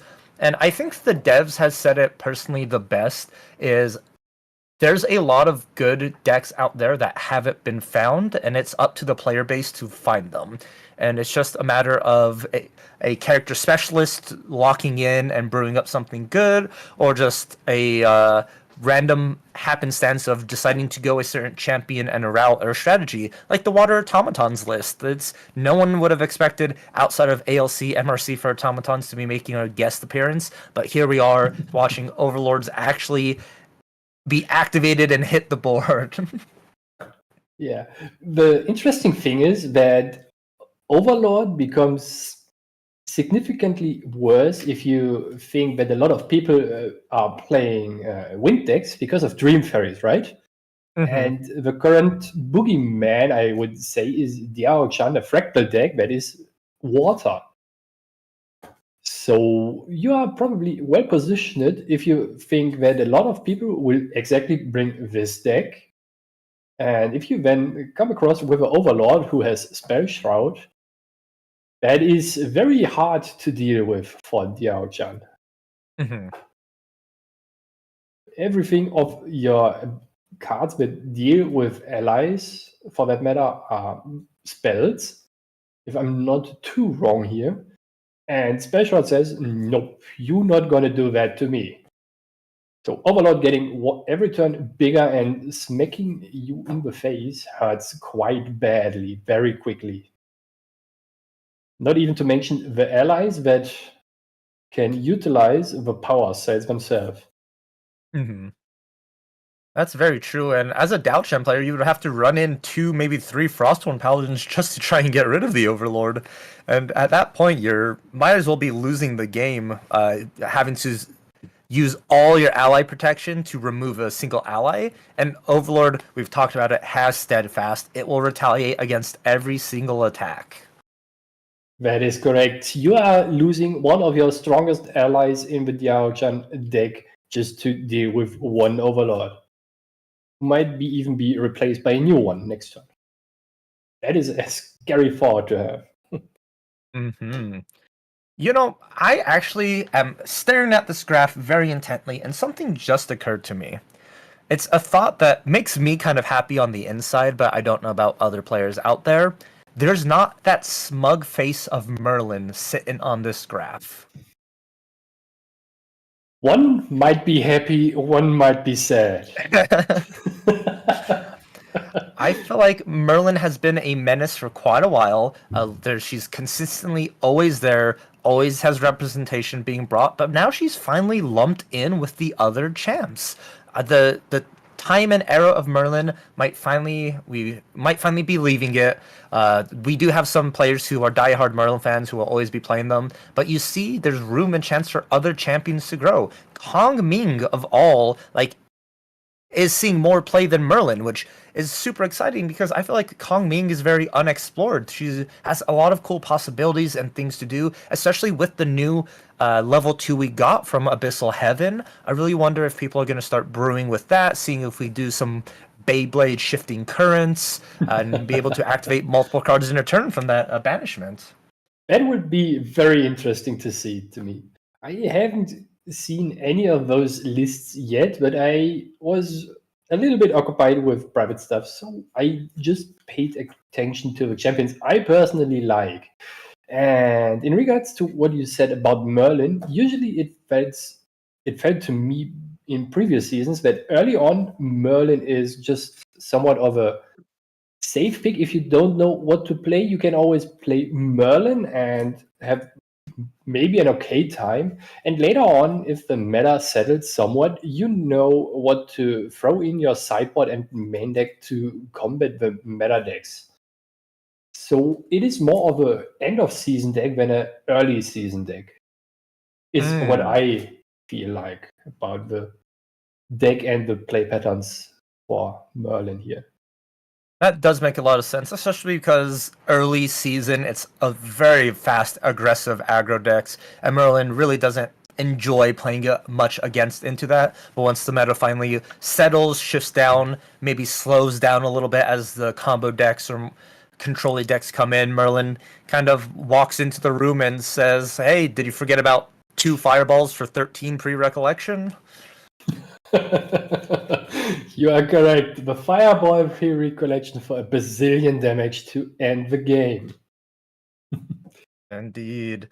And with the champion breakdown, those aren't enough for knowing what's on the field, right? We also got to know what elements these champions are in. And luckily, we have a graph. And these graph, both the champion and the element one, are provided by Mitch's marketplace, Mitch himself. So thank you so much for his amazing, beautiful graphics. It really helps for us to actually visualize these concepts, these champions, these spirits all together. So, with that, we have water bringing the lead at 37%, followed by wind and fire, 33 and 30%, and then 2 lost spirits, which we're going to assume are spirits of slimes. Most likely. It is very interesting to see that we almost have an even split between the elements here. It indicates to me that everything is somewhat playable element-wise. It is very cool. Sometimes during early seasons or late seasons, we have overabundance of one element for, let's say, water. The last season with the self-mill, Icebound Slam, casino decks, those are very predominant. Or back in Dawn of Ashes Altar, we had predominantly fire decks. This now looks very balanced to me, and I love it. I love to see the viability of all those elements. Indeed. I like how you mentioned it's close, because it is. But it's almost as if like each element is breaching in a third of the like total representation. There's a slight skew, but I don't know if you remember like back in FTC early A and B meta where fire was close to like 45-46% of the actual like spirit, the element breakdown itself, and I felt like water had this little sliver and then the rest was just wind, and it's starting to really feel like Harmony has reached Grand Archive. The 3 elements can now live in peace together. They have their own respective champions on each side, and it's really cool to just see that it's not one element totally dominating because they just have better cards or just the better strategy. That is true. It is very interesting, as you said, that certain champions excel in a specific element, but those are in a combination still representing a roughly 1/3 of the playing field. Back in Dawn of Ashes, I was personally a little bit concerned that it might just tip too hard into one area too long, but this too long proved to be just the needed amount of time to adjust the card pool in as a whole. That is very enjoyable to me personally. Mm-hmm. Agreed here. I was gonna say, is seeing the breakdown as surprising to you, or is it surprising to you? But I was sort of thought like, maybe that's a bad question because you've gone over it, and like every deck we've mentioned is like to be expected. The champions belong in certain elements. By the end of the season, do you, or not by the end of the season, by Nationals is a good question. Do you think it's still gonna be this even breakdown, or do you think there's going to be a breakout element with a deck that's going to just start rampaging through, especially with national season? I think there will be a breakout element, but not because it is so much stronger, but because the people feel so much more confident in playing it. So it's not a pure card pool thing, why it is being expanded on, but more like a player's preference. If you see early on, you might try to play with a limited time frame, more streamlined, already established strategies like aggro, and just go phase, right? As we saw previously, it works very well. And you have a lot of spare time and not get exhausted for long events. And later on, people tried for a long enough time the same strategy in a certain element that they just didn't feel comfortable playing early on. I like it. I like it. Love the explanation and the analysis on that as well for it. If you had a chance, so let's say you're playing in this regional today, right here, right now, what deck would you have brought with all the information we have now learned and gathered? I probably would have picked Wind Tristan with Umbra. Just because I feel like it's very well positioned and can steal games out of nowhere with slice and dice, and also is durable enough into every quote-unquote random matchup you can encounter. In Wind, you even have the possibility of playing multiple Veiling Breezes against your opponent who just tries to burn you down on turn 2. If you are the good enough player at the table and draw multiple Veiling Breezes, for that matter. Would you be teched into Fractals where you run like the playset of Scatter Essence and the Mystic Purifies main board, or is that deck not as concerning to you on the Umbra Tristan? So my thought is recently that you want to have at least 2 Scatter Essence in the main deck and multiple Verdigris Decree in there, because it is a viable card into multiple matchups and can do multiple things. It can suppress an ally that removes also a shadow token, incidentally, and it can kill off a Fantasia. So with one card, you have an answer to the Mirror Match and to the Fractal deck, and can even reutilize your Dungeon Guide you played previously. It is a card that enables a lot of things. It also buffs up your Sadie to 4 damage to remove the Froststorm Paladins, if you need to. And yeah, it makes a lot of sense. The deck seems super strong, and I actually am a really big fan of the deck itself. What's the word I'm looking for? A lot of people played it when high ceiling. Yes, thank you. It's a high ceiling for the deck to actually be, for players to be good on it, because it seems very linear at first. You're like, oh, get prep counters, double my prep counters, Shadow Strike for game. But there's a lot of small nuance and interaction and just thought processy you have to go through when playing that deck. And you saw it a lot when the meta was Wind Tristan versus Slime Sylvie, is you had to really change your playstyle to fight against the onslaught of Storm Slimes and Crux Slimes. And then it like fell out of favor because a lot of decks were trending to being able to beat it, take advantage of it, things like that. And now with sort of everything that has initially gotten it in its way now sort of falling to the wayside, that we see that resurgence, especially because you mentioned it runs tools that are very valuable in so many matchups. The Fractal matchup, it's like, oh, I already run Verdigris Decree, and I could slot in Scatter Essence because it's just free-floating memory for me at this point. I was already running Scatter Essence against the Razor Gale deck that was a menace when Immortal Ambition came out. So it's just like, okay, just tweak a little bit of tools in my toolbox, put in a Phillips head and a flathead screwdriver at the same time instead of just having one or the other. And, it's just that variation.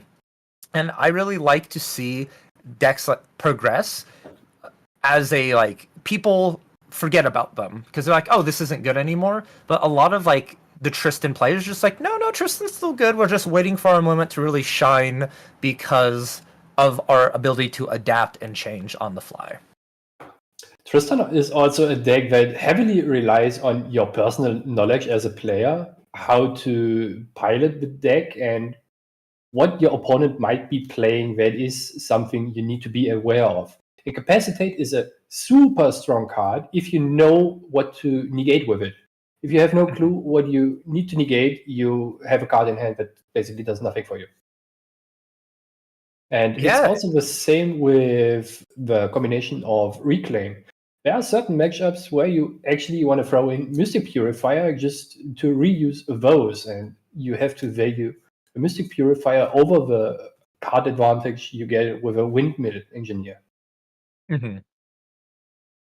It's just deciding. It's Grand Archive. I always say, and every time I commentate, I feel like I mention, but it's a game of micro decisions. It's every choice you make butterflies effects into the rest of the game. It's just like, okay, I'm going to put 2 cards down and activate a card. Well, those 2 cards you put down, you better not need for the rest of this turn. You better not need it on your opponent's turn. Oh, you now have to accidentally level up because your opponent just hit you with a Impact Hammer or Heated Vengeance at the same time. Now you're going to lose one of those cards, and maybe you put down 2 cards you need absolutely in the matchup, and you just made a mistake, and it just goes from that effect. And so I really enjoy the game for that specific reason. Is you can hand the same deck in the same order to 2 different players, and they will play it completely different. There are so many decisions you can make in a good way or even in a bad way, as you said. It's very interesting. And sometimes it takes you days to realize where your micro decision went off for that matter. Mm-hmm. Because the game flow can be that fast and that long that a mistake you did on turn 1 might cost you the game in turn 5 at worst. And then you sit there puzzled, what happened? What did I do wrong? And then, suddenly a shower thought, that's what I did wrong. And then you make a mental note of it. Yes, it is very helpful, especially if you're a newer player and you're participating in these Yetis and you want to get better and you find yourself on stream.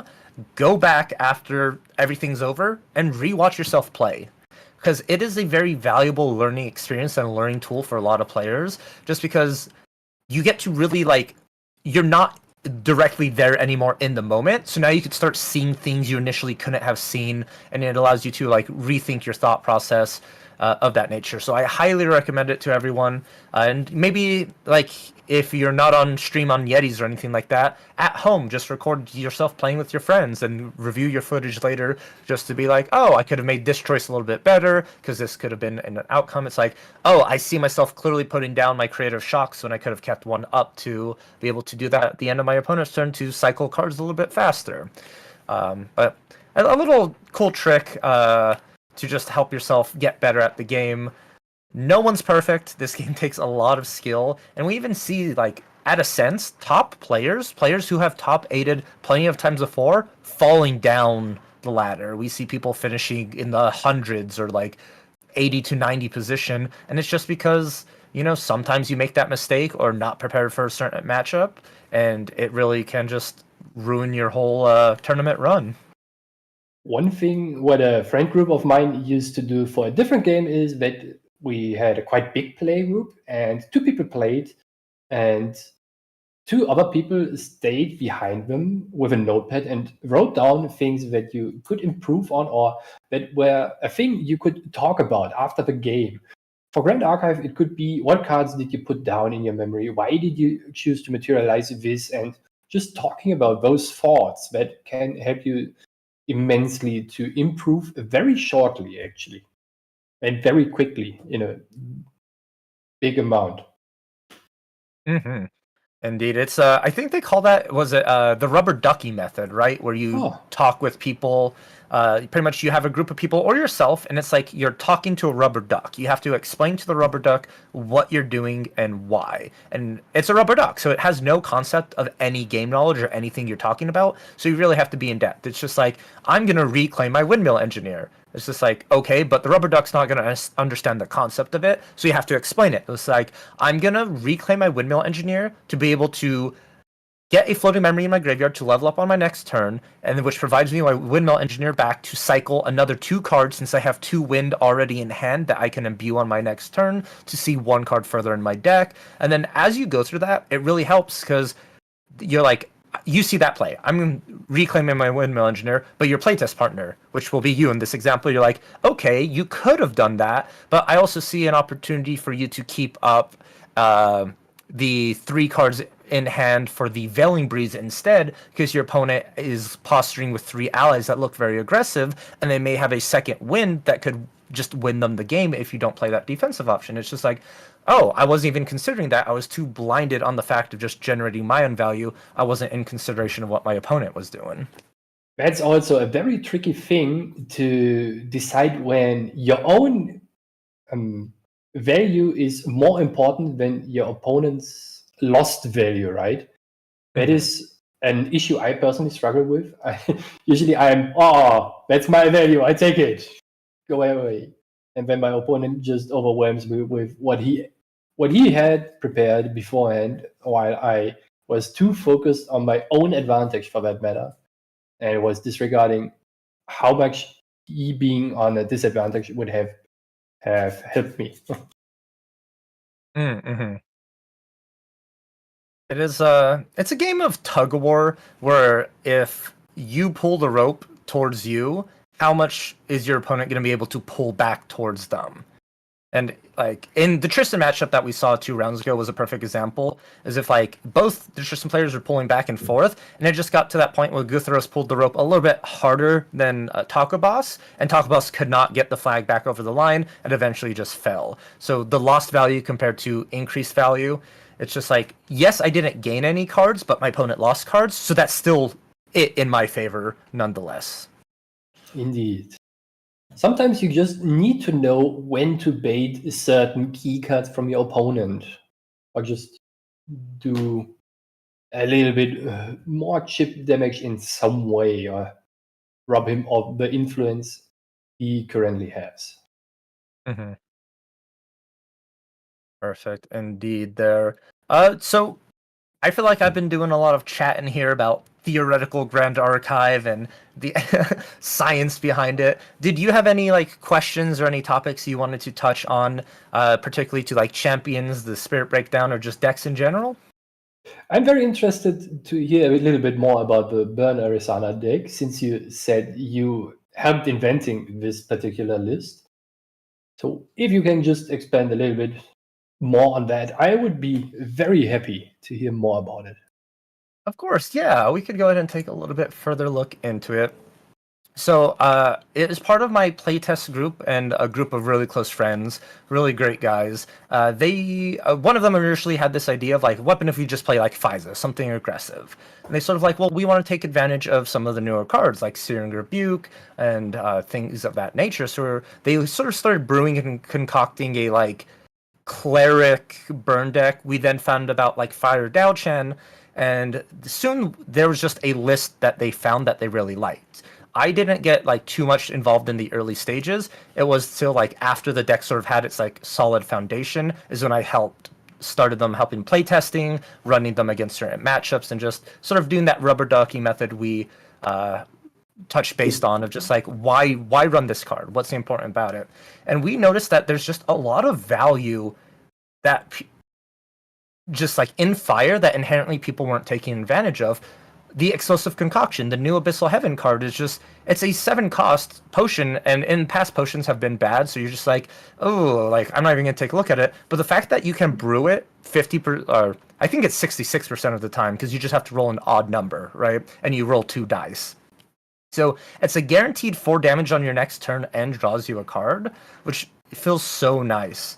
Along with the additions of just Slash and Burn that came out in ALC Alter, it really like this Slash and Burn Cinderbloom Tender combo has been around when like it initially came out, and it was just like, okay, you can do this, but you're going to be taking damage as well. It's not going to really push your game plan. You just need that little bit of like spice, that finesse to keep the deck going, and in comes Searing Rebuke, and it was just like, I think this is what the deck's been needing this whole time. Searing Rebuke is certainly a very menacingly card in whatever fire deck it goes into. At worst It case, really it is is. a shield for free that helps you stay alive, and worst case, it enables you to deal a ton of damage for quote unquote free to your opponent. Mm-hmm. Especially when you pair that with the Fractal of Sparks or the Cinderbloom Tender Slash and Burn combo we were mentioning earlier.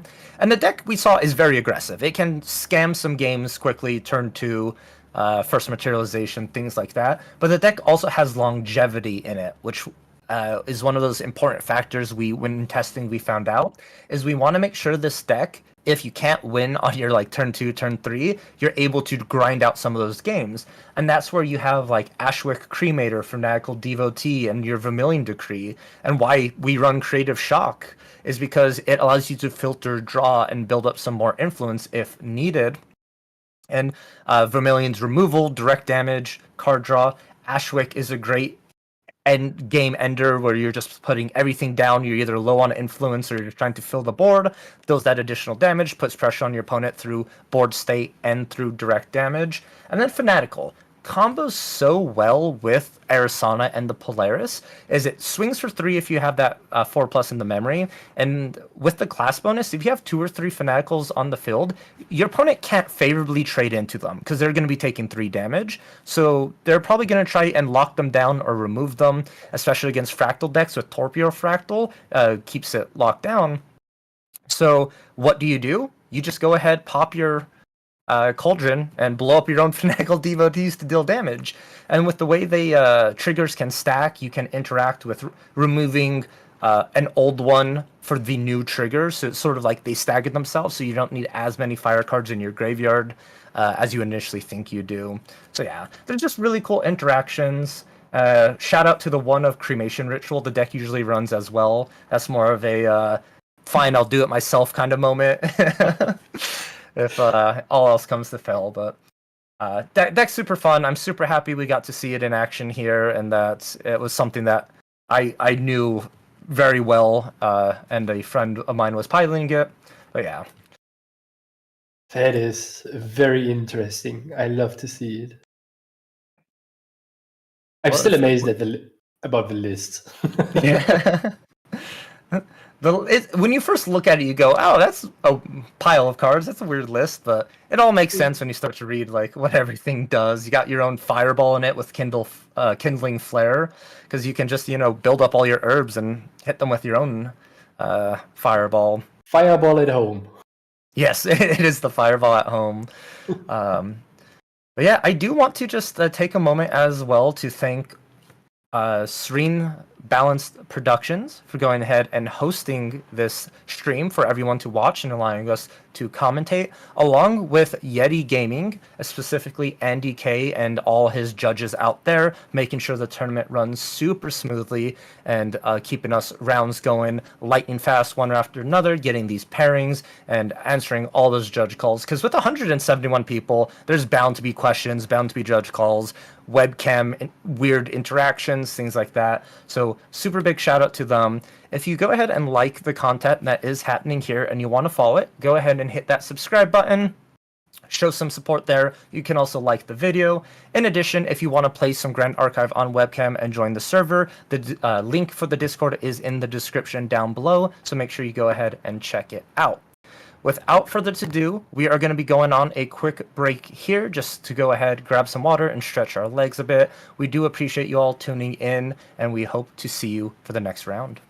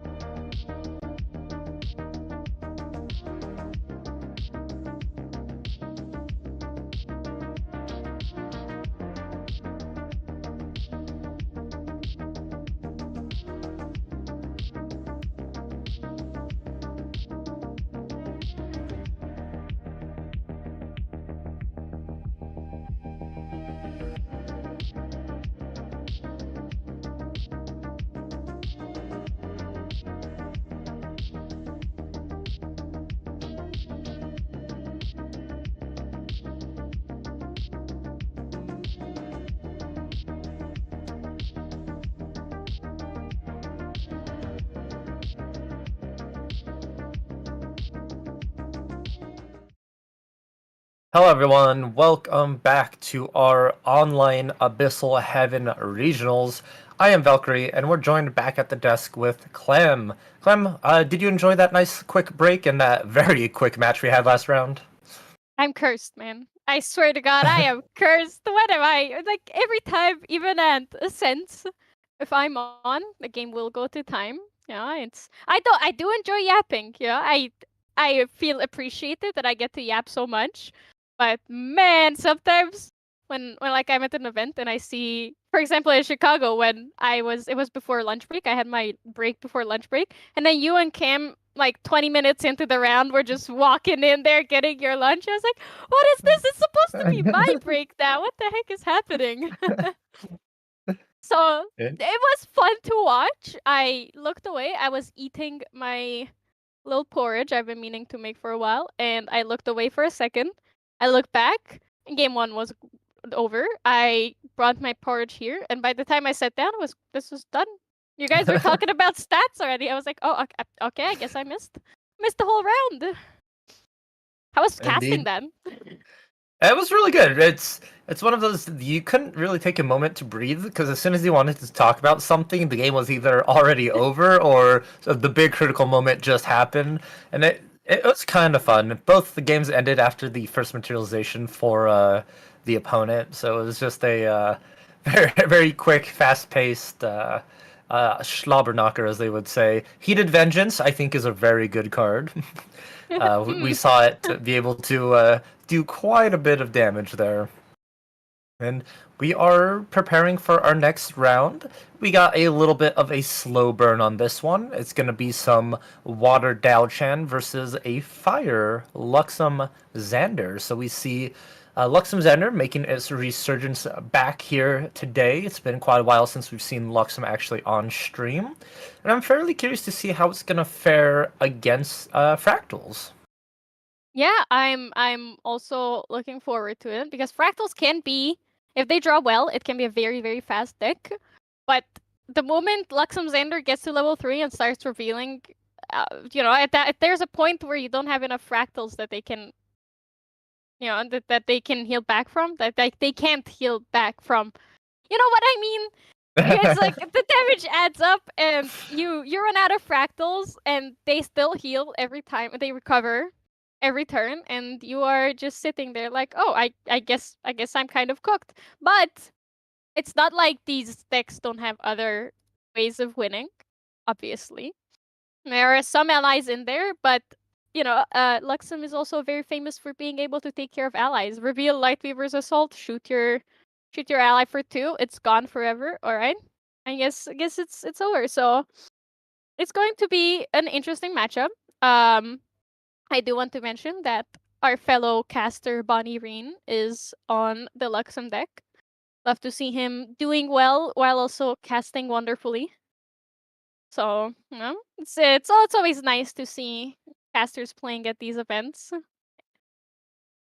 Indeed, and I actually took a quick peek at his deck list, and there's one card that it's a one of in the deck, and it makes me really happy to see. But he's running a Sunblessed Gazelle in his list, which I think is very, very funny because usually consider animals part of like the tamer package and what they want to do. But the fact that it's a big, strong taunt unit for Luxem can really come into play, and I'm super happy to see if we are able to see it on the field and actually like making a difference. Although it is against fractals, so not going to be doing much in the way of taunting here. The recover is going to go ahead and be nice. But it is still going to be there and they can recover. Seems that Bonnie is going ahead and starting first, glimpsing 6 with that wonderful Spirit of Serene Fire. Putting one. What do you think is scary? If they put their whole hand away or if they keep everything? I think the scariest moment is if the Serene Spirit player glimpses 6, goes, oh, yep, no, this is good, I'm not going to glimpse, and then just proceeds with their turn. I think that is just that is that moment when you realize, like, they've drawn everything they've needed, and you are in danger. If they ship their whole hand to the bottom, you go, alright, they didn't see what they needed, I'm fine, like, I'm safe, they might not even draw anything as well. So it's just like, perfect, let's keep it like that. Yeah. But it seems Bonnie struck the perfect balance here with 3 to the bottom, drawing 3. Coming out with that Stalwart Shieldmate immediately. Unfortunately, not that useful in this matchup. He also does not play any Cremation Rituals, as Fire Xander usually does. So She is just going to be chilling there for a while. Immediately coming out Fractal strong every time. Fractal's going into Fractal. What is new? It's one of those fractals strong together. By themselves, they don't do much, but when you have multiples on the field, they work together to just win the game with Burst Asunder, Shimmering Refractions, Refracting Missiles. So the more fractals equals more win. Yeah, it's strung together. There was a Fractal of Refreshment into a Fractal of Rain. Neither of the abilities used. It wasn't imbued, the Rain wasn't imbued, nor the Refreshment was used to discard cards, meaning probably Krell's also has a pretty solid hand. Bonnie leveling up, doing nothing as Luxem Zender does. Oh, not nothing, leveling up is still something, but leveling up in passing turn. Krell's getting a backup charger, paying for it immediately to draw a card, and probably going to play some more fractals. Both of these decks slowly building up to their to their big win turn later. Krell's putting a fractal of snow on the bottom, realizing it's not very useful in this matchup, and there are many other fractals that he can just play instead. Drawing a card from the refreshment. First time a fractal's ability has been used this turn. Bunny grabbing that backup charger, also drawing a card. Would you use backup charger on level 3 here on Luxem Sander for the influence or memory? Ooh, that's actually a really good question. Like keeping it materialized so then when you do hit Luxem, you can immediately put down those Luxem cards. I see a world in which you can do that, but it also would just fill the same function as the Insignia of the Korhazi would do as well. But I do like it. It's a great way. I think Bonnie just valuing the influence to be able to level up a little bit more, especially because if you just the faster you level up, the more you outpace the fractals damage. With quick burst asunder math, you just add up your fractals, multiply by 2, then add an additional 2. So as long as you keep leveling up and staying out of that range, your opponent is going to consistently have to keep dropping more and more fractals onto the field just to be able to remove Xander in one go. And he receives the keepsake card of the deck that just makes it so good is the Zhang Zhao. It just, with the ability of use 3 fractals, draw 2 cards. It makes the deck function so well and just builds up that influence. And Clem, look at all these fractals just suddenly flooding the board. They're flooding and they are being strung into one another so nicely. Doesn't matter what the fractals do as long as they exist on the board here. Very quickly be putting Bonnie into fractal range, like you said, forcing him to keep leveling up. However, he does have Excaliburs that can take care of the fractals, so it's not too scary yet. Especially once he reaches level 3, he can undo any damage done until that point. And there's another fractal of intrusion. 7 fractals, that's 14 damage on board with a Burst Asunder. Glimpsing away. Go ahead. Just like what we were saying there of just the more fractals equals more damage. And now all Krell's really has to find is just a Burst Asunder or some ways to deal damage to Xander. You have more than enough fractals here. And even one of them is your Fracturized Power Cell, which you can use that floating memory to go into Dao Chen next turn to unlock your kills and combinations. So I'm really curious to see what Bonnie is going to do here in this situation. I assume you're just going to look for a quick level up, try and get out of that lethal range, and maybe a dungeon guide from hand as well, just to get to that level 3 as fast as possible. Yeah, definitely interesting that he discarded an Excalibur here. Probably either looking and trying to level up as fast as possible, like you said, although him materializing a Quicksilver Grill while still on level 1 is not what we expected, I think. He is not leveling up and discarded an Excalibur, so he might also be of the mindset that, well, at 7 fractals already on board, 1 Excalibur will not make too much of a difference. That 2 damage can be dealt with in other ways. There is the Diao Chen level up. I have a feeling what's underneath that grill, Clem. I don't know if you have the same inkling I do. Do you have a thought of what would be underneath that grill right now? When I played my Slimes deck, I always put Covenant of Thorns there, even when Verdant Scepter was the meta pick. So I am a terrible grill user. I don't know what I would put under here. Possibly actually a Safeguard Amulet, but that would be my guess. Yes, I love that guess because that's the exact same thing I am thinking about myself. The reason why Safeguard is such a smart choice underneath that grill is Daochan decks are notorious for running the Crystalline Mirror, which they use to remove opponents' Safeguard amulets, forcing them to activate it, or banish it a turn that they're really not prepared for. So now it sort of has a layer of protection with that Quicksilver Grill that is going to really like come into benefit, because if Krells uses the mirror on the grill just gets banished and brings in the amulet for free, and now nothing can interact with that amulet unless there's like a fracturize on top, but that's just Krells using more and more cards to try and remove it. Here we see a materialization of Xander level 2, but the on enter, Krells is going to go ahead and respond with a refracting missiles, try and sneak some damage in here for, I believe that's 8 just from 8, one yep. card. 7 fractals. There's gonna be another one. Okay, probably. I'm expecting there to be a third refracting missile after all of this. Because or the other one that deals the exact amount of damage that is needed for a Shimmering Refraction. That's the card that I'm thinking about. That deals exactly 7. There, it is a Shimmering Refraction, dealing 7 damage. Bonnie lineage releasing in response, so no more fire cards are able to be activated on his side. There's another Shimmering Refraction! Oh my god! Yep, there's a safeguard. You predicted. That was actually such a smart and foresightful play from Krells.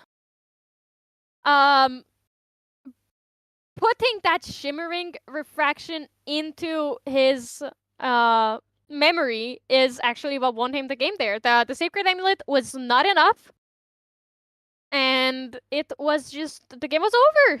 The game was over. I'm curious about the damage. So Xander's at 16, right? You lineage release your spirit, in response, Shimmering Refraction. On top of that, you... Oh no, in response to the first Shimmering Refraction you release, then in response to your release, they go ahead and Shimmering Refraction again. Shimmering Refraction is going to be for 7.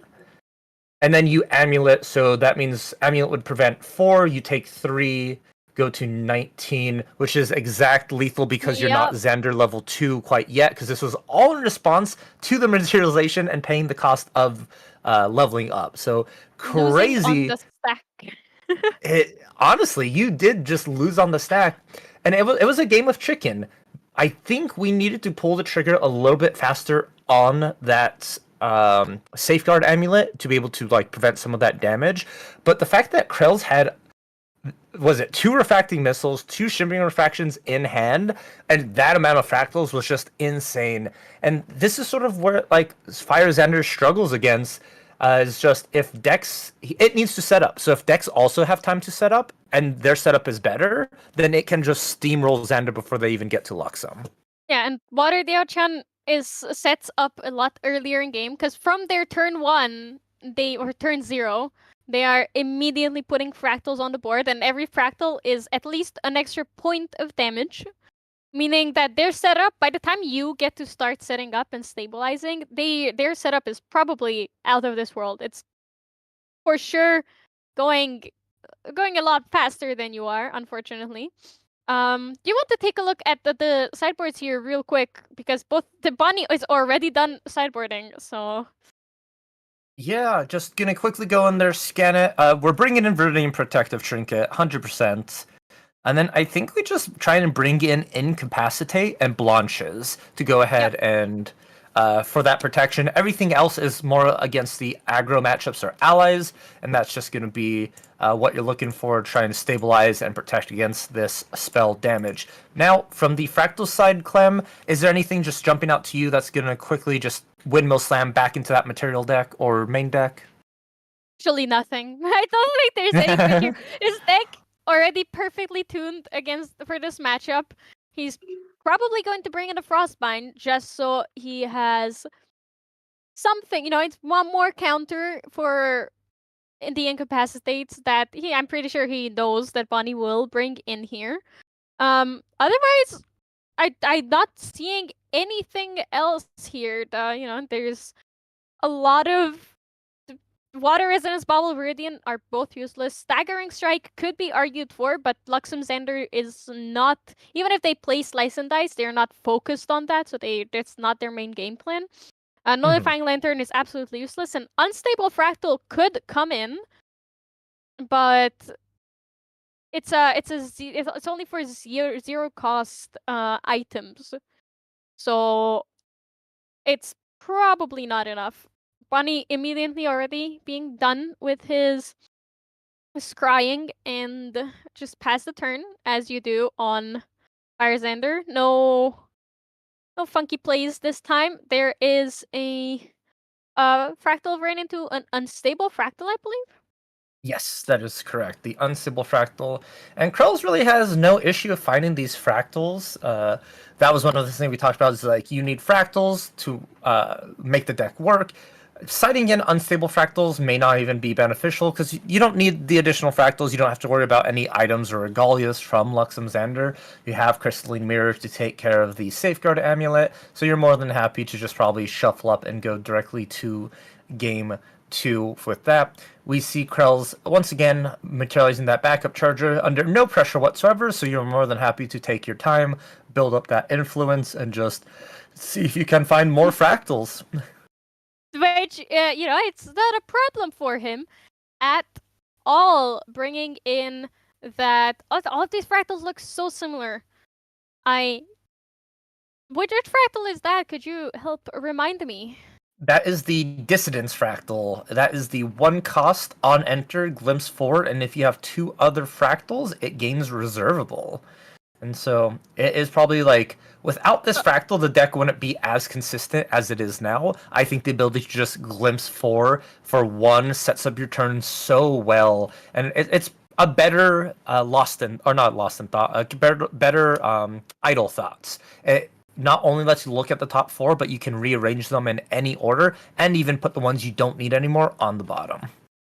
Yeah, you're absolutely right about that, and I think that's why some people are saying this should have been 2 costs, because honestly that would have made it a bit fairer, but I think it is still pretty balanced. Or it's a very, very strong card, but not as insane as some might think.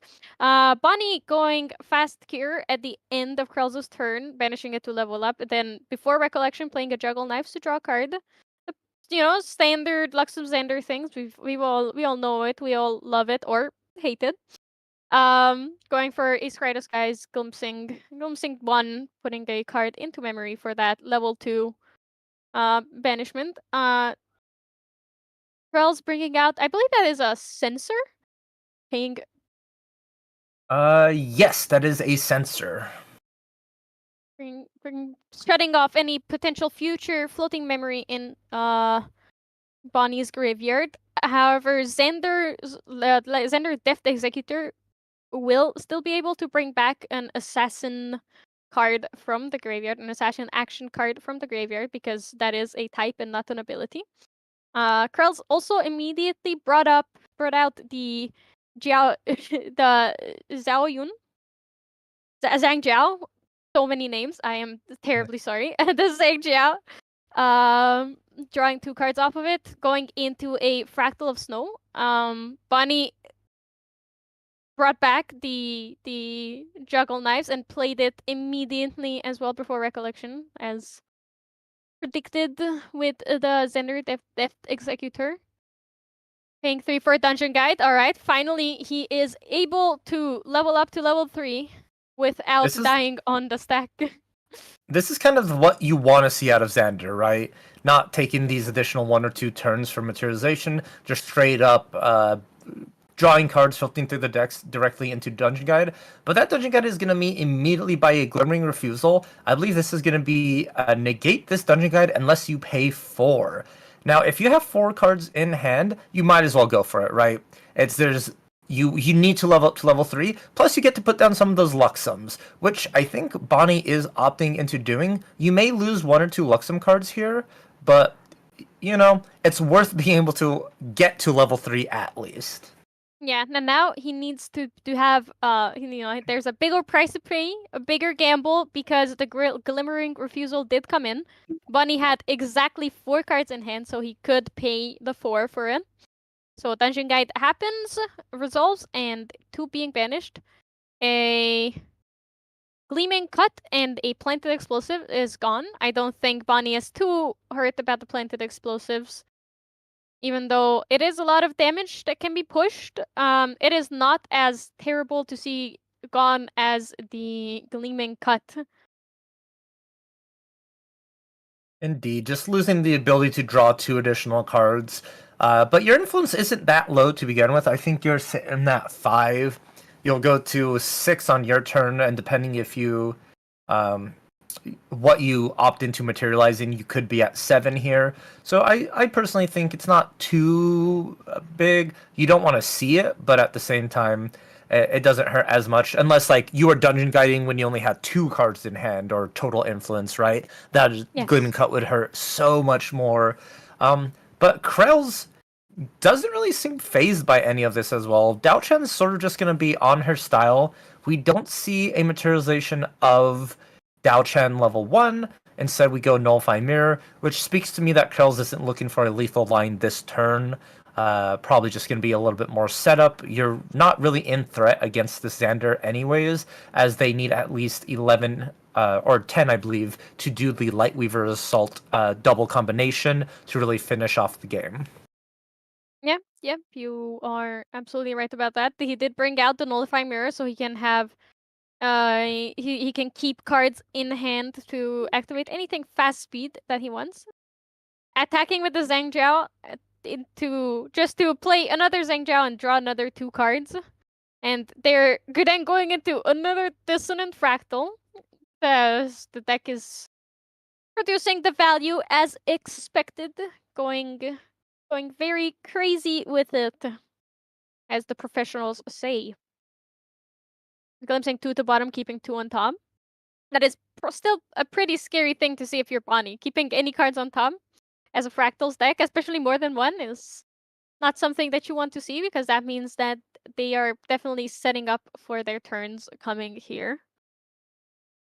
Indeed. And just the amount of influence Krell's has is insane. These Zhang Zhao's really putting in work. Like, every turn Krell's has committed a couple of cards to the board itself, but I just feel like they have more influence than what they started with each of these turns. And this is why Fractals are so good, because once you invest in them initially, they just keep giving you value every single turn because you can keep using them to activate cards.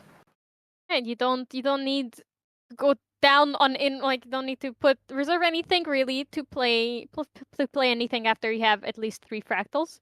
And Krell's is very much investing into that and relying on it, playing a Fractal of Refreshment here. Also, once again, not using the cards on enter, so he is probably pretty comfortable with his hand. Luxem Sight, Lightweaver's Assault, Incapacitate, Creative Shock, and Gentle Respite being shown by Bunny here. Recovering back down to 0 damage counters and dealing 2 damage to... Well, we'll see. Probably I could take care of the Zhangjiao just to guarantee, lessen the life loss, but with the Luxem Sight already in their hand, it's not that that scary to have that 1 damage coming in every turn. So probably opting to push damage to face here instead. Good call. Yes, that's exactly what's going to be doing. You win this matchup by dealing as much damage as fast as possible. You don't want to take time to remove the allies because they're really not going to matter that much in the long run, especially when Krell's already has, I believe, 7 fractals on the field. That's 16 damage from a burst asunder. That's about half of what Xander's total life is, even through the Serene Spirit of Fire. Yeah, I think you're absolutely right. I do believe that it is 6 fractals currently, but the fracturize onto a power cell is going to be very, very strong here. There is I believe it's a thieving cut coming in. Although Yes. Xander is not rested, so I may be seeing that. I think there's some contemplation with the activation. So in response to the activation of the Thieving Cut, we're going to go ahead and Refracting Missiles for 7, right? Yes, 7. That's a Zheng Zhao, not a Fractal, so do that. And then Xander does have to get rested here as part of the attack action. He did draw a card, so that Thieving Cut was prepared. Did hit as well. It is a bit unfortunate that Bonnie forgot his Xander, but I trust that it'll soon be corrected.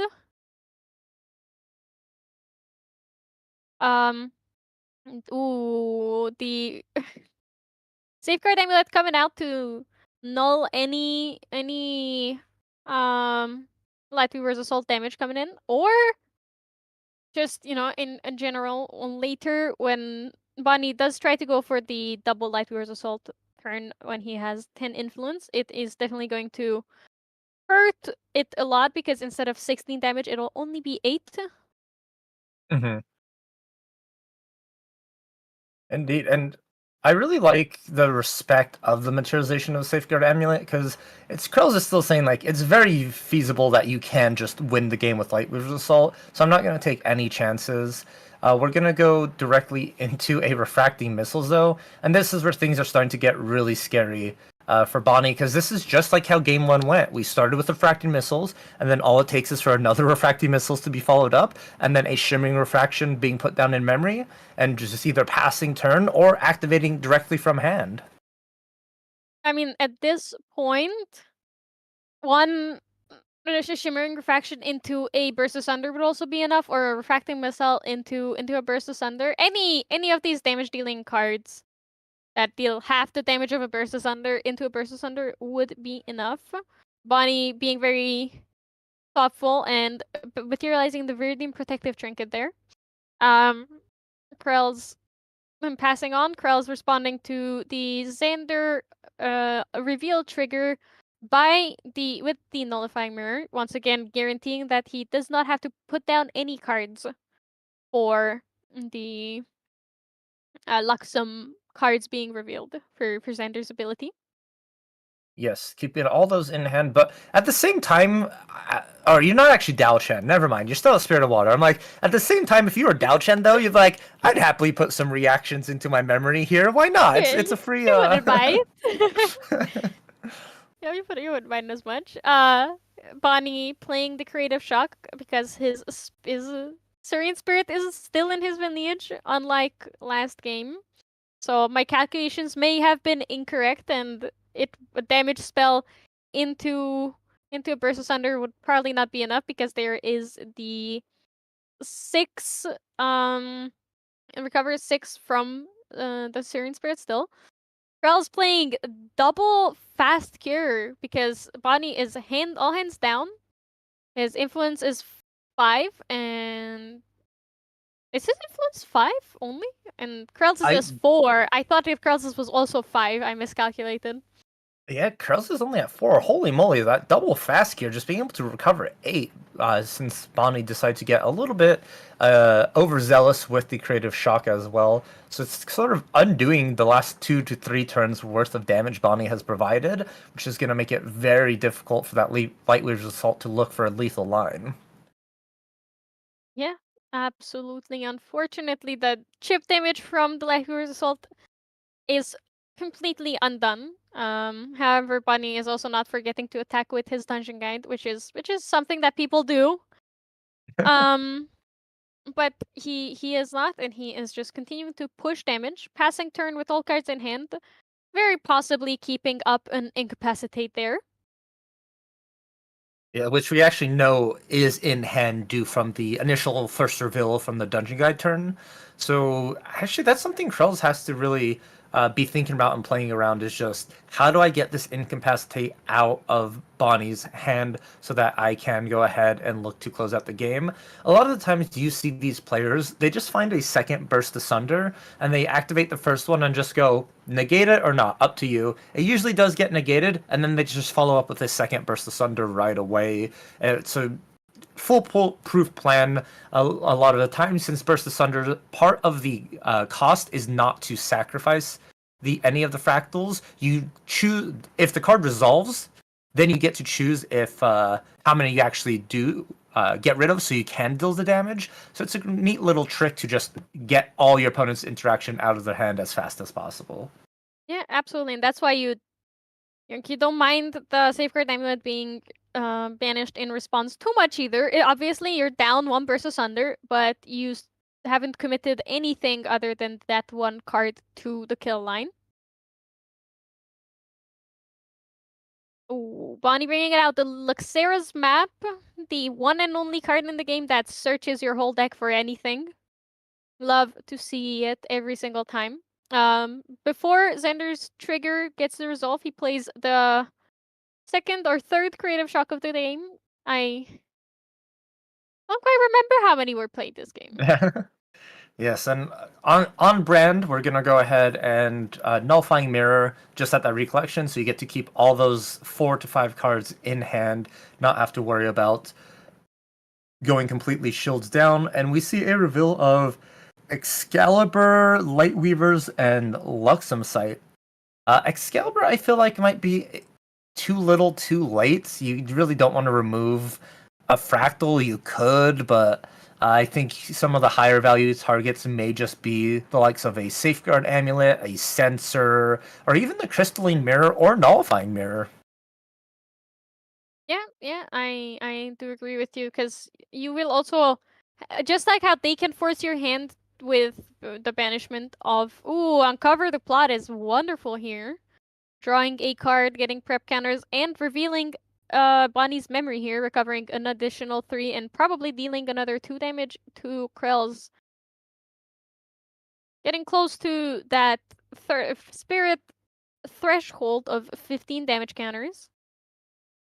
Krell's thinking if he wants to respond with it. It's every water card does cost 2 more because of the Viridian Protective Trinket on board. And yep, as I predicted, the Luxem Sight and Lightweaver's Assault are there in memory. So Bonnie recovering down to 7 damage counters total. Krell's up to 9 now. The tables are slowly turning in Bonnie's favor. Indeed, and we need to do some quick burst asunder math together here real quick. We have 4, I think 7? 5 fractals, 6, 7, 8 fractals now with that Fractals now? fracturized. Yep. So we're That would looking be- at 16 plus the 2 from the burst, so 18. That's still not enough to completely eliminate Xander in one go. Xander is sitting at a total of 25. And with that, Serene Spirit's still in the lineage. That means Xander's technically only sitting at 1 damage counter instead of 7. So you're going to have to find a couple more fractals on Krell's side or a Shimmering Refraction. Yeah, absolutely. And on top of that, he also needs to remember that the Sacred Amulet is still there, so he needs to sequence his cards in a way where he can play around the Sacred Amulet. Unsure if he can do that currently, because the Sacred Amulet would completely zero out the Burst Asunder damage. Mm-hmm. So he has to have, but if he needs to deal 18 damage currently, when in response to a Safeguard Amulet and the Lineage release as well, which is quite a bit. Not sure if he has the ability to do that even with this many fractals on board. However, he does play a Frostborn Paladin here. So he can go and attack for 4. So he only needs 14 damage in response to the Lineage released spirit and the Sacred Amulet. Oh, the Frostborn Paladin did go ahead and eat up a fast cure, but I believe Sensor is still on the field, so we should be having a judge here soon to go ahead and catch that, since floating memory is not an actual keyword ability. Yeah, it is the it is the thing is that it is an ability. That's why it's lost. It's not just a text. I believe he has played cards since then and has passed turn, so that might be an issue. It seems that the power cell is still on board, and it seems that the fracturized went onto the sensor and not onto the power cell, so it is no longer in effect because the layering works in Fracturize's favor in this case, unlike for Nullifying Lantern. Therefore, losing the ability of making cards lose their abilities. As funny as that sounds, There are a lot of Regalias right there on that field. Not sure which ones are there, and the hand sort of covers them, but thankfully, no rules were actually broken here. Everything is fine. It is fixed. It is just my eyes not being able to observe things properly. I believe that's then just crystalline mirror. Underneath the mirror itself is the nullifying mirror then, and then I'm not quite sure what that third regalia is, but okay. Sensor has been fracturized. It is upside down. No rules were broken. We are back in the game. Yeah, Safeguard Amulet, Nullifying Mirror, and Crystalline Mirror are the ones on the regalia on board for Krell's side. While Bonnie now has Viridian Protective Trinket, Quicksilver Grill, Luxera's Map, and Insignia of the Korhazi, revealing the same 3 Luxem cards as we've been seeing, Lightweaver's Assault, Luxem Sight, and the Excalibur. Also revealing a Coronation Ceremony here. Ooh, Coronation Ceremony is a very interesting card, particularly in this matchup as well, because it's just another way to protect yourself from the damage, since it does provide a unit Spell Shroud. Another layer for Krells to try to navigate and get through here. And Luxem Xander is just doing the thing it does best, where it stalls out the game until it is able to build enough influence to win. And Coronation Ceremony is just going to add to it, because Krells now realizes they have to get through a Safeguard Amulet, a Coronation Ceremony, and now the Serene Spirit of Fire. So even more tricks up Bonnie's sleeve here, and I believe they've already gotten down back to 5 just from this one Luxem site being revealed at the start of every recollection phase. Indeed, and with Bonnie keeping all cards in hand, he can also, at fast speed, reveal the Luxem site again. You know, and depending on what he got, I'm assuming that he got a Lightweaver's Assault. What would you get here?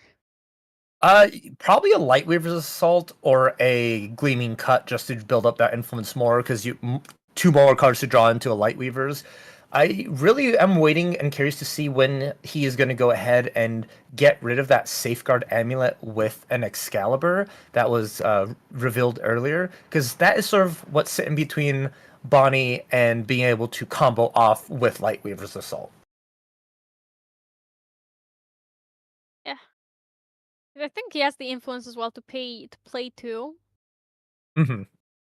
So it would go, it would finally end the game and hopefully get Bonnie to be able to play out the last game as well and have time to still build up his board and his, it's less so board building, more so influence and hand building for Luxem Xander here. And another quick fractal count. I don't think much have been added to it, but I want to just double check and make sure, because we now have a Scepter of Fascination on the field for Krell's, and I just want to see what damage we're looking at for our Shimmering Refractions. We have 3, 6, 7, 8. 9. Is that 9 now? That is indeed 9 fractals currently. So 9 damage from fractal from Shimmering Refraction, 10 damage from Refracting Missile, though we do have 2 Refracting Missile already out.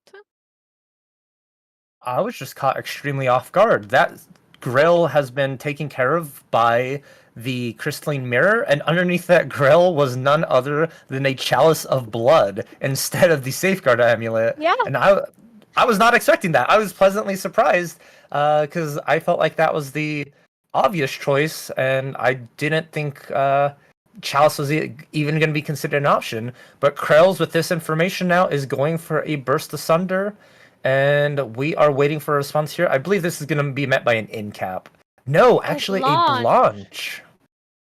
Yeah, it's Blanche also only needs to be able to prevent 2 damage, because every single instance of a burst is a different damage, like different instance of damage. So 3 cards in memory is enough to prevent all of the damage from burst asunder.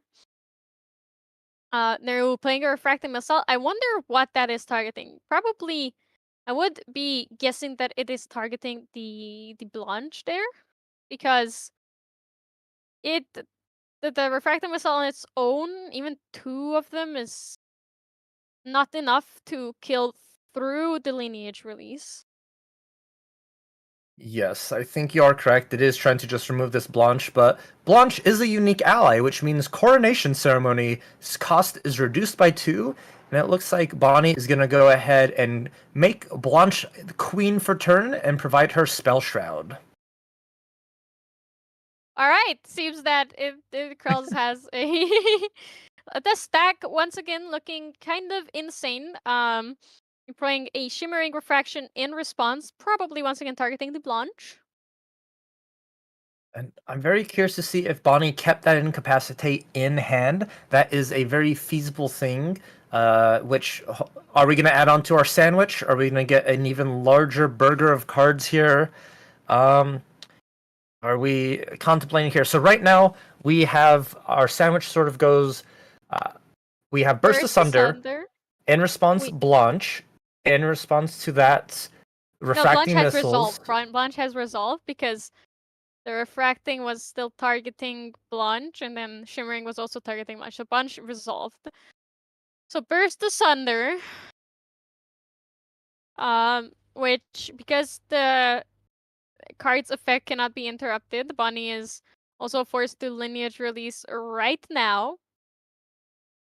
So that he will be on 3 damage counters, plus, I believe, 20 damage from the Burst Asunder, because it deals 2 by itself and then 2 for every single fractal, which will put him at 23. And unless Krells has another Shimmering Refraction in hand, it will not be enough. But no, it seems that it's just 2 damage, because he did not want to sacrifice all of his fractals to not kill Bonnie here. Yes, it wasn't the completely lethal line, so you really didn't want to invest very heavily into it. You already invested 2 very powerful damage cards into the Blanche that got its protection, and I think you're smart enough. Just go ahead and cut your losses here and just aim for next turn when you have access to all your fractals reservable once more. There's assaults. That is 3 Lightweaver's assaults. Whoa. And a Luxem side. That is plenty of Lightweaver's assaults right there. That is dealing 6 damage out of the gate here, going up to well, seeing if Krells will pop that Sacred Amulet or not. If he does banish it, then it will be 0 damage. If he does not banish it, he will go up to 17 damage counters, which putting him 2 off lethal, so his hands are kind of forced here. I was just gonna say that with all the protection he has, I might have still went for the Burst Asunder and tried to survive this turn, so that you can still attack Bonnie down with the Frostborn Paladin, but it seems that Krells is just taking the damage. Yeah, Going just to one at a 17. time. Making sure it's a very smart play there, one at a time, double thinking what you need to do. It's kind of like you're within lethal range of a thieving cut now, or even like an additional dungeon guide coming in, and you have no protection against just attack damage. You still have Safeguard Amulet to protect against Lightweaver's Assault, but even with But it's that, not enough. double Lightweavers, exactly. Safeguard can only prevent 4, and double Lightweavers would be for at least 16. Yeah, I think Krells really should have sacrificed all those fractals because he had um enough protection where if he banished the Safeguard Amulet in, well, it depends on what he has in his hand, obviously, but if he banished the Safeguard Amulet here, he would have taken 0 damage, and he would have been, and I don't believe Bunny has enough influence for double Lightweavers. So Safe. So Safeguard is being banished. I believe it was the target of the Excalibur here, so it should be a blanket effect now for Krells. Going to be preventing 4 damage here, and Bonnie, just happy with that trade here, is just going to go ahead and pass the turn. I do feel like this is a maybe fearing a Lightweaver's. I'm sorry, a Glimmering Refusal in the hand of Krells, not wanting to just go completely investing into it.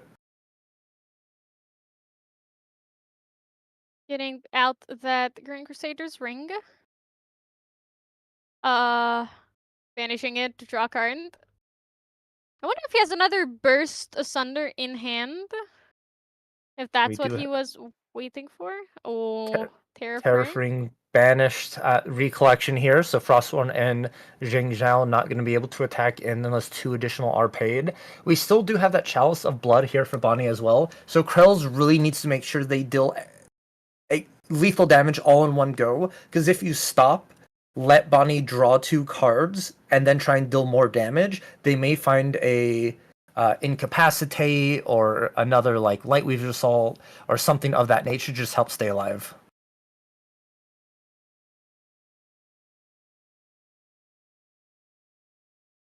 Oh, seems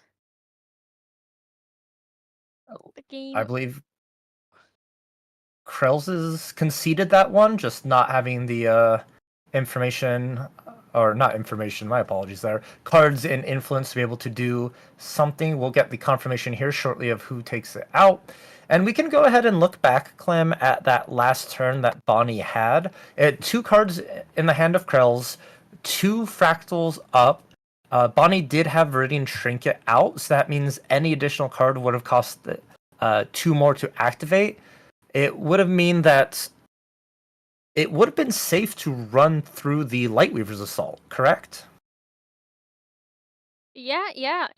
Krells did not have the influence to negate or play like glimmering refusal or negate any Lightweaver's Assault coming in there. It's a bit tough, but he still took it home in the end. So now we're moving on to game 3 here. Wonder if Krells will want to go first. What are you expecting? I think you always want to go first here, just get that setup turn, try and mimic your game 1 strategy there of just 3 fractals turn 1 into finding a floating memory for Dao Chen, and then a quick, easy refracting missile, shimmering refraction, burst asunder. But Bonnie did a really good job of that second game, stalling it out, surviving to that very late game, and getting to that tipping point. We did get kind of lost there near the end as that big card sandwich came together with the Blanche, the coronation ceremony, and then just forgetting about certain cards on the field itself, like the Viridian Trinket. And that's the problem with like playing in a long tournament event. Sometimes you just forget about certain things and you get too tunnel vision on one aspect. And I think maybe Bonnie was just really focusing on that Safeguard Amulet and then scared of a Glimmering Refusal or any negation from the side of Krell's, not really realizing that he had his own protection because of the Viridian Protective Trinket. Yeah, absolutely. And I believe Krell's didn't even have any cards in memory, so he couldn't use the Outchant to play a reaction. As you predicted, Krell's going first here. Let's see if he has the dream turn 1, like he has had it for the past 2 games, 2 fractals. I do see a fractal of intrusion there and a fractal of rain, so that is at least 2 fractals once again on turn 1. And he's putting down a fractal of intrusion for a fractal of intrusion. So he is glimpsing 2. Yes, and I think to make this start perfect, if you end it with a dissonance fractal. But we did not, and it looks like just going ahead and pass the turn there. Because having like a 2-cost into your 1-cost distance fractal, I think is so strong, sets up your next couple of draws, and really allows you to excel the actual game plan of Burst Asunder. Because you could look for a very quick and easy kill turn as you get first materialization. Yeah. I think that is the dream. Unfortunately, did not hit it. However, he's still consistent with the 2 fractals turn 1, which is what you want to see. Bonnie going immediately all out, getting 2 allies on board. Getting that taunt in for the Frostworm Paladins that may come up, and the Sable Remnant to just start pushing damage slowly. Indeed, and I think that Sable Remnant's going to have to be dealt with here sooner rather than later, because if you keep that alive, especially with materializing into Xander and the game progresses, that 2 damage is really going to start adding up. So Krell should consider at least 1, maybe 2 more turns of leaving that Remnant alive before having to take it out. Yeah, absolutely. And even though it's going to start pushing 2 damage very, very soon, it is still not that bad, especially considering that you will be giving a floating memory to Bonnie. And if Krells can play enough fractals here to build up a good board and have those those refracting missiles, shimmering, oh, not shimmering refractions. So much refraction, so much shimmer, so much glimmer here. Those shimmering refractions, he's not too worried about the damage. If he can win as fast as he did game 1, the damage will not be too relevant. Of course, later he will, it will be a bit more influential as we get into the late game. But I don't think Krells is planning on letting Bonnie live that long. Mm-hmm. That is very true. You really just don't want Xander to get level 3. And now with Xander level 1, this Sable Remnant is going to be attacking him for 2, thankfully for that class bonus. And I'm really curious to see if Bonnie found that dungeon guide. I feel like in game 1 they didn't see it, so here it is. But instead they're just opting in for another Sable Remnant. And putting the damage clock on fast forward, but a Glimmering Refusal is just going to go ahead and get that Sable Remnant negated and banished, not even going to be able to use that floating memory on that card as well. Indeed, it is gone. Not being able to be used either. It is Krells does have to also start negating things before Bonnie, because Bonnie's game plan is looking very different than how he's been playing the previous games. He's a lot more low to the ground and just pushing damage early on. Probably also looking at the clock, seeing that they are slowly running out of time. Krell's also going for a backup charger, immediately fracturizing the power cell here and playing a Frostworm Paladin to eat it up, eat the floating up, get the counter, buff counter, and get the card as well immediately. Yes, and that Frostwind Paladin, I think, is just going to be playing defense this whole game. Its job is to intercept against the Sable Remnant. It's never going to be attacking, never going to be retaliating against the Sable. You don't want to give your opponent that floating memory, so it is just going to be on the big block here. But we see in response to Viridian Trinket, a Refracting Missile is going to go ahead and deal 5 to Xander here. And now it's getting kind of scary. This is what it was looking like in game 1 with sort of that position. Yep.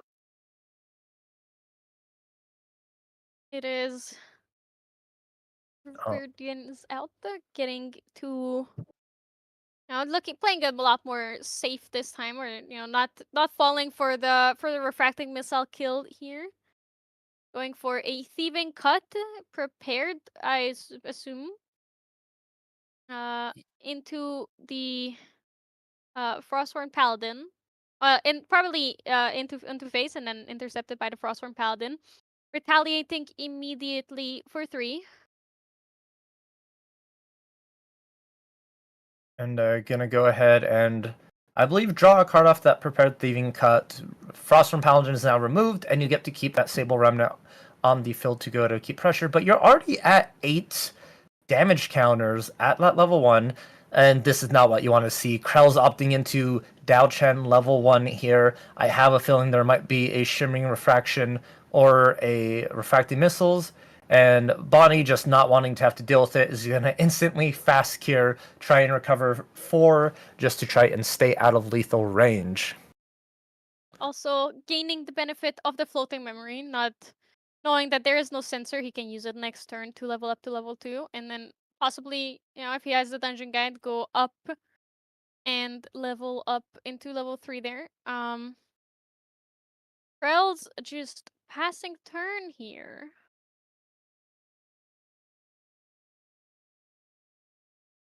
Keeping, I believe, was it 5 in hand, 6 in hand, trying to 5. So 5 in hand, a lot of options, but keep in mind as well, we have that Viridian Protector Trinket on the side of Bonnie, so any like refracting missiles or anything of that nature is going to cost an additional 2. So you're really only looking to play 1 additional card here, but you can activate normal cards all you want with no hindrance. It is a fast cure. Gonna go ahead and try and recover 4, since Bonnie did draw for turn, which means they do have more influence, sending Krells all the way back down to 1 damage, and the Sable Remnant's gonna have to try and put that damage back in. This is very much a slow game compared to what we saw previously. Krell's bringing out the Scepter of Fascination from that floating memory. Making him able to play 2 Shimmering Refractions later. Oh. Are we already here? That is the Extricating Touch, I believe. Punishing Bonnie. Kind of thinking, what do you want to do here? Do you want to activate a card just to... Oh, interesting. Gonna be activating your backup charger, drawing an additional card into memories. I feel like that's just adding more value into your memory for Krells to take a look at. Yeah, definitely, but it forces him to pick 1. It still lets Bonnie keep his best cards in hand, so forcing Krells to pick either more cards seen, or taking out the cards that Bonnie doesn't want to lose here. He did go for memory in the end, taking the Uncover the Plot.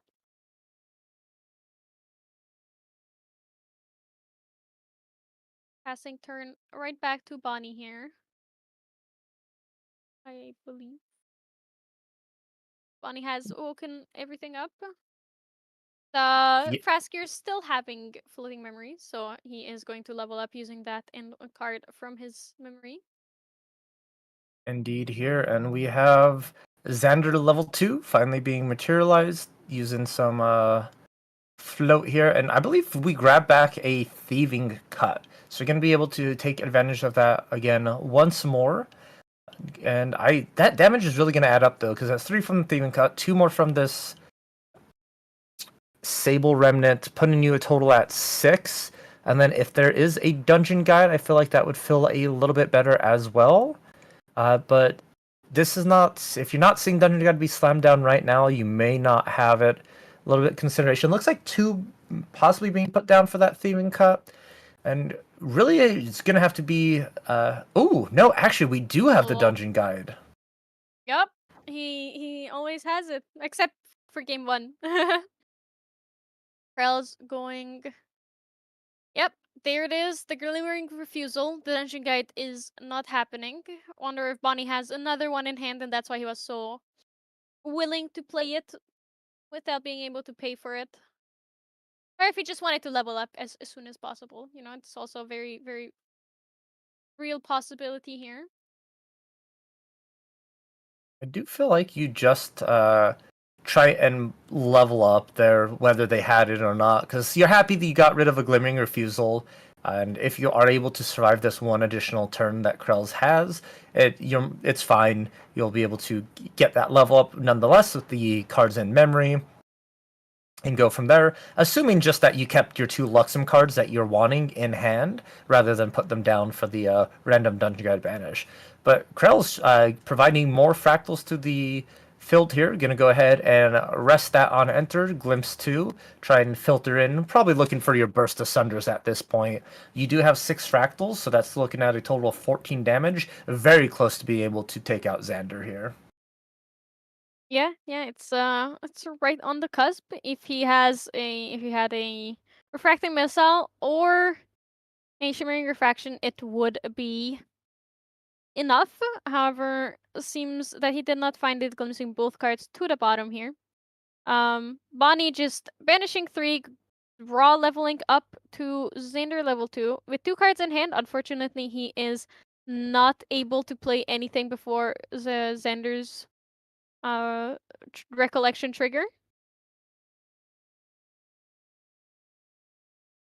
And one Attacking thing to with note is both players are actually in time right now as well. So they are really trying to play fast and optimize their turns.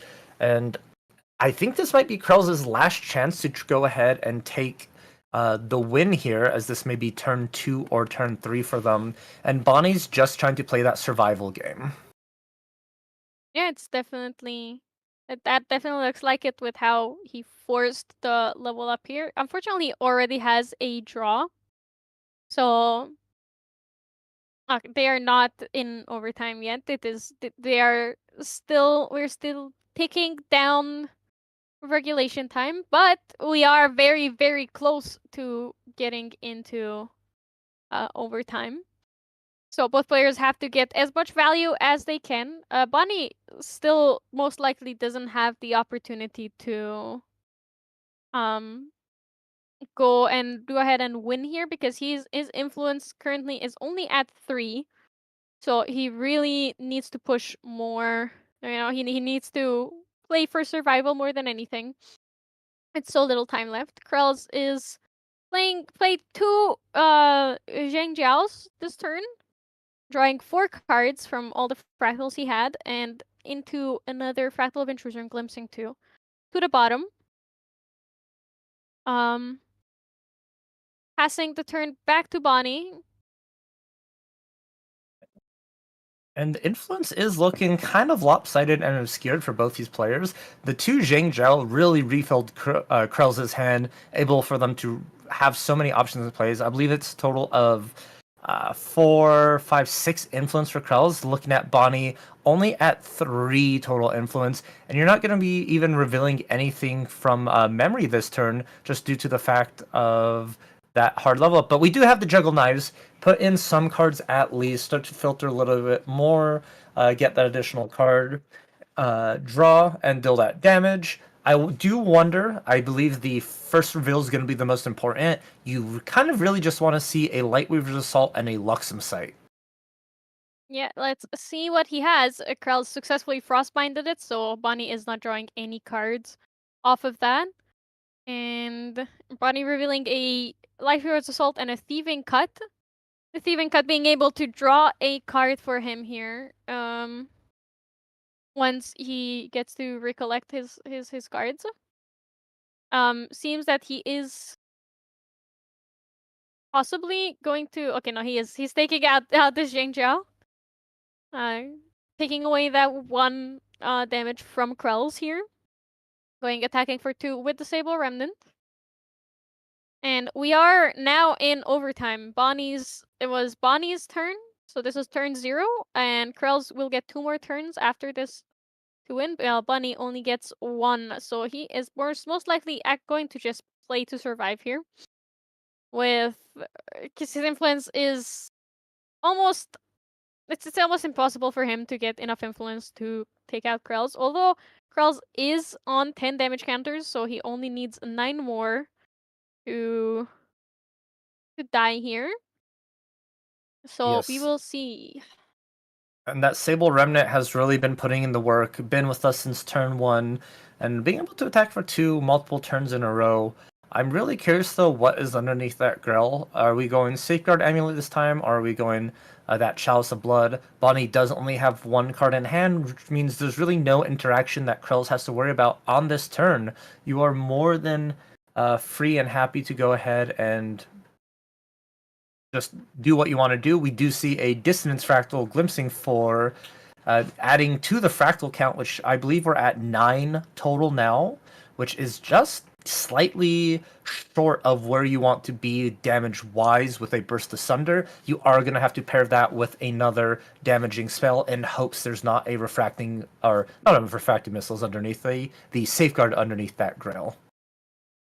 However, Krell's does have an influence of 8 as the beginning of this turn, so he was able to he is able to find the cards, playing a fast cure for in response to the Frostborn Paladin, so the Frostborn Paladin can start attacking for 4, also drawing a card here for Krell's.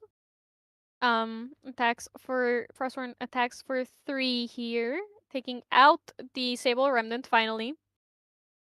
After many, many turns of suffering at the hands of the Frostborn Paladin, there's a Fractal of Refreshment for 3, putting 2 down. Most likely, 2 Burst Asunders. Burst Sending Asunders those going away. right to the bottom, which means there's either a 3rd Burst Asunder in the hand for Krells currently, or Krells is not going that route anymore and is just on pure survival. But we see 2 down, 3... Unstable Fractal. We're going to go ahead and target that Grell. Grell's going to reveal the Safeguard Amulet, and I think Mirror is then going to try and target that Safeguard Amulet now since it's been released. Or...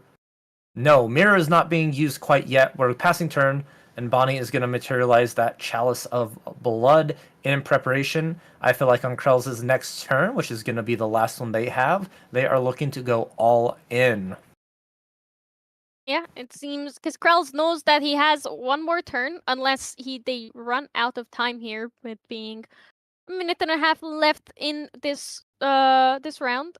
Seems Bonnie just passed and Krells did not use the Crystalline Mirror to take care of that Sacred Amulet, which is it seems that he forgot to do it. You can see the frustration with the picking up the card and putting it back down and picking up the card. It seems that he did intend to use it on the Sacred Amulet, but forgot. In the stress of overtime ticking away, it being 1 minute left, so he is playing a lot of fractals. He is playing a lot of fractals, playing Burst Asunder, sacrificing. Oh, it seems okay. There is the Incapacitate in response to Burst Asunder, making it a 1-1 tie, as you predicted at the beginning of the game here. It's a draw once again. Both of these players played incredibly well though, and like they played as fast as their decks allowed it, and it was wonderful to see. What are your thoughts on the games we saw? Yeah, it's a tough matchup. It's a tough game. The Fractal Dex wants to build up fractals, be able to burst in 1 turn, while Firezender just wants to take their time, build up, and then hit that tipping point for the skill, where a lot of decks just can't even interact with them or keep up with them because they're recovering each turn, dealing damage, and drawing cards. So it's a very fun and interesting matchup here. Unfortunately, both players do get that draw on their record is going to look like they're going to have to start winning out from here to be able to keep maintaining that top 16 position for that prizing. But that was a very long round, and we're going to be quickly jumping into our next round here soon. So we're actually going to go on a short break, and we will all see you for our round 6.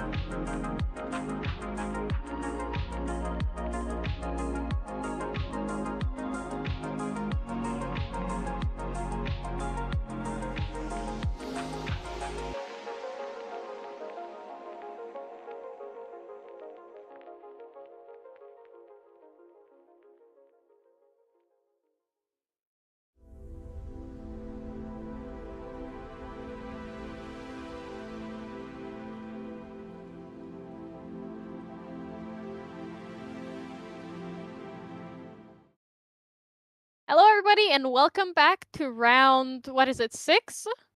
This is round 6 indeed, Clem. This is the 6th round of our Yeti Online Regional for HVN. Are you excited for the next round? No, more Why water not? decks. What's more water decks? It's not gonna be quick. It never is quick. It's a fractals mirror, but it could be quick. But I'm not. After last round, after today, I am not very hopeful. Every round that's has water in it goes to time, and then you have rounds like 2 rounds ago where it was fire versus fire, and then 9 minutes in, the round was over. Is this by chance the exact same list both players are playing? Wait, yeah, even the sideboards. No, the sideboards are slightly different. Oh, this is very interesting. This looks a lot like those players have brewed with each other. Interestingly Yeah. enough, we have in the main deck for both players Arizona, the Herbalist Prodigy. And it is still a fractal deck. That is a very interesting call here. What do you think? Why is this? I was going to Polaris. I think Polaris is the main thing because the biggest counter to the Fractals deck is allies, right? Because allies are just as fast or even faster sometimes, and Polaris is the best way to counter any allies coming out. So I think that is the main reason why they're playing Arisana. But immediately going into the game here, already 2 fractals on board for Stevo. That is a very good start. You want to have as many fractals as you can put down as the first player to be able to utilize them from your second turn onwards. That is going to be very interesting, especially with a very spicy card in those fractal decks. It is Gilda's Chronicle of Ease. It is not a Yeah, card it's a you lot. usually see in those decks, right? Yeah, no, it's not something. But if you think about it, it is actually very smart because you can balance her pretty easily with the fractals. Like you have to do a bit more math, but it is a consistent extra 4 damage. Once you have your fractals, and no matter how many cards you have in hand, she can be balanced. Even amount, she will be balanced. Odd amount, she will be balanced. Well, without fractals, you have to have an odd amount of cards almost every time. Yeah. And you most likely want to stay at 7 cards to play a 3 cost card down to get her balanced. That is a very interesting take and something I never thought about it. And if we look, Miffin just put down 3 fractals for his first turn. That is even stronger. Yeah, it Interesting. is. It is. It's going kind of crazy. That dissonant fractal is what Valk was missing last round for the perfect turn 1 there, and this time Miffin got it. What Krells couldn't achieve. Miffin is showing how it's done. Playing 3 fractals turn 1, ending with the dissonant fractal. You think Being able to glimpse. Miffin has a Fracturize in hand for the very powerful backup charger into Fracturize turn? Possibly, although I'm not sure if he doesn't. It's not too much in a rush to get it fracturized. And the additional fractal is nice, but he already has 3 fractals down. He just needs a few more. Both of these decks being pretty low to the ground, so he doesn't even need that many fractals to deal significant damage. Stevo resting 2 of his reservable fractals, paying 1 more for Or a Fast Cure Oscar. and a Frostborn. Paladin. One of the smoother lines of play here. And establishing an ally with 4 toughness is probably very strong, right? Yeah. Unless Miffin has the Gildas to answer the Frostborn, it is going to be very detrimental to Miffin here. Even though he might have more fractals, that Frostborn is going to be a consistent source of 3 damage every single turn. Indeed, 3 damage accumulates quite quickly to a game loss if you take it constantly beating. Yeah. Only 4 life ally. Let's see how Steve is going to be progressing in his next turn and what Methan might throw at him. Both players probably know each other very well. Looking at those lists, they are even ordered in the same way, so they surely tested quite a bit with each other. Yeah, it's rough to be paired into friends, but it always happens. It always happens at every event. You have to be prepared. If you're going with your spouse, you're gonna be paired into them. If you're going with close friends, you're gonna be paired into them. You can never ever avoid the cursed pairing. Meffin, no, Meffin playing more fractals into an extricating touch. Because Stevo's hand is all down. He has 2 cards in hand and 4 memory, probably going for the memory. Oh, there is a Burst Asunder, Refracting Missile, Fast Cure, and Glimmering Refusal. I've been thinking about what exactly to take out here. Because it's not as straightforward as just taking the Burst Asunder, taking the Glimmering Refusal. Stevo is down 1 negate spell here. He's very hard thinking about what to do here, using the fast cure. Yeah, doing a little crab dance with that Fractal of Rain, deciding on how exactly to pay, or if he does even want to play the fast gear here. The crab dance is something very funny that you do sometimes with cards. I usually do it if I'm very unsure what to do and if I'm still in the process of thinking. How about you? Do you have some funny motion you do while you think about stuff? I shuffled my memory. I shuffled every card in my hand. If there is like right now there are a couple of cards on my desk and I need to actively stop myself not to just pick them up and shuffle them, because it just feels so nice and smooth. That is, I think, the one thing I have that's just constantly shuffling or spreading cards out or trying to spread them out nicely. It is All a right. very habitual thing.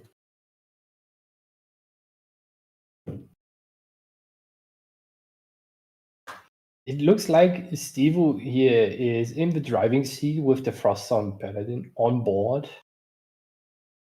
And how do you pronounce the acquisition rejection correctly? Was that right? I'm not sure. But 2 of them in memory for Miffin is certainly not something you really want to see here. It is, for most intents and purposes here, a very dead card. Yeah, acquiescing, rejection, both of them being there. It happens. You know, but sometimes you draw your 2-offs when you don't actually need them. Indeed.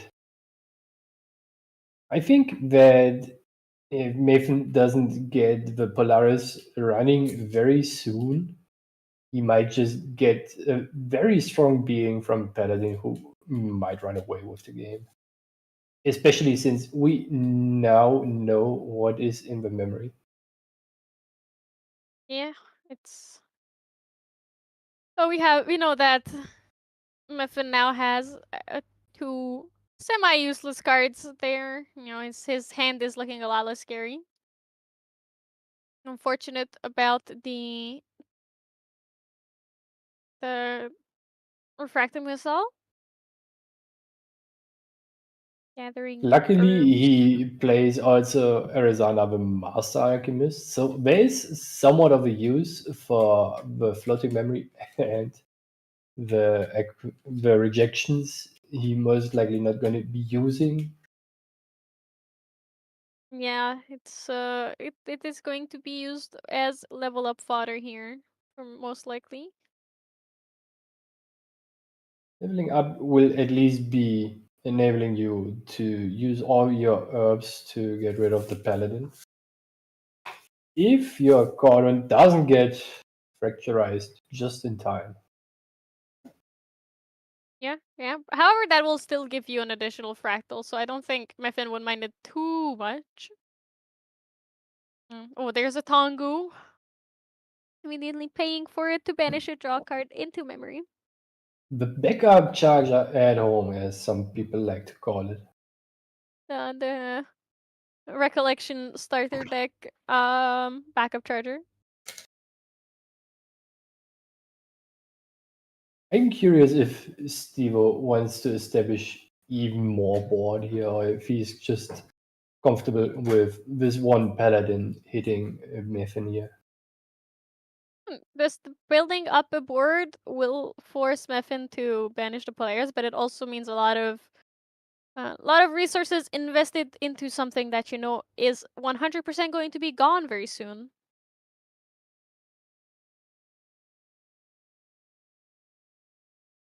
Mefin Mefin getting the backup probably charger. looking for a possible play this turn.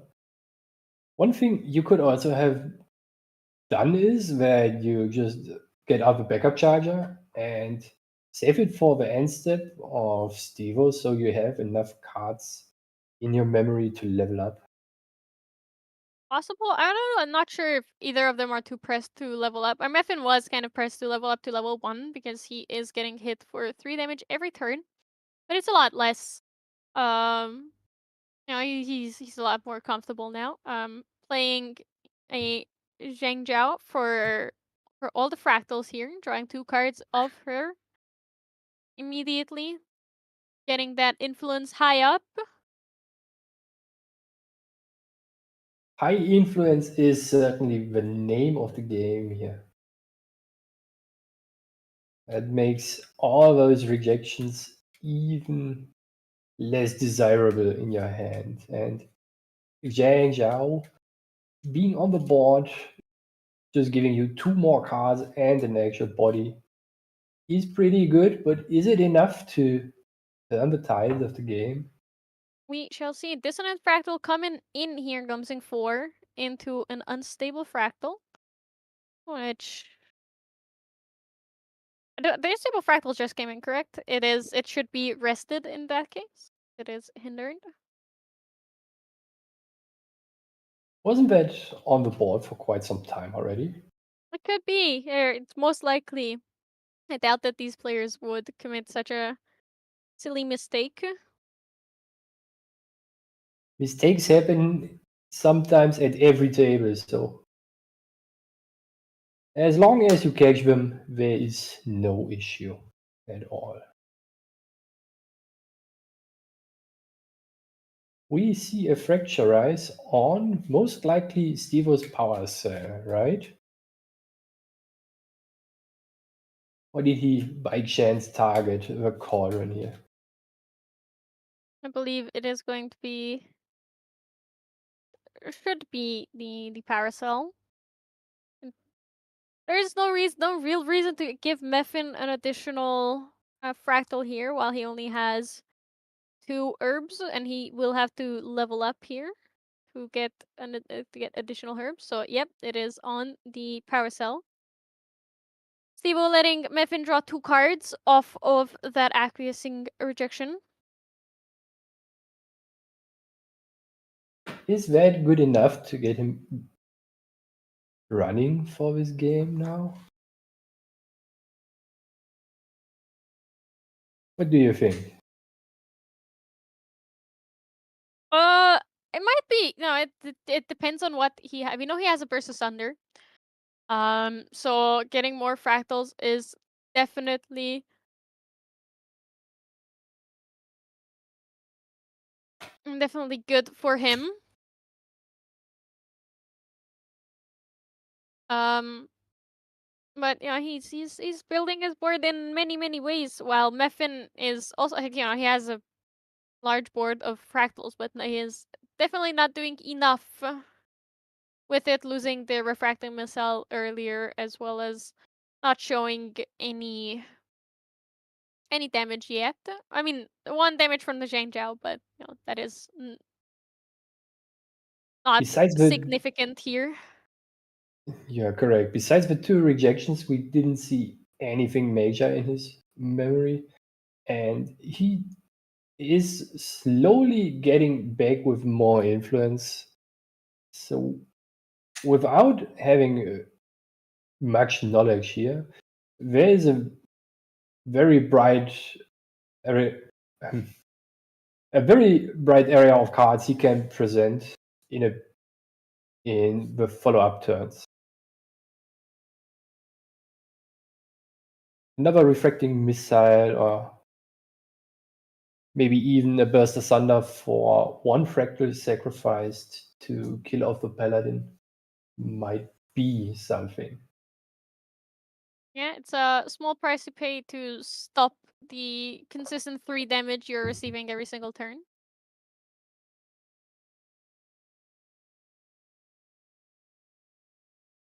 Meffin thinking on what exactly to do here in response to the refracting missile. There is the other acquiescing rejection. Giving him 2 fresh new cards. Is there the answer he was looking for? Let's see if he got it. He probably did not get it, because even if he gets a Frostbind, it's not going to be enough. A Glimmering Refusal would be good here, and there it is. He drew into it. Yeah, he is playing Steve-O playing a Glimmering Refusal in a response to the Glimmering Refusal, banishing it, making it be gone forever, so the damage does go through, putting Meffin at 14 damage counters. That is quite a scary number. And there's the other refracting missile.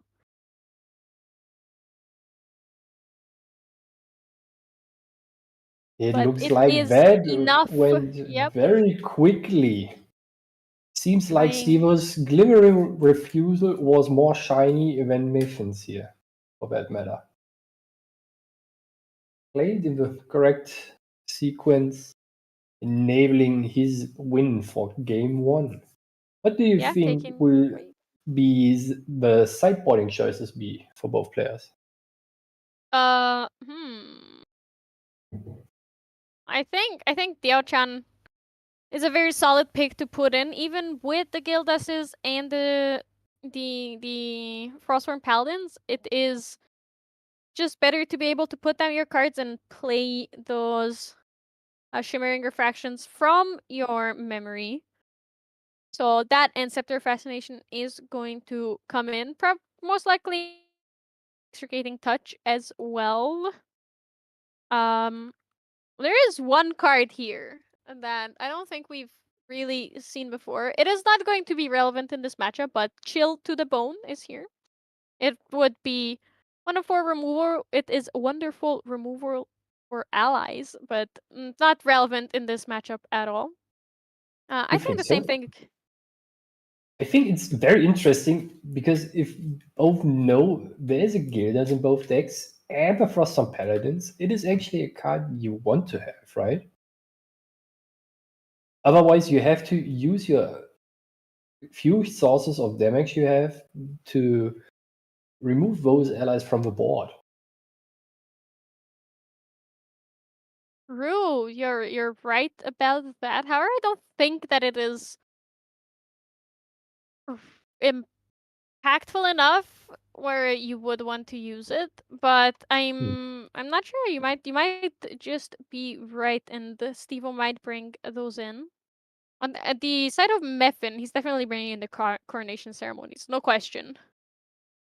That is true. Coronation Ceremony is a pretty good card. And a very interesting card he also has in his sideboard is Frostnip Pirouette. It could be a card you use to slow down your opponent's follow-up turn to enable you to either threaten lethal with only a few interaction cards, or just flat out destroy your opponent's board because you can't pay. Yeah. Although I think every single Fantasia in this deck can pay for itself. That means that if your influence is low in general, it will not be enough for your big turn. If you have to pay for every single one of your fractals. There is the unstable fractal coming in. With the fractal of rain, 2 fractals as a start is always pretty good. Especially if you have 2 fractals that can reserve right away the turn after. Not like the dissonant fractal who needs basically 3 fractals, including itself, on the board to be Although with reservable. 2 fractals on turn 1, they're getting 3 fractals is not that difficult. Going for Fractal of Rain into Fractal of Refreshment here on the side of Stevo. Thinking about if he wants to discard, well, not discard, put any of his cards back onto the bottom of his deck, and it seems not. And once again, he is up. Even one of these players has 3 fractals on turn 1, which is exactly what you want to see here. I think Miffin. when you play down the Fractal of Refreshment, it's a very big scaling of experience to know what you have to scribe to the bottom, or rather put down to the bottom and whatnot. Yeah, definitely. I played the deck a couple of times myself, and I always struggled with making the quote-unquote correct decision here. And I felt like afterwards, I just put myself over too much.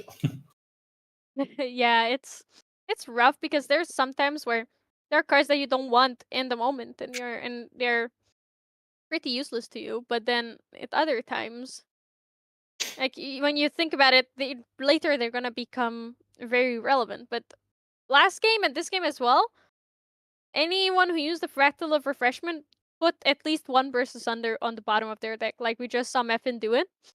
That is very interesting to me because the deck is, everybody calls it the Burst Asunder deck, but putting it on the bottom is very counterintuitive if you don't play the deck, or if you're not like, yeah, you're more likely to win by playing a Shimmering Refraction and Refracting Missile here. Those are your main win conditions, really, because you don't have to sacrifice your fractals for it, and it still deals a lot of damage. That is certainly something you have to learn as you play the deck more frequently. I agree that it is somewhat counterintuitive to scry down the Burst Asunder, but if you have a Burst Asunder in your hand and nothing else to do with, it is a very much just dead card for you for most intents and purposes, right? Yeah, absolutely. And there is a extricating touch going from Stevo, looking at Memphis's memory, discarding a Burst Asunder, which I believe was drawn from the Burst Asunder that was put on the bottom of his deck. So now we know that 2 Burst Asunders are essentially gone because Meffin is never going to get through all of his deck, and there's no way for him to shuffle it unless he did keep did stay Arisana and did keep Polaris in which case he can banish it to shuffle his deck. It is a very rare occasion where you actually get to shuffle your deck in Grand Archive. There are 2 cards that kind of require you to shuffle the deck. One is Luxara's Map, one is Polaris. Is there anything else that does it? I don't believe so. I can't name anything else with my mind. On the top of my head. Ooh. And Miffin here with Zhang Zhao to draw 2 more cards, and it got negated with a Glimmering Refusal. Oh, Oh, you know what cards we forgot? What cards did we forget? Orb of Regret and Orb of Hubris. Oh, you are very correct. Yeah. It's only Regalia that make you shuffle your deck here.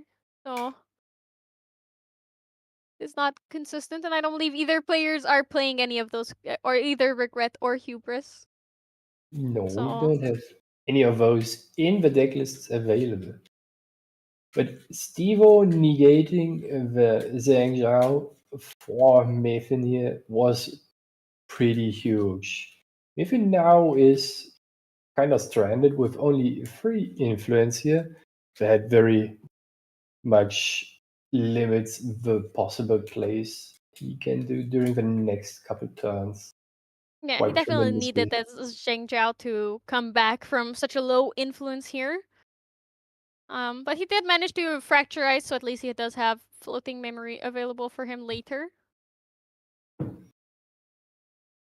Leveling up, at least, if you choose to do so, gives you a bigger health pool, or rather, requires your opponent to put more damage counters on your champion.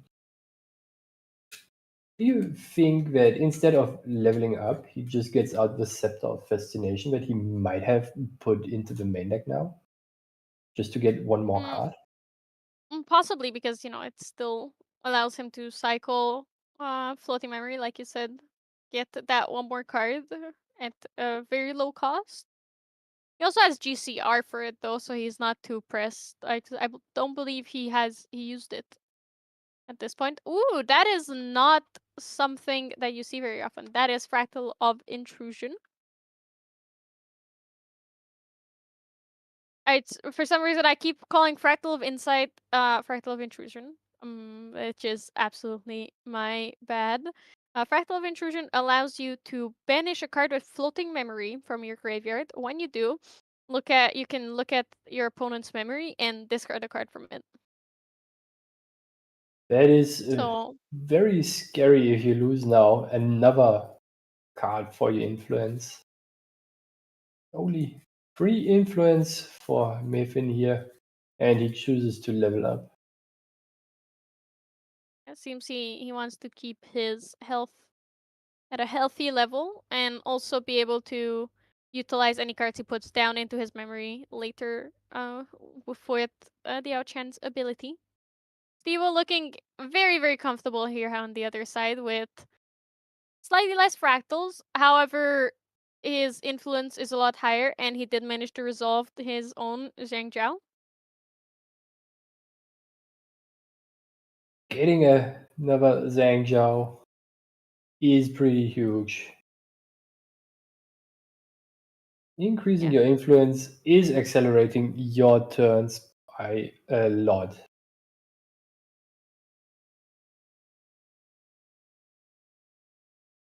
The Fractal of Intrusion is a card that is certainly very annoying if your opponent can actually utilize the ability, especially if you are low on influence anyway. He already used his GCR. I missed that earlier. That is very unfortunate. So it will need the Scepter of Fascination here to draw another card. If he really, really needs to right now. Because he does not have enough. Well, he could play a Tongu as well and arrest his fractals to draw a card into memory. The Tengu is probably going to be his choice for next turn. Just He to really, not. really needs to get his influence up.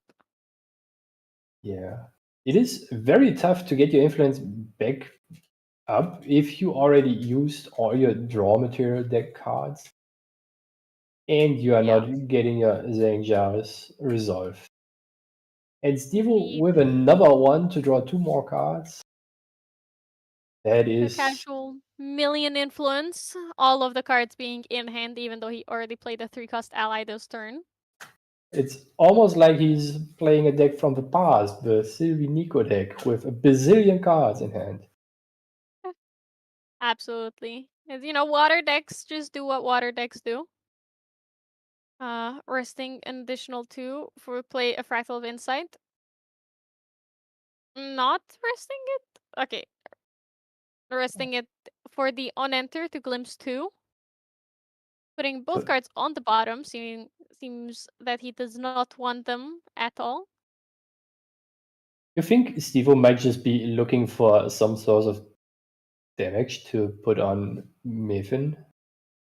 Probably. He's in a very good spot right now, with Mephin's influence being non-existent, basically. A constant 2, even though he has a lot of fractals that he can pay for cards with, he doesn't have the influence to do much each turn, especially if he is going to materialize something with a cost here. Oh, Fractal of Snow coming in. Another fractal. And another one. And another one. There is. Here comes our favorite card of Shimmering Refraction from memory, using the 2 Glimmer counters on the Outchan. 2, 4, 6, 8. It's hitting for. Oof. That is Shimmering, rough. The Glimmering shimmering Refusal. refractions getting refused in a shimmering way. That is Unfortunate. Well, it is not too unfortunate, because he did have enough fractals to pay for it, so the damage did go through in the end. But he had to use all of his fractals for it. Though they just wake up at the beginning of next turn, so it doesn't matter too much. There is the Secret Amulet from Mephin, preparing for Stevo's impending kill turn. that is. Mephin here Please go ahead. Mephin here just needs to deal 8 damage, because Stevo is still a spirit. So as long as he can resolve his cards, he can deal enough damage. He has a very, very good chance at dealing enough damage to kill Stevo. Stevo, in response to the Refracting Vessel, banishing his Sacred Amulet. If Mephin has actually another damage source in hand, that might already be enough. That is very scary if it is a refracting missile. Yeah, it seems, however, that he just passed the turn.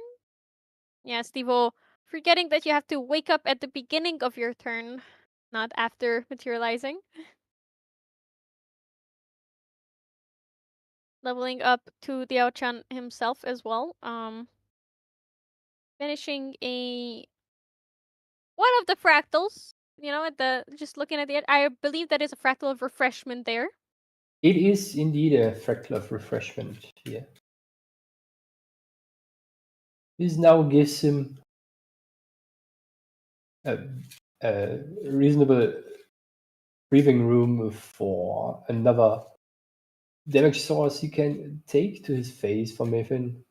So not immediate danger. However, if he finds a burst of thunder and gets it through all those negates, it might just be over.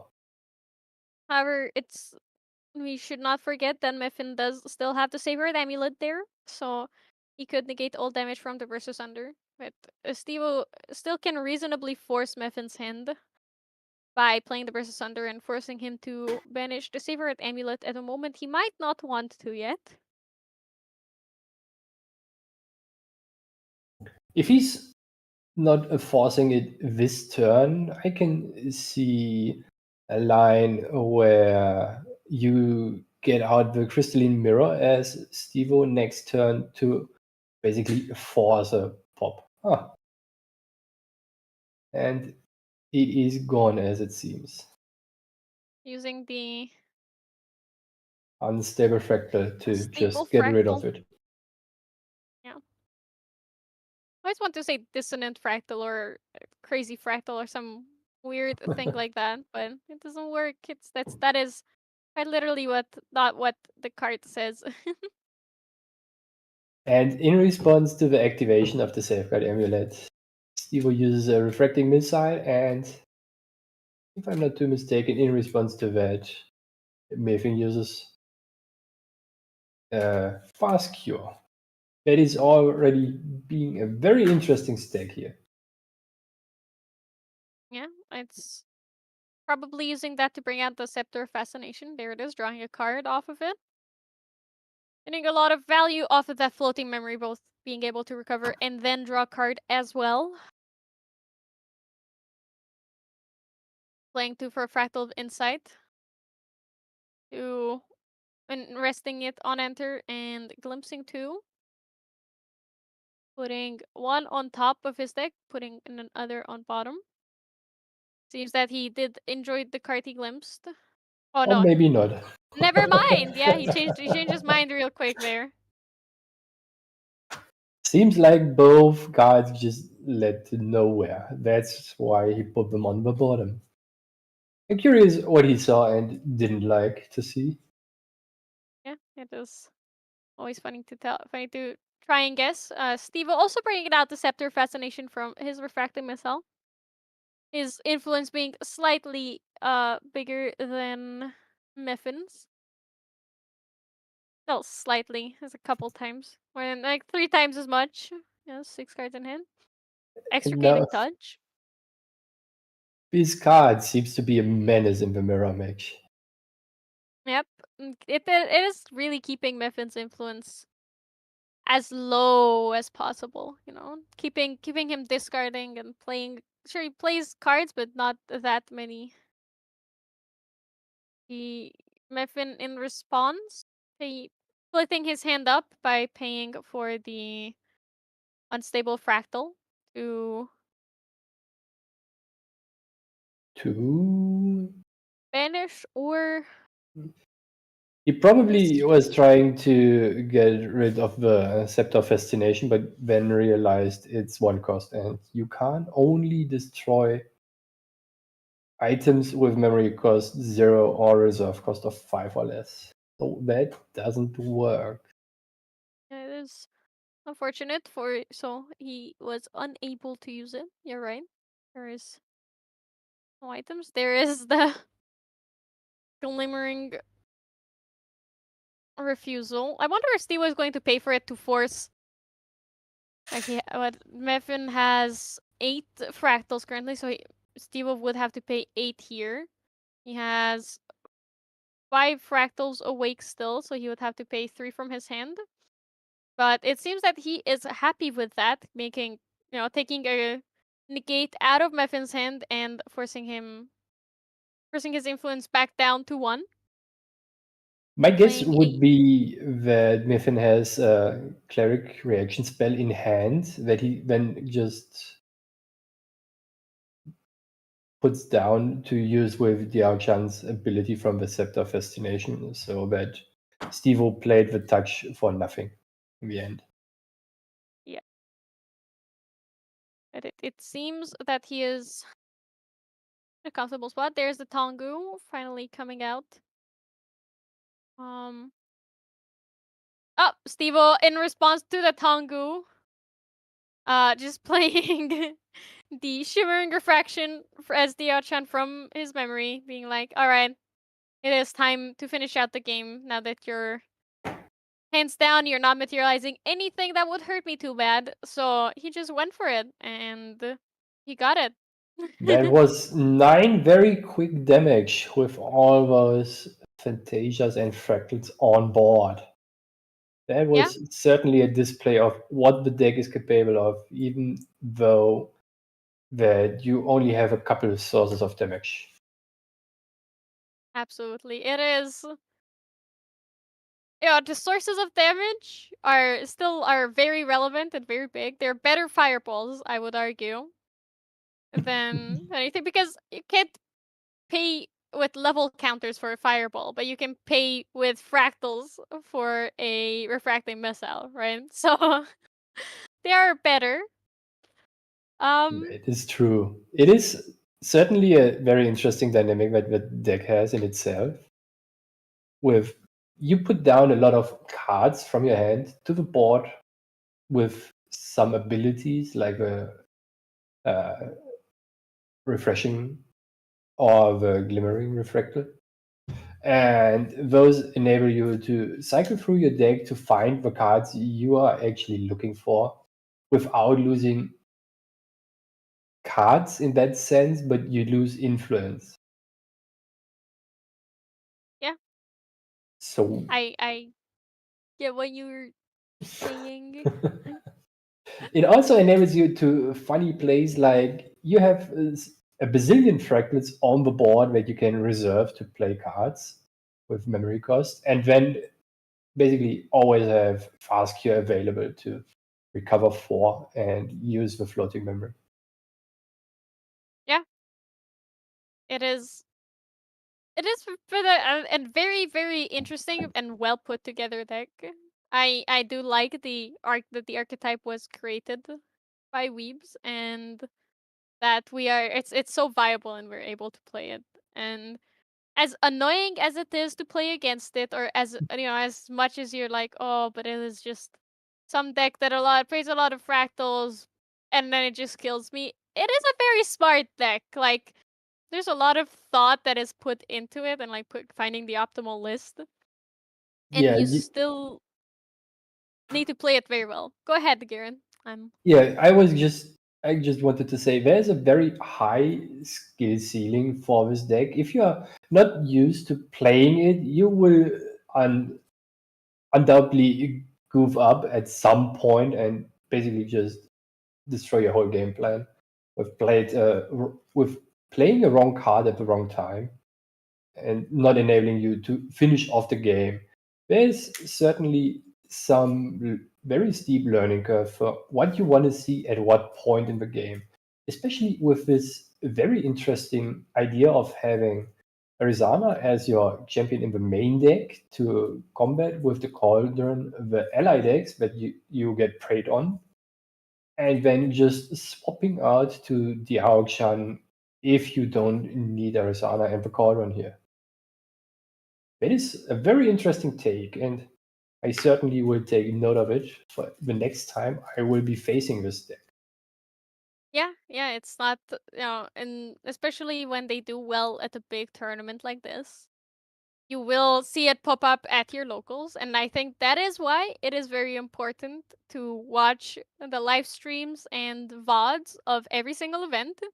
So if you do want to do that, and if you do want to get better at the game, I do recommend subscribing to Serene Balance Productions, because there are almost weekly streams, sometimes even more than once a week, like this week when we have a big event on the weekend and the weekly locals.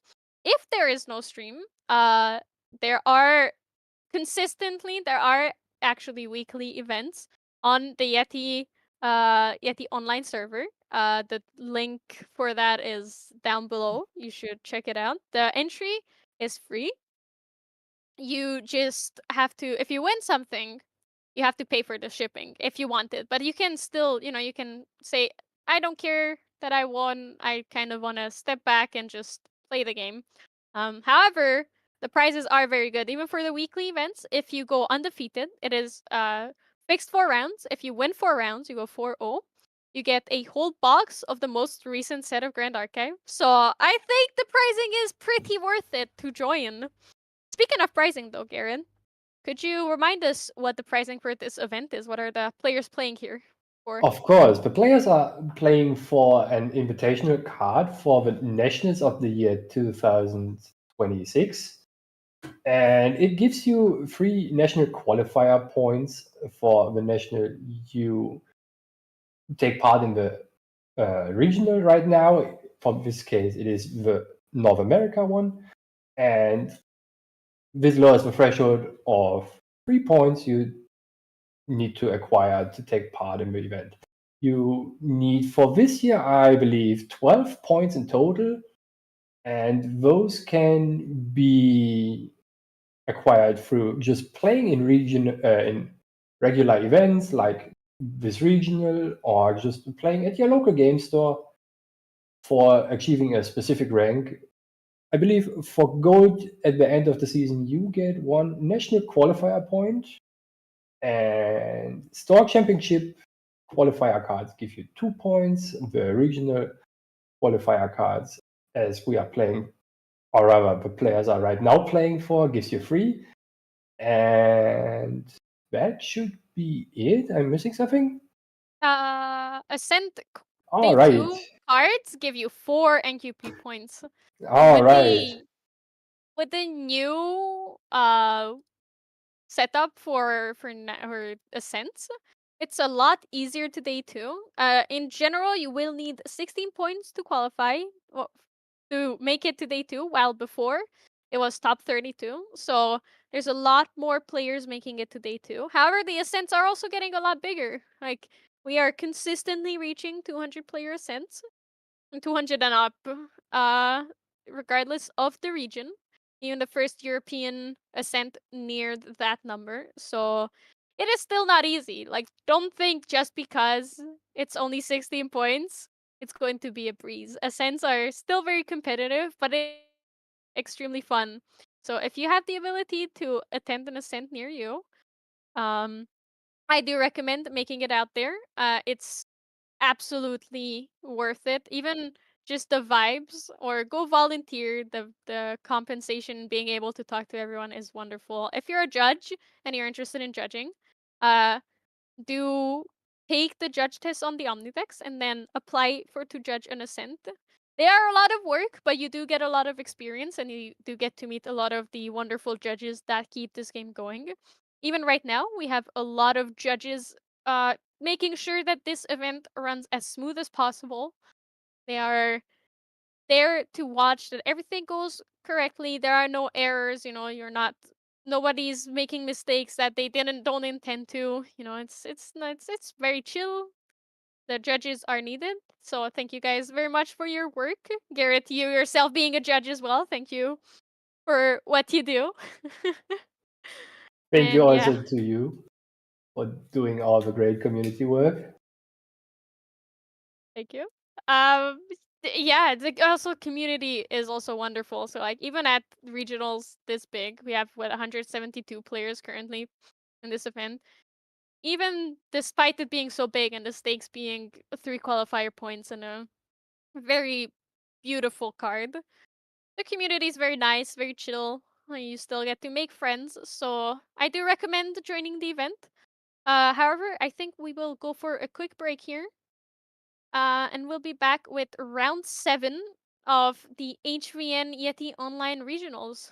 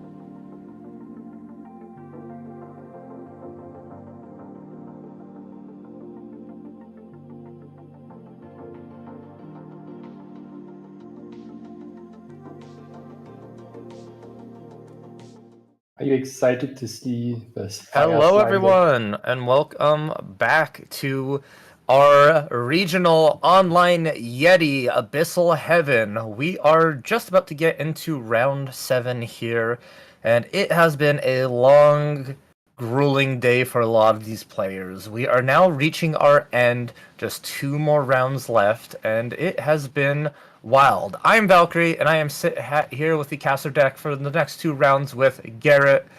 How are you feeling? I'm feeling super excited and pumped up for the next match. I hope we get the matchup that was promised before, and one player will have his redemption arc, maybe, on stream. Gotcha. Yeah. I'm doing well. I'm doing good. Just conserving this energy, getting ready for another 2 rounds of some sweet Grand Archive gameplay. It's been such a wild ride seeing the variety of decks we've had and sort of a couple of mirror matches as well that really go down to just who has the better lines and the better draws as well, because sometimes if you don't see a certain card you need for the matchup, it just seems very difficult, and when your opponent's able to get all that information. Now, we do have our matchup for round 7. We're going to see a Fire Lorraine deck coming up against a Fire Guoja list. These 2 decks are both 4 wins, 1 loss, and 1 draw, so they're sitting near that bubble for that top 16 invite. It's looking like a not a must win, but winning here very much helps you for that next round. But losing here means your round 8 becomes a must win. So it is very important for both these players that they go ahead and give it their all and try and sneak out the big W for one of them and set themselves up for a invite position. One thing already that I see that is very interesting to me is the face. One of our competitors is running the Huag in a Fire Lorraine deck. That is already very exciting to me personally. Ooh, yes, exactly. That we were talking about that. I think it was our round 1, maybe round 2, where we were saying that the Huajin Wind is really good because all the unique allies you're able to attack with them, and we wanted it to see it in fire because you're able to give it extra durability counters with the things of like Tempered Steel and that nature. So I'm curious to see if that is going to come into play. This seems more less of a traditional fire aggro Lorraine and more of an ally based in fire, because usually with Fire Lorraine you'll see a lot of filtering through cards to discard fire for a big fiery momentum or a rending flames, but a lot of allies here and there for the deck itself. It is very interesting because the deck actually runs Temper in Flames that gives a weapon 1 durability and 1 attack, and the Temper Huagi being usable by unique allies means that they also can do more damage with the weapon. That is a very cool tech. Haven't seen this before. Interesting how it plays out. I do agree with you on here. And their opponent's sitting on the Guojia Fire aggro deck, and I've been very vocal about it in the past. And this deck is good. It can win games very fast, but the issue is it deals damage to itself a lot. And if your opponent is also playing an aggressive deck, you're just helping their own game plan. So you really have to win before you've taken too much damage from your own activated abilities. That is certainly a two-edged sword here.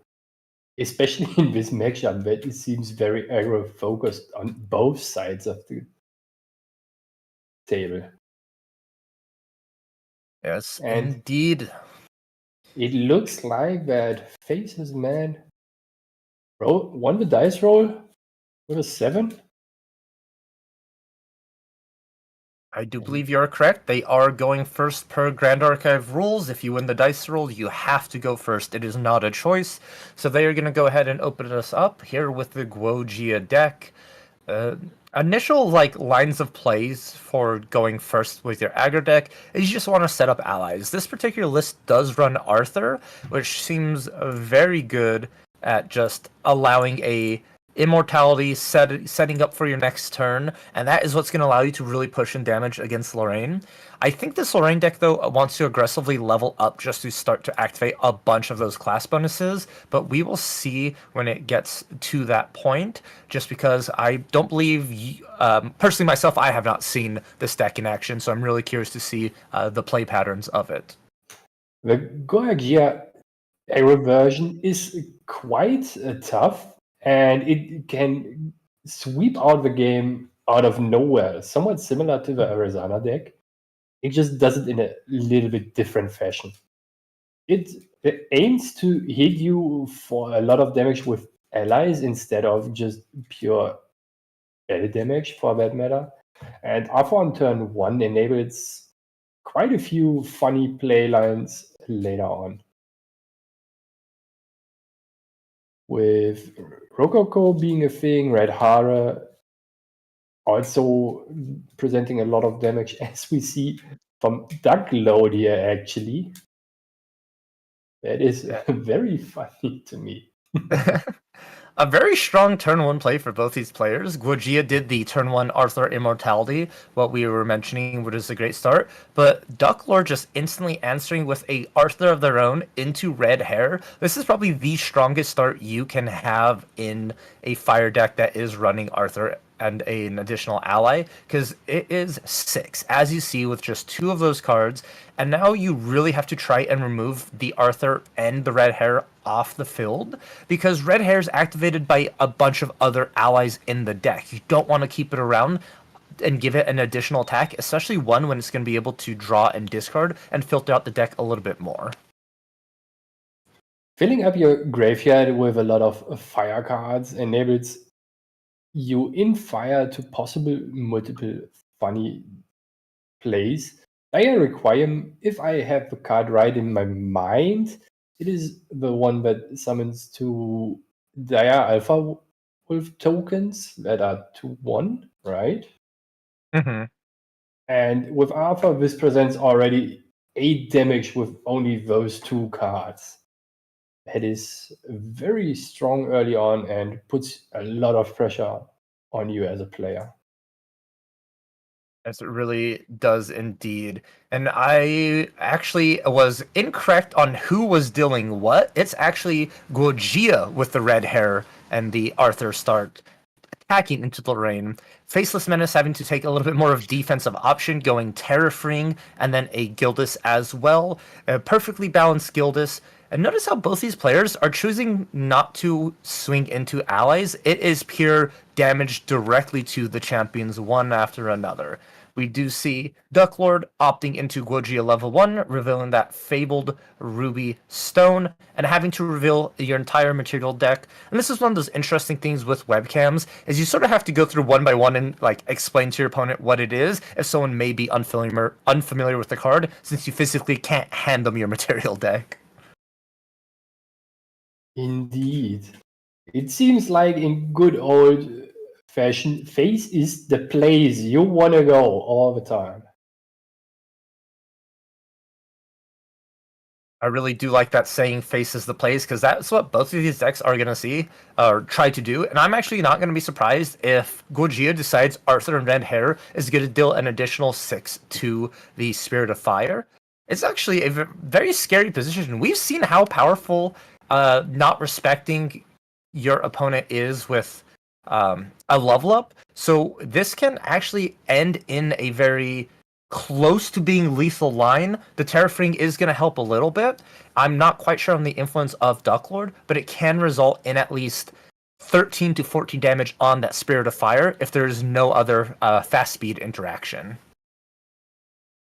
That is correct. Discarding a fire card for the honored tag of the Red Hare, that is certainly very scary to see coming down here. It looks like what is the name of the card again? He discarded The Coiled Fate Stone, I believe. Or... Wonderful. Thank you a lot. It is the SR variant that on enter allows you to discard 2 cards at random and then draw if they were fire cards. And here we see a Smoke Out, a card that's not often played, on that Arthur to go ahead and remove it after the Terror Freeing plays. So very interesting, not having to worry about the Arthur anymore and the additional damage that it will be providing with this Gildas, because you know Faceless Menace is going to look into balancing it for a big damage swing. I'm certainly expecting a lot of damage coming down on Faceless Menace next turn, even after leveling up from Duckload. The graveyard is already filled with a lot of fire cards, so he might be in for a very hot surprise here, with a couple dogs hunting him. Yes, with some hounds coming from the depths of the flame pits, dealing some additional damage. We do see Lorraine grabbing the Huaji, a very great weapon. Class bonus, it allows all warrior unique allies to attack with it as well. So curious to see if we are going to have like a Sunset be activated to give an additional durability counter and buff up the Huaji itself. But instead, we are going a Library Witch, and that is going to successfully balance Gildas. And hopefully this is trading into the Arthur here. No, actually just going straight to the face. That is the place, Gerrit. You said it. And Faceless Menace is exactly applying that methodology. Another 1 damage from the Huaji. And with only 2 cards left in hand, there's not much you can do, but you do have that Library Witch on defense, going to be intercepting at least 1 attack here, and hopefully that's going to be enough to stay alive. Does it, though? I doubt it is gonna be enough here. You have 1 damage to both players from the Fate Stone already, putting Faceless Menace at 8. Ooh. Depending on what he might have available, it will be very scary soon. However, Ducklow choose to get out of the Terrafring. That probably means we will be having 1 more turn cycle here. Yeah, not really wanting to have to deal with another attack from this Gildas, but that also brings in the issue here, is Faceless Menace is at 4 total influence. If they materialize just any Regalia, draw a card, they'll be at 5. When they attack with the Gildas, if it's not removed, the Terrafring will auto-balance the Gildas for you, just because of the cost you do have to pay, and being at such a low influence. So it's actually a very detrimental play if you don't remove the Gildas off the field. Ooh, that will be denying the on-dev of the Library Witch. Because, how do you pronounce her name actually correct? I believe it's Zhao Qiao, but I'm not 100% sure myself. I usually just call her Zhao. At the very least, the Cinder Keeper will be banishing the Library Witch on a death, so there is no draw at all.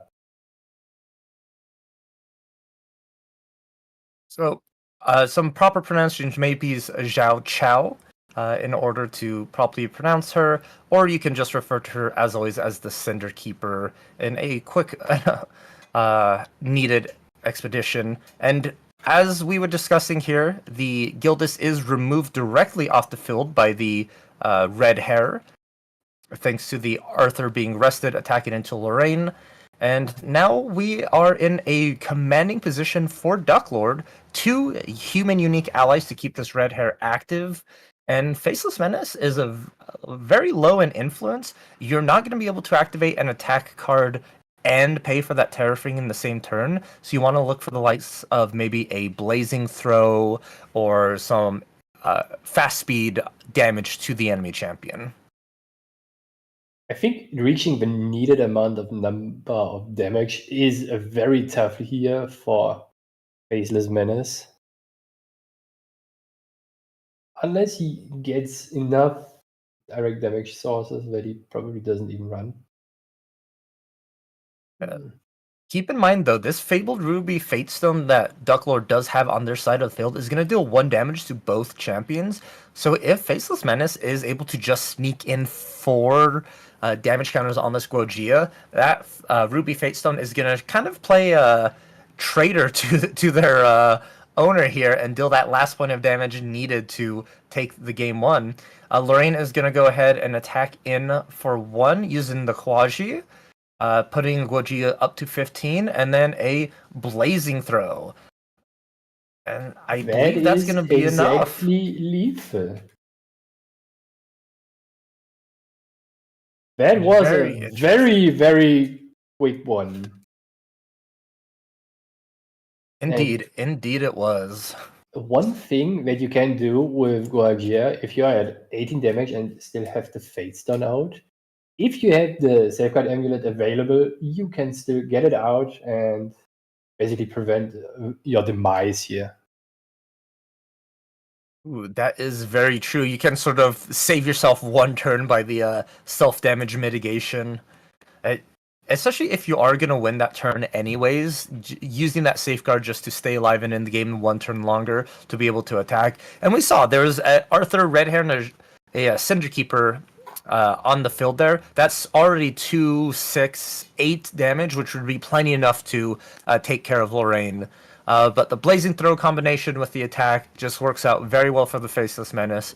And sideboarding here is looking very fast. Ducklord already finished, and Faceless Menace looks like only added a couple of cards. Do we want to quickly just look at the sideboard and see if there's any card that just screams that you have to bring it in this matchup?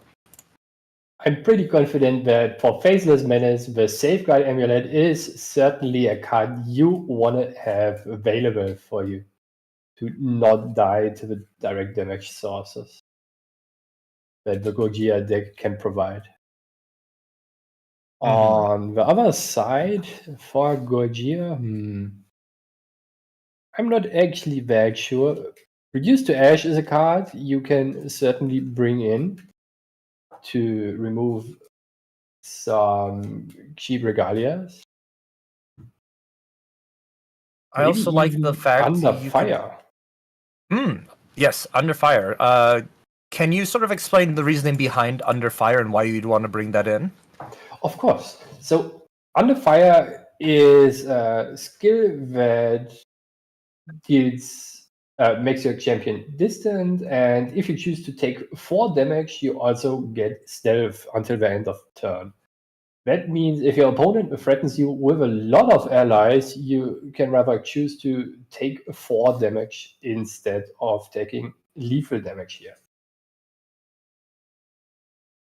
And you can combine it with what you were saying as well with that Safeguard Amulet to prevent that damage as well. So you just get that stealth effect without worrying about that additional damage. That is correct. I'm not 100% sure if the 4 damage from Under Fire even count towards the quest requirement of the Ruby Fatestone. I believe Ruby Fatestone is, as long as it's non-combat damage, and I'm going to double check here for us just for that confirmation. So it's whenever non-combat damage is dealt to 1 or more units. So yes, it will go ahead and add that additional quest counter for you. So maybe if you do need that last push for that quest, it is a safe way to stay alive and to go ahead and push for the Suzaku. Now, there's one more Shatter the Brittle in the sideboard that I think Goji would look into bringing out, just because it can remove that Hwaji, just in case the allies start to get a little bit out of hand. That is a card I totally missed here. Thank you for pointing that one out. Of course. It is one thing, especially like, we mentioned it. It's round 7. The day has been long. These players have been playing for a long time. So sometimes you're just like, as a player, you have cards in your sideboard that you want to bring in against certain matchups, and you don't realize that they may be good against other matchups as well. So it's one of those like, does Duck think about, am I needing to remove these weapons? Is Lorraine going to be that big of a problem? Or is this specifically for a different matchup and you're just not even considering it in your mind at all? Indeed. At some point, you need to be thinking out of the box. And especially if you have Faceless Menace now, with Burning the Witch alive, you quite heavily fuel your toolbox with a lot of more influence. It is basically just increasing your total influence by 1 card. However, for a more aggressive deck, this is a very slow start here from both players. Ooh. What do we have there for Duckload? I can't really see what card it is. It looks like we are just going with a Smoke out here, just to get a 1 card down in memory, just so you can go ahead and level up into Guojia. It's, unfortunately, it's a card you have to use to level up and advance your game plan. You would rather save that for maybe removing an ally or something of that nature, but nonetheless, might as well just use it now, get that level up, and then all your combinations are online. You have the likes of Heated Vengeance in that deck. I believe we are activating a Broken Promise here as well to get an additional quest counter and deal some damage. So going to be Dealing really 2 nice to damage to target unit and even advancing a quest counter. That is already getting it in a very scary territory here with 3 quest counters already on Gojira. 3 quest counters on an immediate materialization, because this just happened. The fabled Ruby Fatestone was just materialized here, and now you're at 3. And I believe Suzaku, it is 7 to flip for Suzaku. So you're about halfway there. I think it is very possible that you can reach it in a turn, maybe 2 if you're not pressured a lot. But Faceless Menace not slacking here. Gonna go ahead and go immediately into Lorraine level 1. Thankfully, off of the cremation play that happened prior, you have enough influence off of the Cremation Library Witch into the Creative Shock, discarding and floating. And now I believe you're sitting about 8 to 9 comfortably in hand. And this is the perfect time to go ahead and unleash your unique allies. 4 to play to activate an alpha that is using the on enter ability here. It doesn't look like it. It looks like Faceless Menace is using the Huaji and the alpha to just go where it belongs, to the face. Indeed. You don't need to take that turn off to keep your Arthur alive. You'd rather have your Arthur deal 3 damage right now, get that immediate payout. And we have I believe a Hasty Messenger, a beautiful AMB art variant of it. Joining in a sort of classic Dawn of Ashes combination is you have an Arthur and then you Hasty Messenger.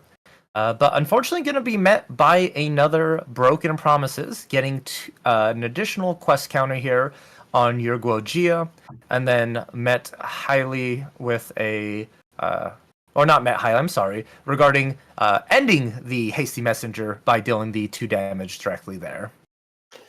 This is looking very scary. Duckload could just get out the Impact Hammer and then basically be at 7 quest counters already.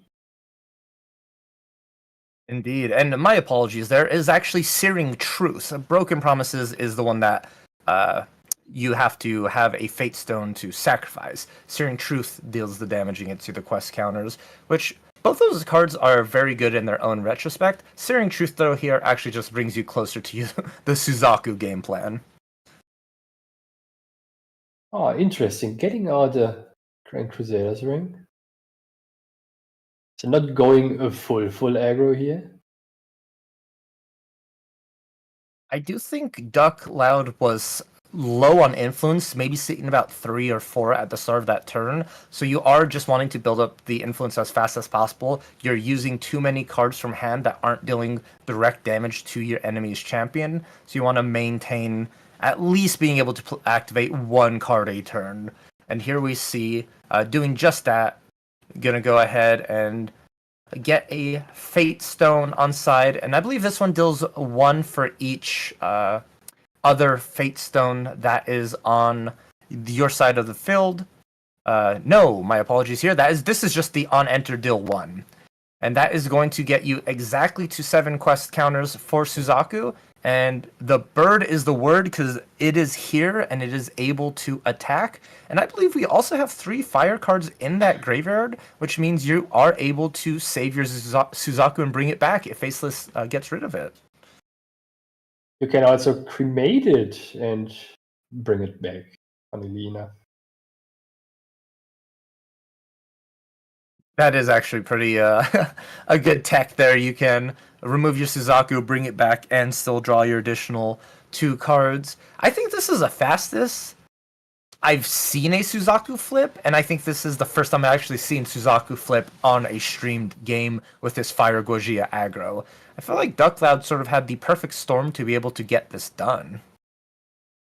It was certainly a very good hand for this line of play, and it threatens now either every turn a lot of damage counters on your champion as an opponent, or it threatens just losing constantly board. So you are now really under pressure to get something done here. Either hitting the face with a lot of small numbers or even one big number. Indeed, you want to deal as much damage as possible. I'm just taking a quick look at the list here. We do not see a Rending Flames actually in the list for Faceless, so you are running out of, or you don't really have those options to do a one like big attack turn for massive amounts of damage. You really have to do rely on your allies. There is a Blazing Lunge that can be used to with Spirit and Adjacent to deal a couple of extra damage, and it can't be prevented. That's still not going to be enough to close out a total of 19 total life on this Guojia. You're looking for 14 more damage counters, and without a huge momentum swing, you are probably just going to looking to rebuild your board. Rebuilding your board certainly is something you want to do, but probably not really with a clumsy apprentice at this point. It is a very scary play because it puts 2 damage counters on your champion and oof.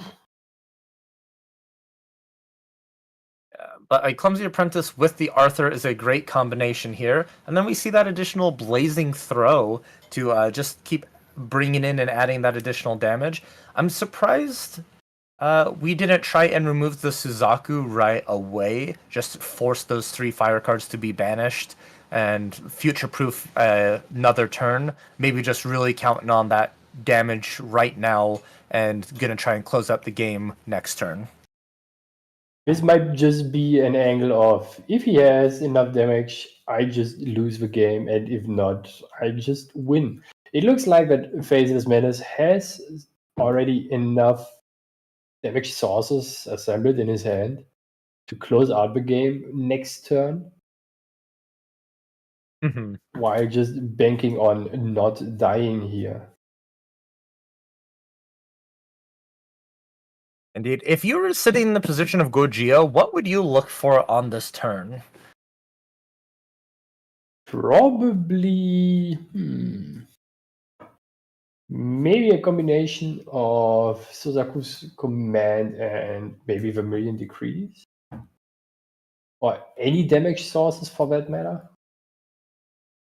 To just close out the game. You are underneath Terrafring right now as well, so attacking with your allies are not as beneficial because you do have to invest into it.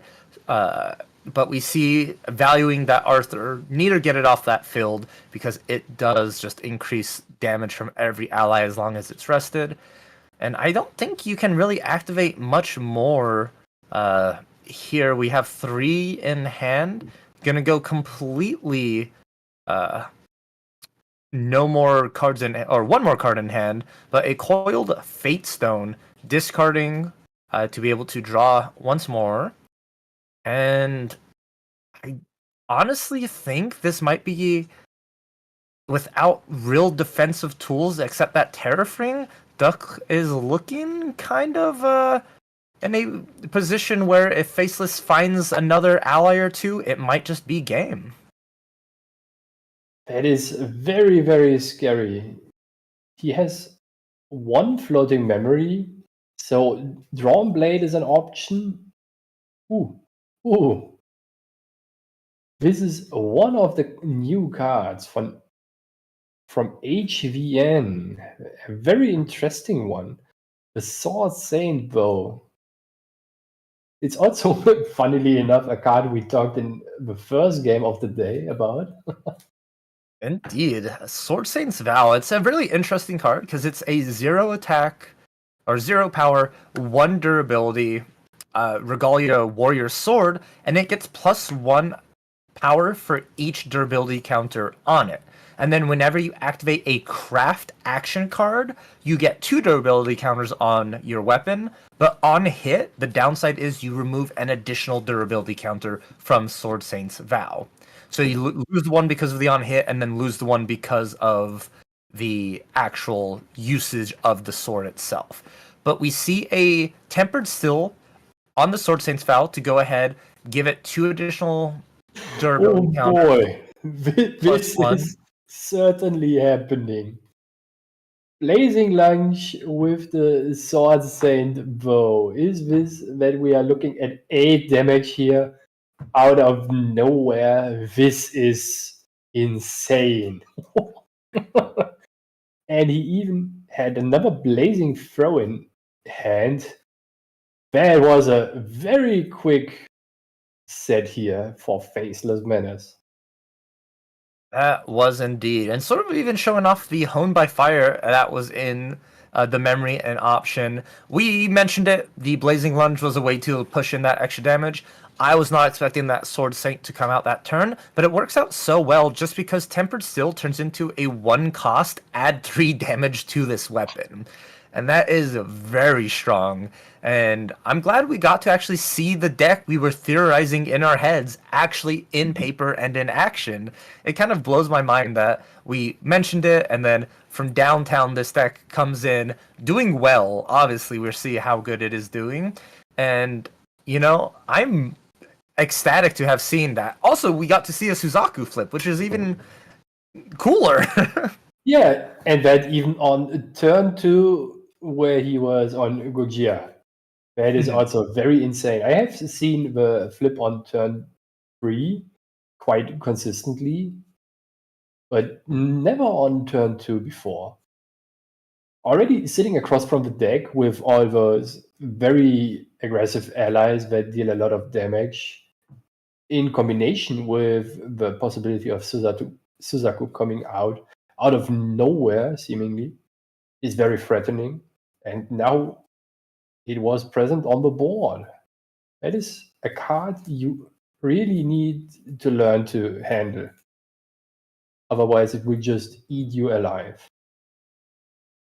Indeed, it does, because it just keeps coming back. As long as there's fire in that graveyard, it will just continuously replenish itself. You can do some combinations with it. As you said, you could cremate it, draw those cards, bring it back. And really, really a sticky ally. Very difficult to remove off the field. And I think the best way, as you saw Faceless Menace decide to deal with it, is just if you deal enough damage to Gojira, Suzaku's not a problem. Player removal is also board removal. Yes, you don't have to clear the board if you win the game. And go for it. I'm still surprised how quick some of those sets get done with those aggressive decks.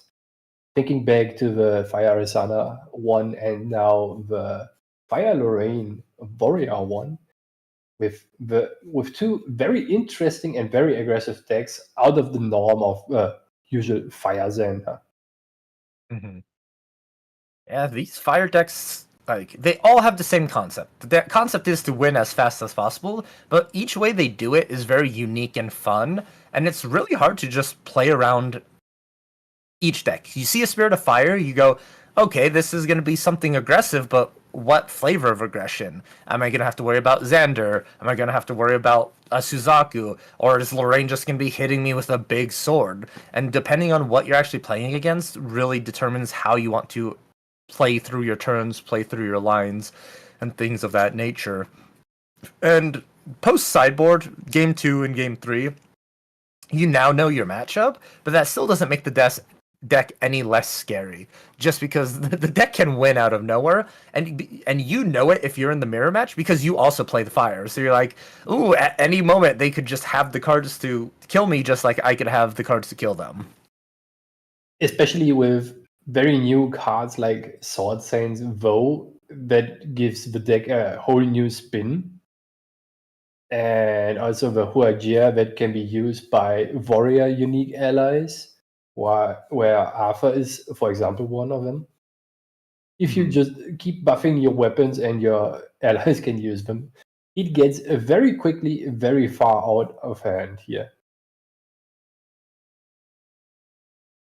So I do want to just remind everyone who's tuned in with us for this long, let's go ahead and see if we could take a look back at the champion breakdown, just sort of as a refresher of all these champions that have been participating in these last 7 rounds, and it's going to be really cool to see as we're going into round 8 what champions are like left at these top tables, right?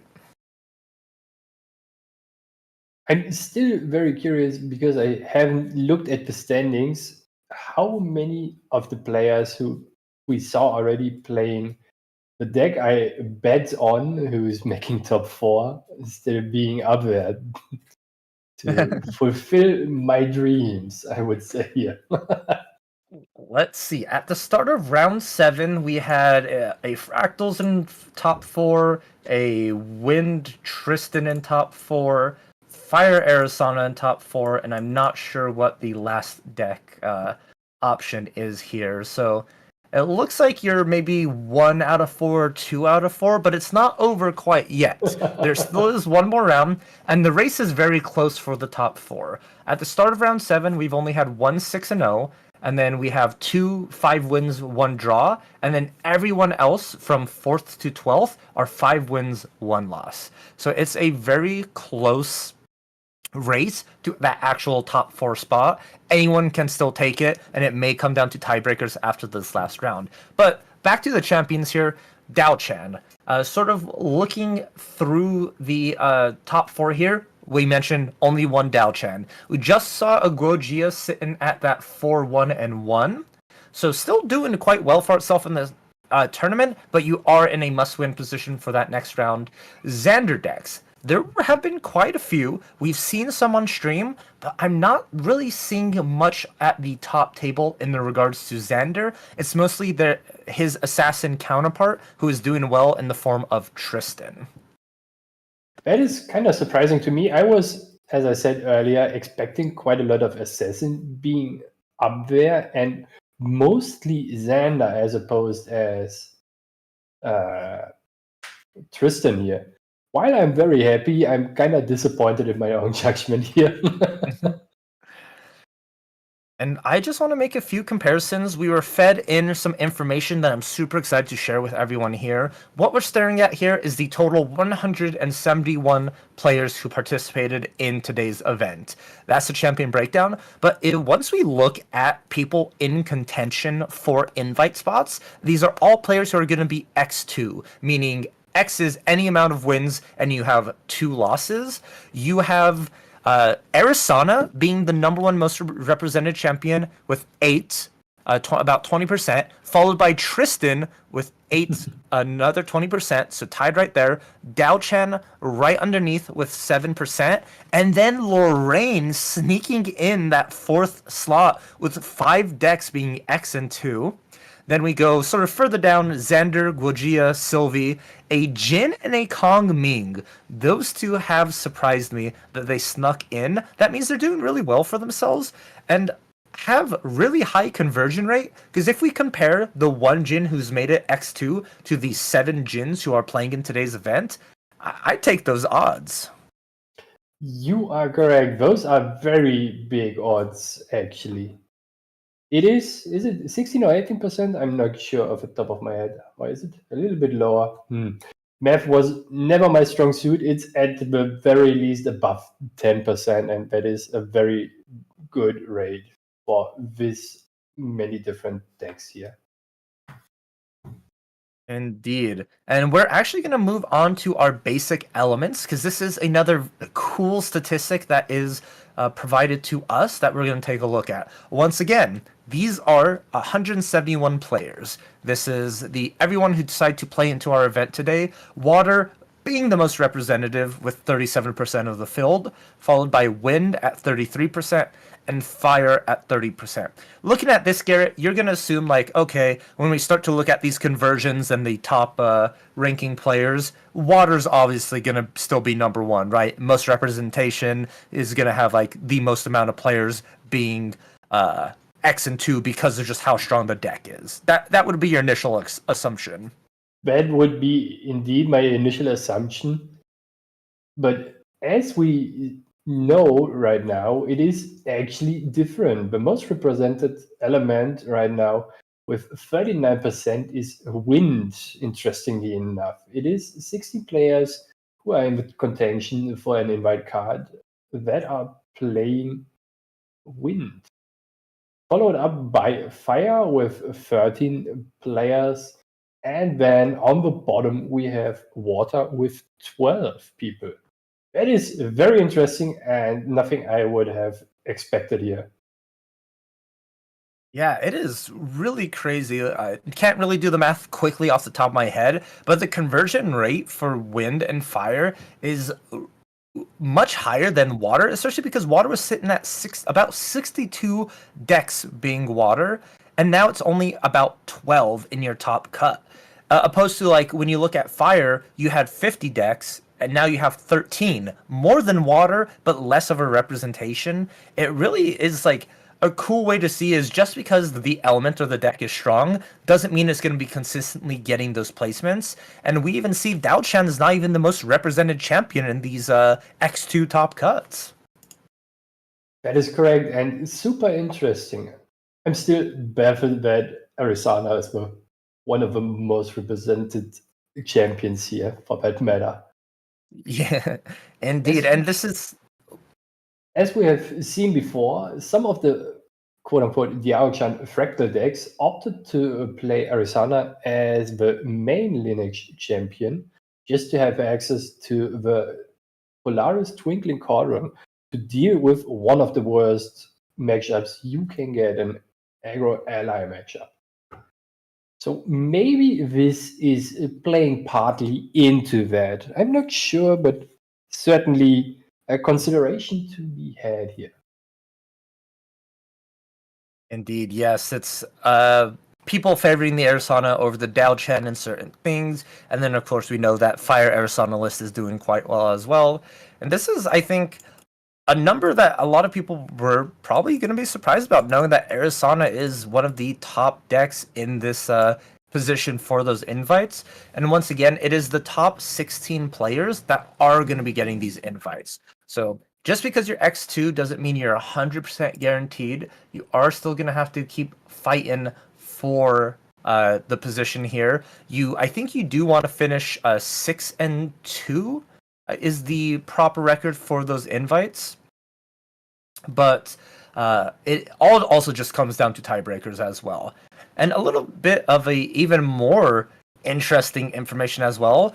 In our X2 top cut or better, already has a fire variant, a water variant, and a wind variant all in there. So a huge representation of each element for that champion. She is all over the place in every element with every playstyle. That is crazy. Seems like she is still one of the best champions to be played even in HVN after the last season with all those water self-mill decks out there. Indeed, she is looking very good. Not completely out of the metagame yet, and I have a feeling we're going to be seeing a lot more of her coming up soon. But I do want to take the time here to thank the host of the stream, Serene Balance Productions, doing a great job with production and just being able to share this content and for people to view and watch these regionals. It's awesome. So big shout out to the channel. If you want to go ahead and support them, hit that subscribe button and like the stream video. And if you really, really want to help, go ahead and put on those notifications to know every time this channel does go live with some more Grand Archive content. And along those lines as well, we want to do a big thank you to Yeti Gaming, to Andy K specifically, and all the judge staff out there working very hard today, making sure judge calls are answered and the tournament is running very smoothly. It is awesome to have this amount of support and staff for such a large event, 171 people. This is a mini Ascent pretty much for this regional. There are so many people out here and playing. But we still have one more round to get through today, Gerrit. And before we get into that, I think we're going to go on a short break. We need everyone grab some food at this point. We're in it for the long haul. We got to make sure we stick in it for this last round, and we're all going to see you guys in about 20 minutes.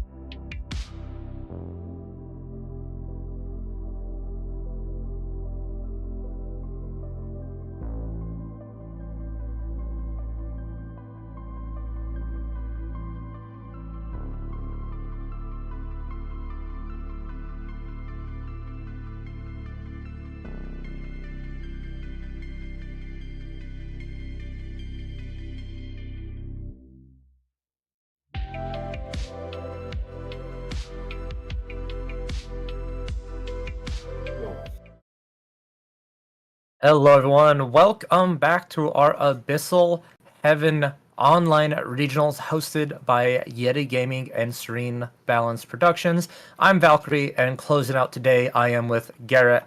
How are you feeling at the end of 7 rounds, about to jump to our 8th? I'm excited and already getting a little bit tired because it is a long day, not only for us, but also for the stream team and especially for the players who have to fight for every win they want to achieve here. Mm-hmm. How are you feeling, Valkyrie? I'm pretty tired here. It's been a really long day, really fun, interesting matchups, but it is one of those huge moments where you gotta persevere because we've just been talking about the game. These players have been playing the game for 8 hours, just about, maybe 7.5. So it's been a really long day, and this is where it really especially this last round, you're in a make or break situation where you have to win at certain aspects to get your top prizing, but you're also very tired. So there are going to be maybe seem a little bit mistakes, or you're not going to be able to see the play lines as clearly and thoroughly as you would have done at the beginning of the day. So I'm actually very curious to see what kind of matchup we're going to be getting, because I want to see how the days just affected these players. It is certainly a very interesting thing how to see how much a long day taxes you for the whole duration of a tournament. And especially depending on the deck you are playing, it might just be more exhausting than with other decks. There are decks that are very clear cut in a way that they want to play. For example, a slime deck or an ally deck that just want to go face as soon as possible or put down your storm slimes. And then you have those decks that rely heavily on knowledge with Wind Tristan, for example, or the Luxem deck that wants to have specific play patterns executed at a very crucial moment. Mm-hmm. And even the Fractal deck, as simple as it seems, it does take a lot of thinking, especially with your glimpsing and knowing the proper interaction is going to go ahead and take the game. So I just, in the end, the long story short is these players really have to lock in and dig their heels in on this final round, especially if you're sitting around that 5 and 2 position, that X2, just because it does allow a chance for you to bubble in that top 16. And we only technically have one undefeated / kind of defeated player. That is Guthros sitting at 6-0-1. No loss to actually their name, but there is that draw, so you don't get that cool, like, yeah, I'm 7-0 in the event. But they are the only player who hasn't actually been handed. Well, I say that, and I'm looking at the stats. There are other players who like 5-0-2 who haven't lost as well. So there's a couple of players here who haven't lost the game, but Guthros has the most wins out of all of them. Wins is all that counts, right?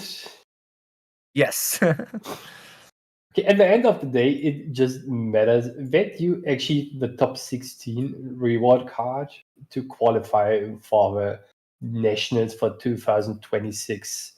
So it probably doesn't matter too much to the players receiving the prize card here in the end. It does. And once again, for those of you who are just tuning in or might have forgotten, these players are playing for an invite card for next year's Nationals, and it is a Mandate of Honor CPR. And man, that card does look beautiful. I really enjoy how it looks, and especially what they're doing with the invite cards, how it's immediately a CPR, you don't need to redeem them anymore, and they all have their own unique code on the bottom of the card that differentiates themselves from the other invites that people will be receiving. And soon in Omnidex we'll be able to track who has like the invites, if the invites have been used already. So it's really helpful for the secondary collectors as well, who don't really compete, but they do want to pick up these very beautiful cards for their collection. Those cards are very, very beautiful. I'm super excited to be able to play in a regional, to maybe even get my greedy fingers on one. It is certainly a card you want to have in your collection if you like fancy material deck cards. And it's not even just fancy. The ability is also kind of annoying if you are not prepared to deal with it. Because the card reads, if you have a unique ally, no player can have more than 8 influence at a time. So drawing a bazillion cards is no longer possible. Yes, really limits your the amount of options you have. There's some decks though, and unfortunately the deck that is kind of the menace to us in the meta, the Fractal deck, does not care about their own influence. They care about the influence of fractals on the board, and that is one of the cool things just about how that deck operates. Is not really worrying about that. But other decks like Arisana, Luxem Xander, all these decks that build up influence for their like big kill or combo turns, that Mandate of Honor can really be a thorn in their side. And you can easily slot it into your material deck if you're playing any of these Lorraine lists that we've seen going around. Especially those more ally-based that coincidentally play a lot of unique allies.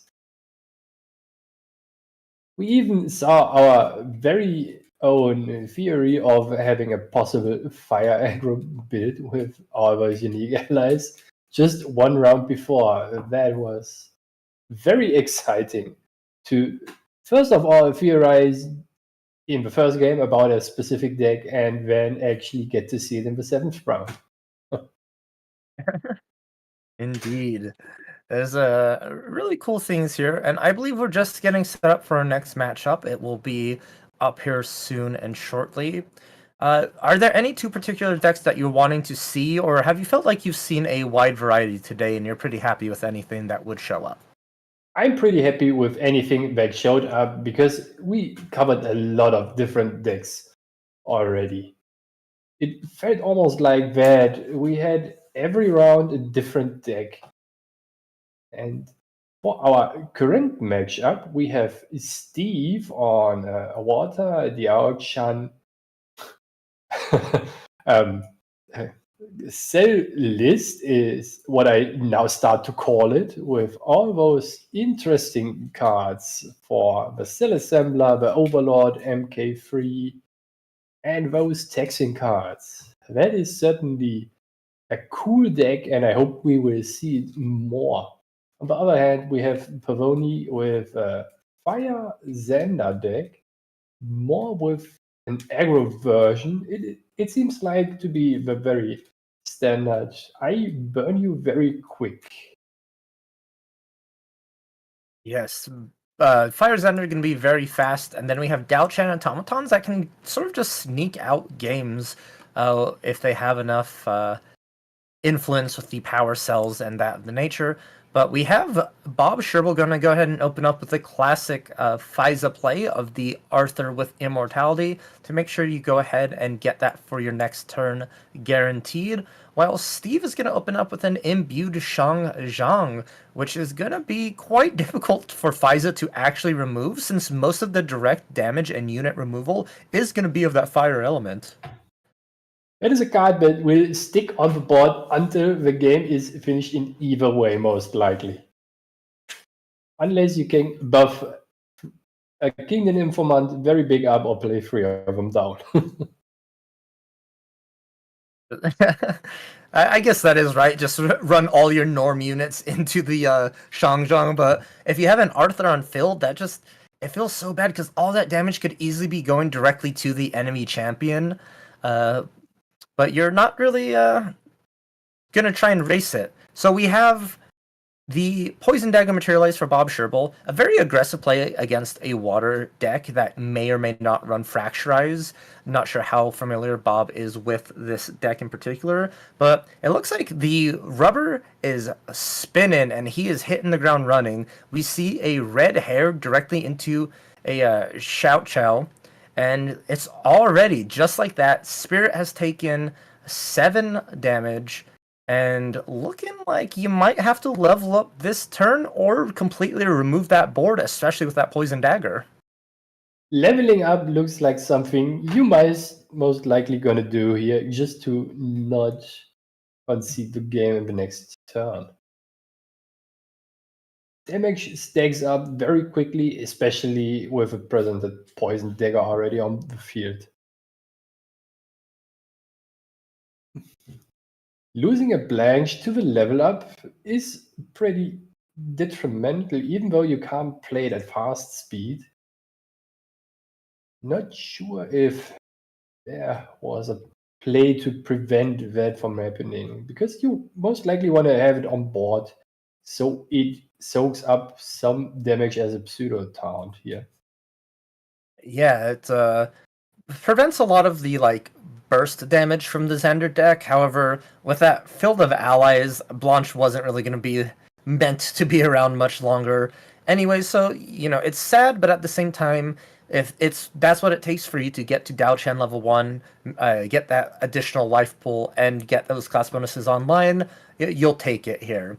And we see Steve with a cell converter, going to start building up those power cells, and then an automated Gardener, I think. I'm gonna double check that one here. It is the automated gardener with floating memory and class bonus on enter never once.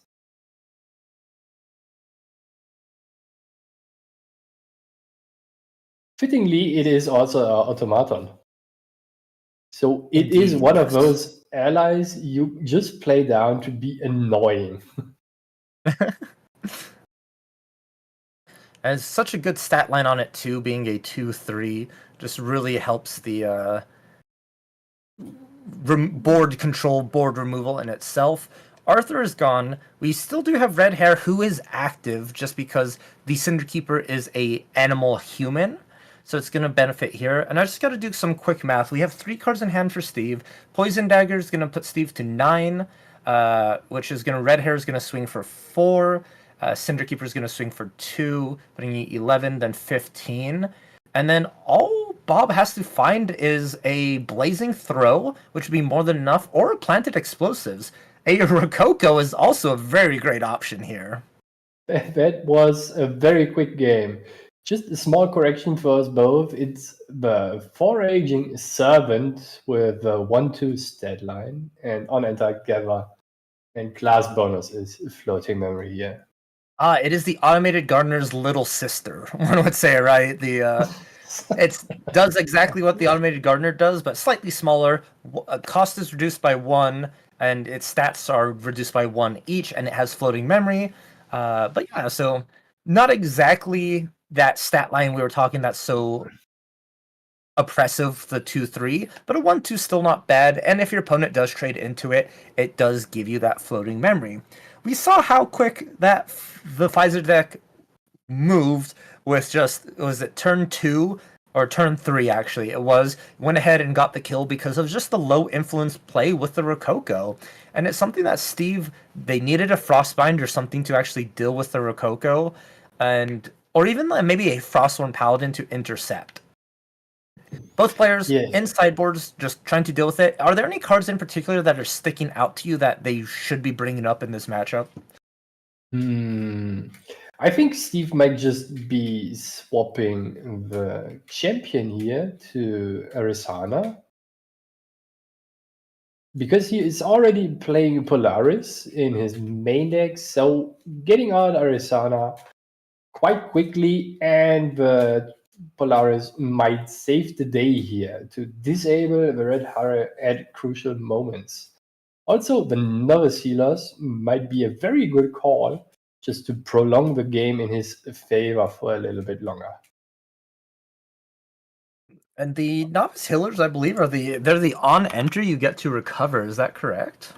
That should be the card. Yes, it's a 2/2 for free that recovers free on enter as a It is class luck bonus. behind class bonus. Yeah, and that's still, I still think that's really good, especially against that Fives deck. You saw how like the damage was near perfect for it. So if instead of the Automated Gardener, you had a Novice Healer, that would have, I think, kept you alive that turn in particularly. What was that Steve just held in the camera? I think it may be an herb token, not 100% sure there, but sounds like both players are having fun, very in high spirits, and both players are showing off their power cells / tokens that they use. Really cool that Grand Archive does allow you to use substitutes that, as long as they represent the proper game information on these kind of events. So it's always cool to see like the altered art of the custom art spirits or the tokens that come out. I think the fact that you can get blank cards in SP2 for your tokens is so cool. It allows for a lot of artist creativity and just seeing what the players dream up. That is indeed very cool. I also got myself a set of blank spirits to get someone to scribble on it in the future. In regards to the sideboard for Pavoni, he probably just brings in the nullifying Viridian Protective Trinket to make Steve's interaction with his turn a little bit more awkward, but that's probably it. And a clumsy apprentice on Pavoni's first turn with what is he got the play? Is it the what is the beefy guy called again? Veteran Blazebearer. Oh yeah, he is indeed a veteran on the battlefield, and just eating his opponent here. I think he would very much appreciate someone calling him the big beefy boy, because that's what he is. On enter, he gains taunt until the end of the turn, and if you are a Guardian, you do get that class bonus of Steadfast. So, like, a lot of these Pfizer decks, they use him as a 3-cost 2/3 ally, but at the same time, he can play great defense being held back against either some of these mirror matches, or even another aggressive ally deck. And we see here, though, Bob opting into just getting that damage in directly with him, and Steve answering in kind with just a bunch of automatons. We see the Gardener in, we see the Charged Mannequin, and Power Cells to be able to turn them both online. And they're going to just equally trade into that Blazebearer. No class bonus for him, so not going to be able to retaliate. And even the Cell Converters going into the red zone against the Clumsy Apprentice with that Power Cell. Clearing off every ally on Bob's board here. That is giving Steve quite a bit of a puffer, and establishing his own board is certainly something he want to do here. Especially with the power cell amount creeping up every turn by turn by turn. Preventing not only the possibility of an overlord, but also a lot of damage.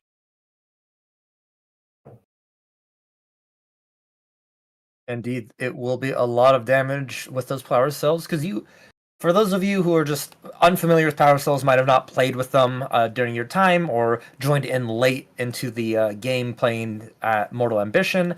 It's a cool token that you could pay 1, rest it, sacrifice, and you give an automaton ally +2 attack, which really can result in cool combinations with their different elements of decks. And this one, it's more just about being able to attack in and clear some of your opponent's allies, or you can go in for a lethal line with just 1 tall automaton.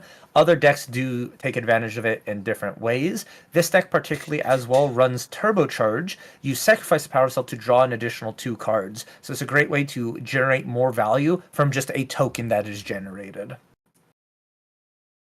That is correct, especially because the cell converter that is on Steve's board for quite some time already produces a power cell token exhausted at the end of every turn.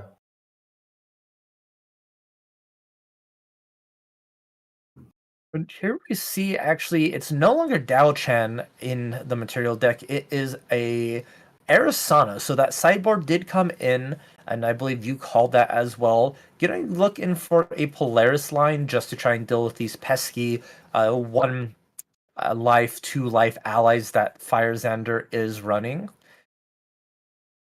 That is certainly what I expected. But right now, the board state doesn't mandate any interaction from Polaris here. I'm still surprised, though, that Steve didn't get out the Twinkling Cauldron here right away. May want to be saving it. Oh, never mind. I was just going to say may want to save it for materialization, but Steve's like, you're right, Gerrit. I have not materialized this out of my deck yet. Let me go ahead and do that for you real quick. Worst case, it is just another card you can fracturize with your fracturize to have another reservable and a floating memory for eventually other cards you want to use it for, especially the Frostbound Paladin here. And in other cases, it can just clear off your board, or rather your opponent's board, if it gets too threatened. Yes, and right now you kind of don't want to use that Polaris because you are in board control, but if at any moment you do lose that board state, as you said, you just go ahead and it's your safety button. It's your cushion. We are going to go ahead and pop the Poison Dagger on this turn here. Deal an additional 1, and now anytime damage is dealt to this Arisana, it's going to be 1 additional damage for that. Ooh, we see an alternate activation for Verucan Soul Knife, banishing 3 fire cards, and that pops right out of the material deck into Xander's hand. And I believe we're going to look at a Blazing Throw line. Indeed, we are. So you, as cost, you have to banish a weapon, and then it deals 4 damage to target unit. With that Poison Dagger, it's going to be 5 damage in total.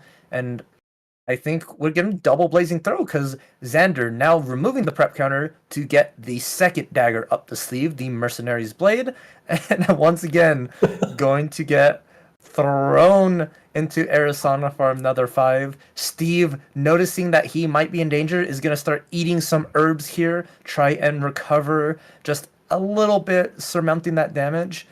And the onslaught's not over yet. Bob Sherville still has 3 cards in hand. What is he cooking up here with all the cauldron on his side of the field? And I think a Rococo might just end the game here. Yeah, this is going to be 3 damage from the Rococo, and then 2 damage from the attack from Rococo, which may just result in exact amount. Oh no, Steve showing that he had the Fracturize, but he put it down in memory. He decided not to go ahead and use that on the Poison Dagger, and that is what will seal the deal. The Poison Dagger itself, Bob Sherville just having exactly enough to take out Steve, even through munching on 2 herbs. This was a lot of damage very quickly here. Wow, bad. Madness. Those aggro decks are very good for longer event, as it seems, because the games are either way very quickly over. Indeed. It was once again that Poison Dagger turn, just your second materialization. That's all you needed. It is so crazy to know that is like what it takes, and Steve probably kicking himself in the butt. It's something that you could go back and watch too. It's just like, if I didn't put that Fracturize down and I actually activated it, I would have been alive that turn. They needed the Poison Dagger to beat me, and I let them have it. And it's rough. Sometimes, like, you Fracturize the Poison Dagger for Xander, and they're more than happy because they're like, okay, I'll just use this to keep activating things, and I get to play additional cards. That's fine. But it's those lines where they need the extra damage from the Poison Dagger, is that really, like, is that Phil's bad moment for not getting rid of it. You are correct. One thing that is very interesting to me is that how strong are those material deck cards with an alternative activation cost actually are. We have seen 2 of them on one side of the field and 1 on the other side. It is Polaris the Twinkling Cauldron and those both daggers Bob got out here. The Verucan Soul Knife is a very restrictive card. I'm sorry. For an assassin deck, because you need to be on fire with 3 cards in your graveyard of the fire element to get it out, and also an assassin. But if you can pull it off, an additional materialization from your material deck basically is very, very strong. And other elements need to play cards like Besiege the Wind or Besiege the Fate Stone, is it called? I'm not 100% sure. It might just be Besiege Fate Stone here. Mm-hmm. Yeah. That gives you another materialization for that matter. And cheating out 2 weapons in 1 turn is a lot of damage. It is, especially with the kind of cards you can combo with them. Blazing Throw, we saw clearly one of them. You could also attack with one of those weapons to add the increased damage. And a lot of the times, you do see that in some Xander lines if they don't have the Blazing Throws or only have 1. They materialize 1, Blazing Throw it, materialize the other, and still get in there for that damage. Because it all adds up and it all counts. It is one of those, like, very important things. So Gerrit, I feel like we've had a great day, a strong 8 rounds of Grand Archive, and I hope everyone at home as well has really enjoyed seeing all these decks, seeing these players, and sort of just enjoying the game in itself. We want to give one final shout out to Serene Balance Production, especially our producer in the background doing an amazing job, making sure everything's transitioning smoothly, that our cameras are operating and audio is sounding good. And then want to do or if you want to support Serene Balance Productions, go ahead and hit the subscribe button, like the video, turn on notifications to follow up with all the content. And then once more, big round of applause and thank you to Yeti Gaming, especially Andy K and all the judges working tirelessly today, answering judge questions and making sure the tournament is running very smoothly and going through all the motions there for us. Now, without further ado, I'm Valkyrie, and I'm here with Gerrit. Thank you for having us. And we wish you all a wonderful evening or morning wherever you are. Indeed. Take care.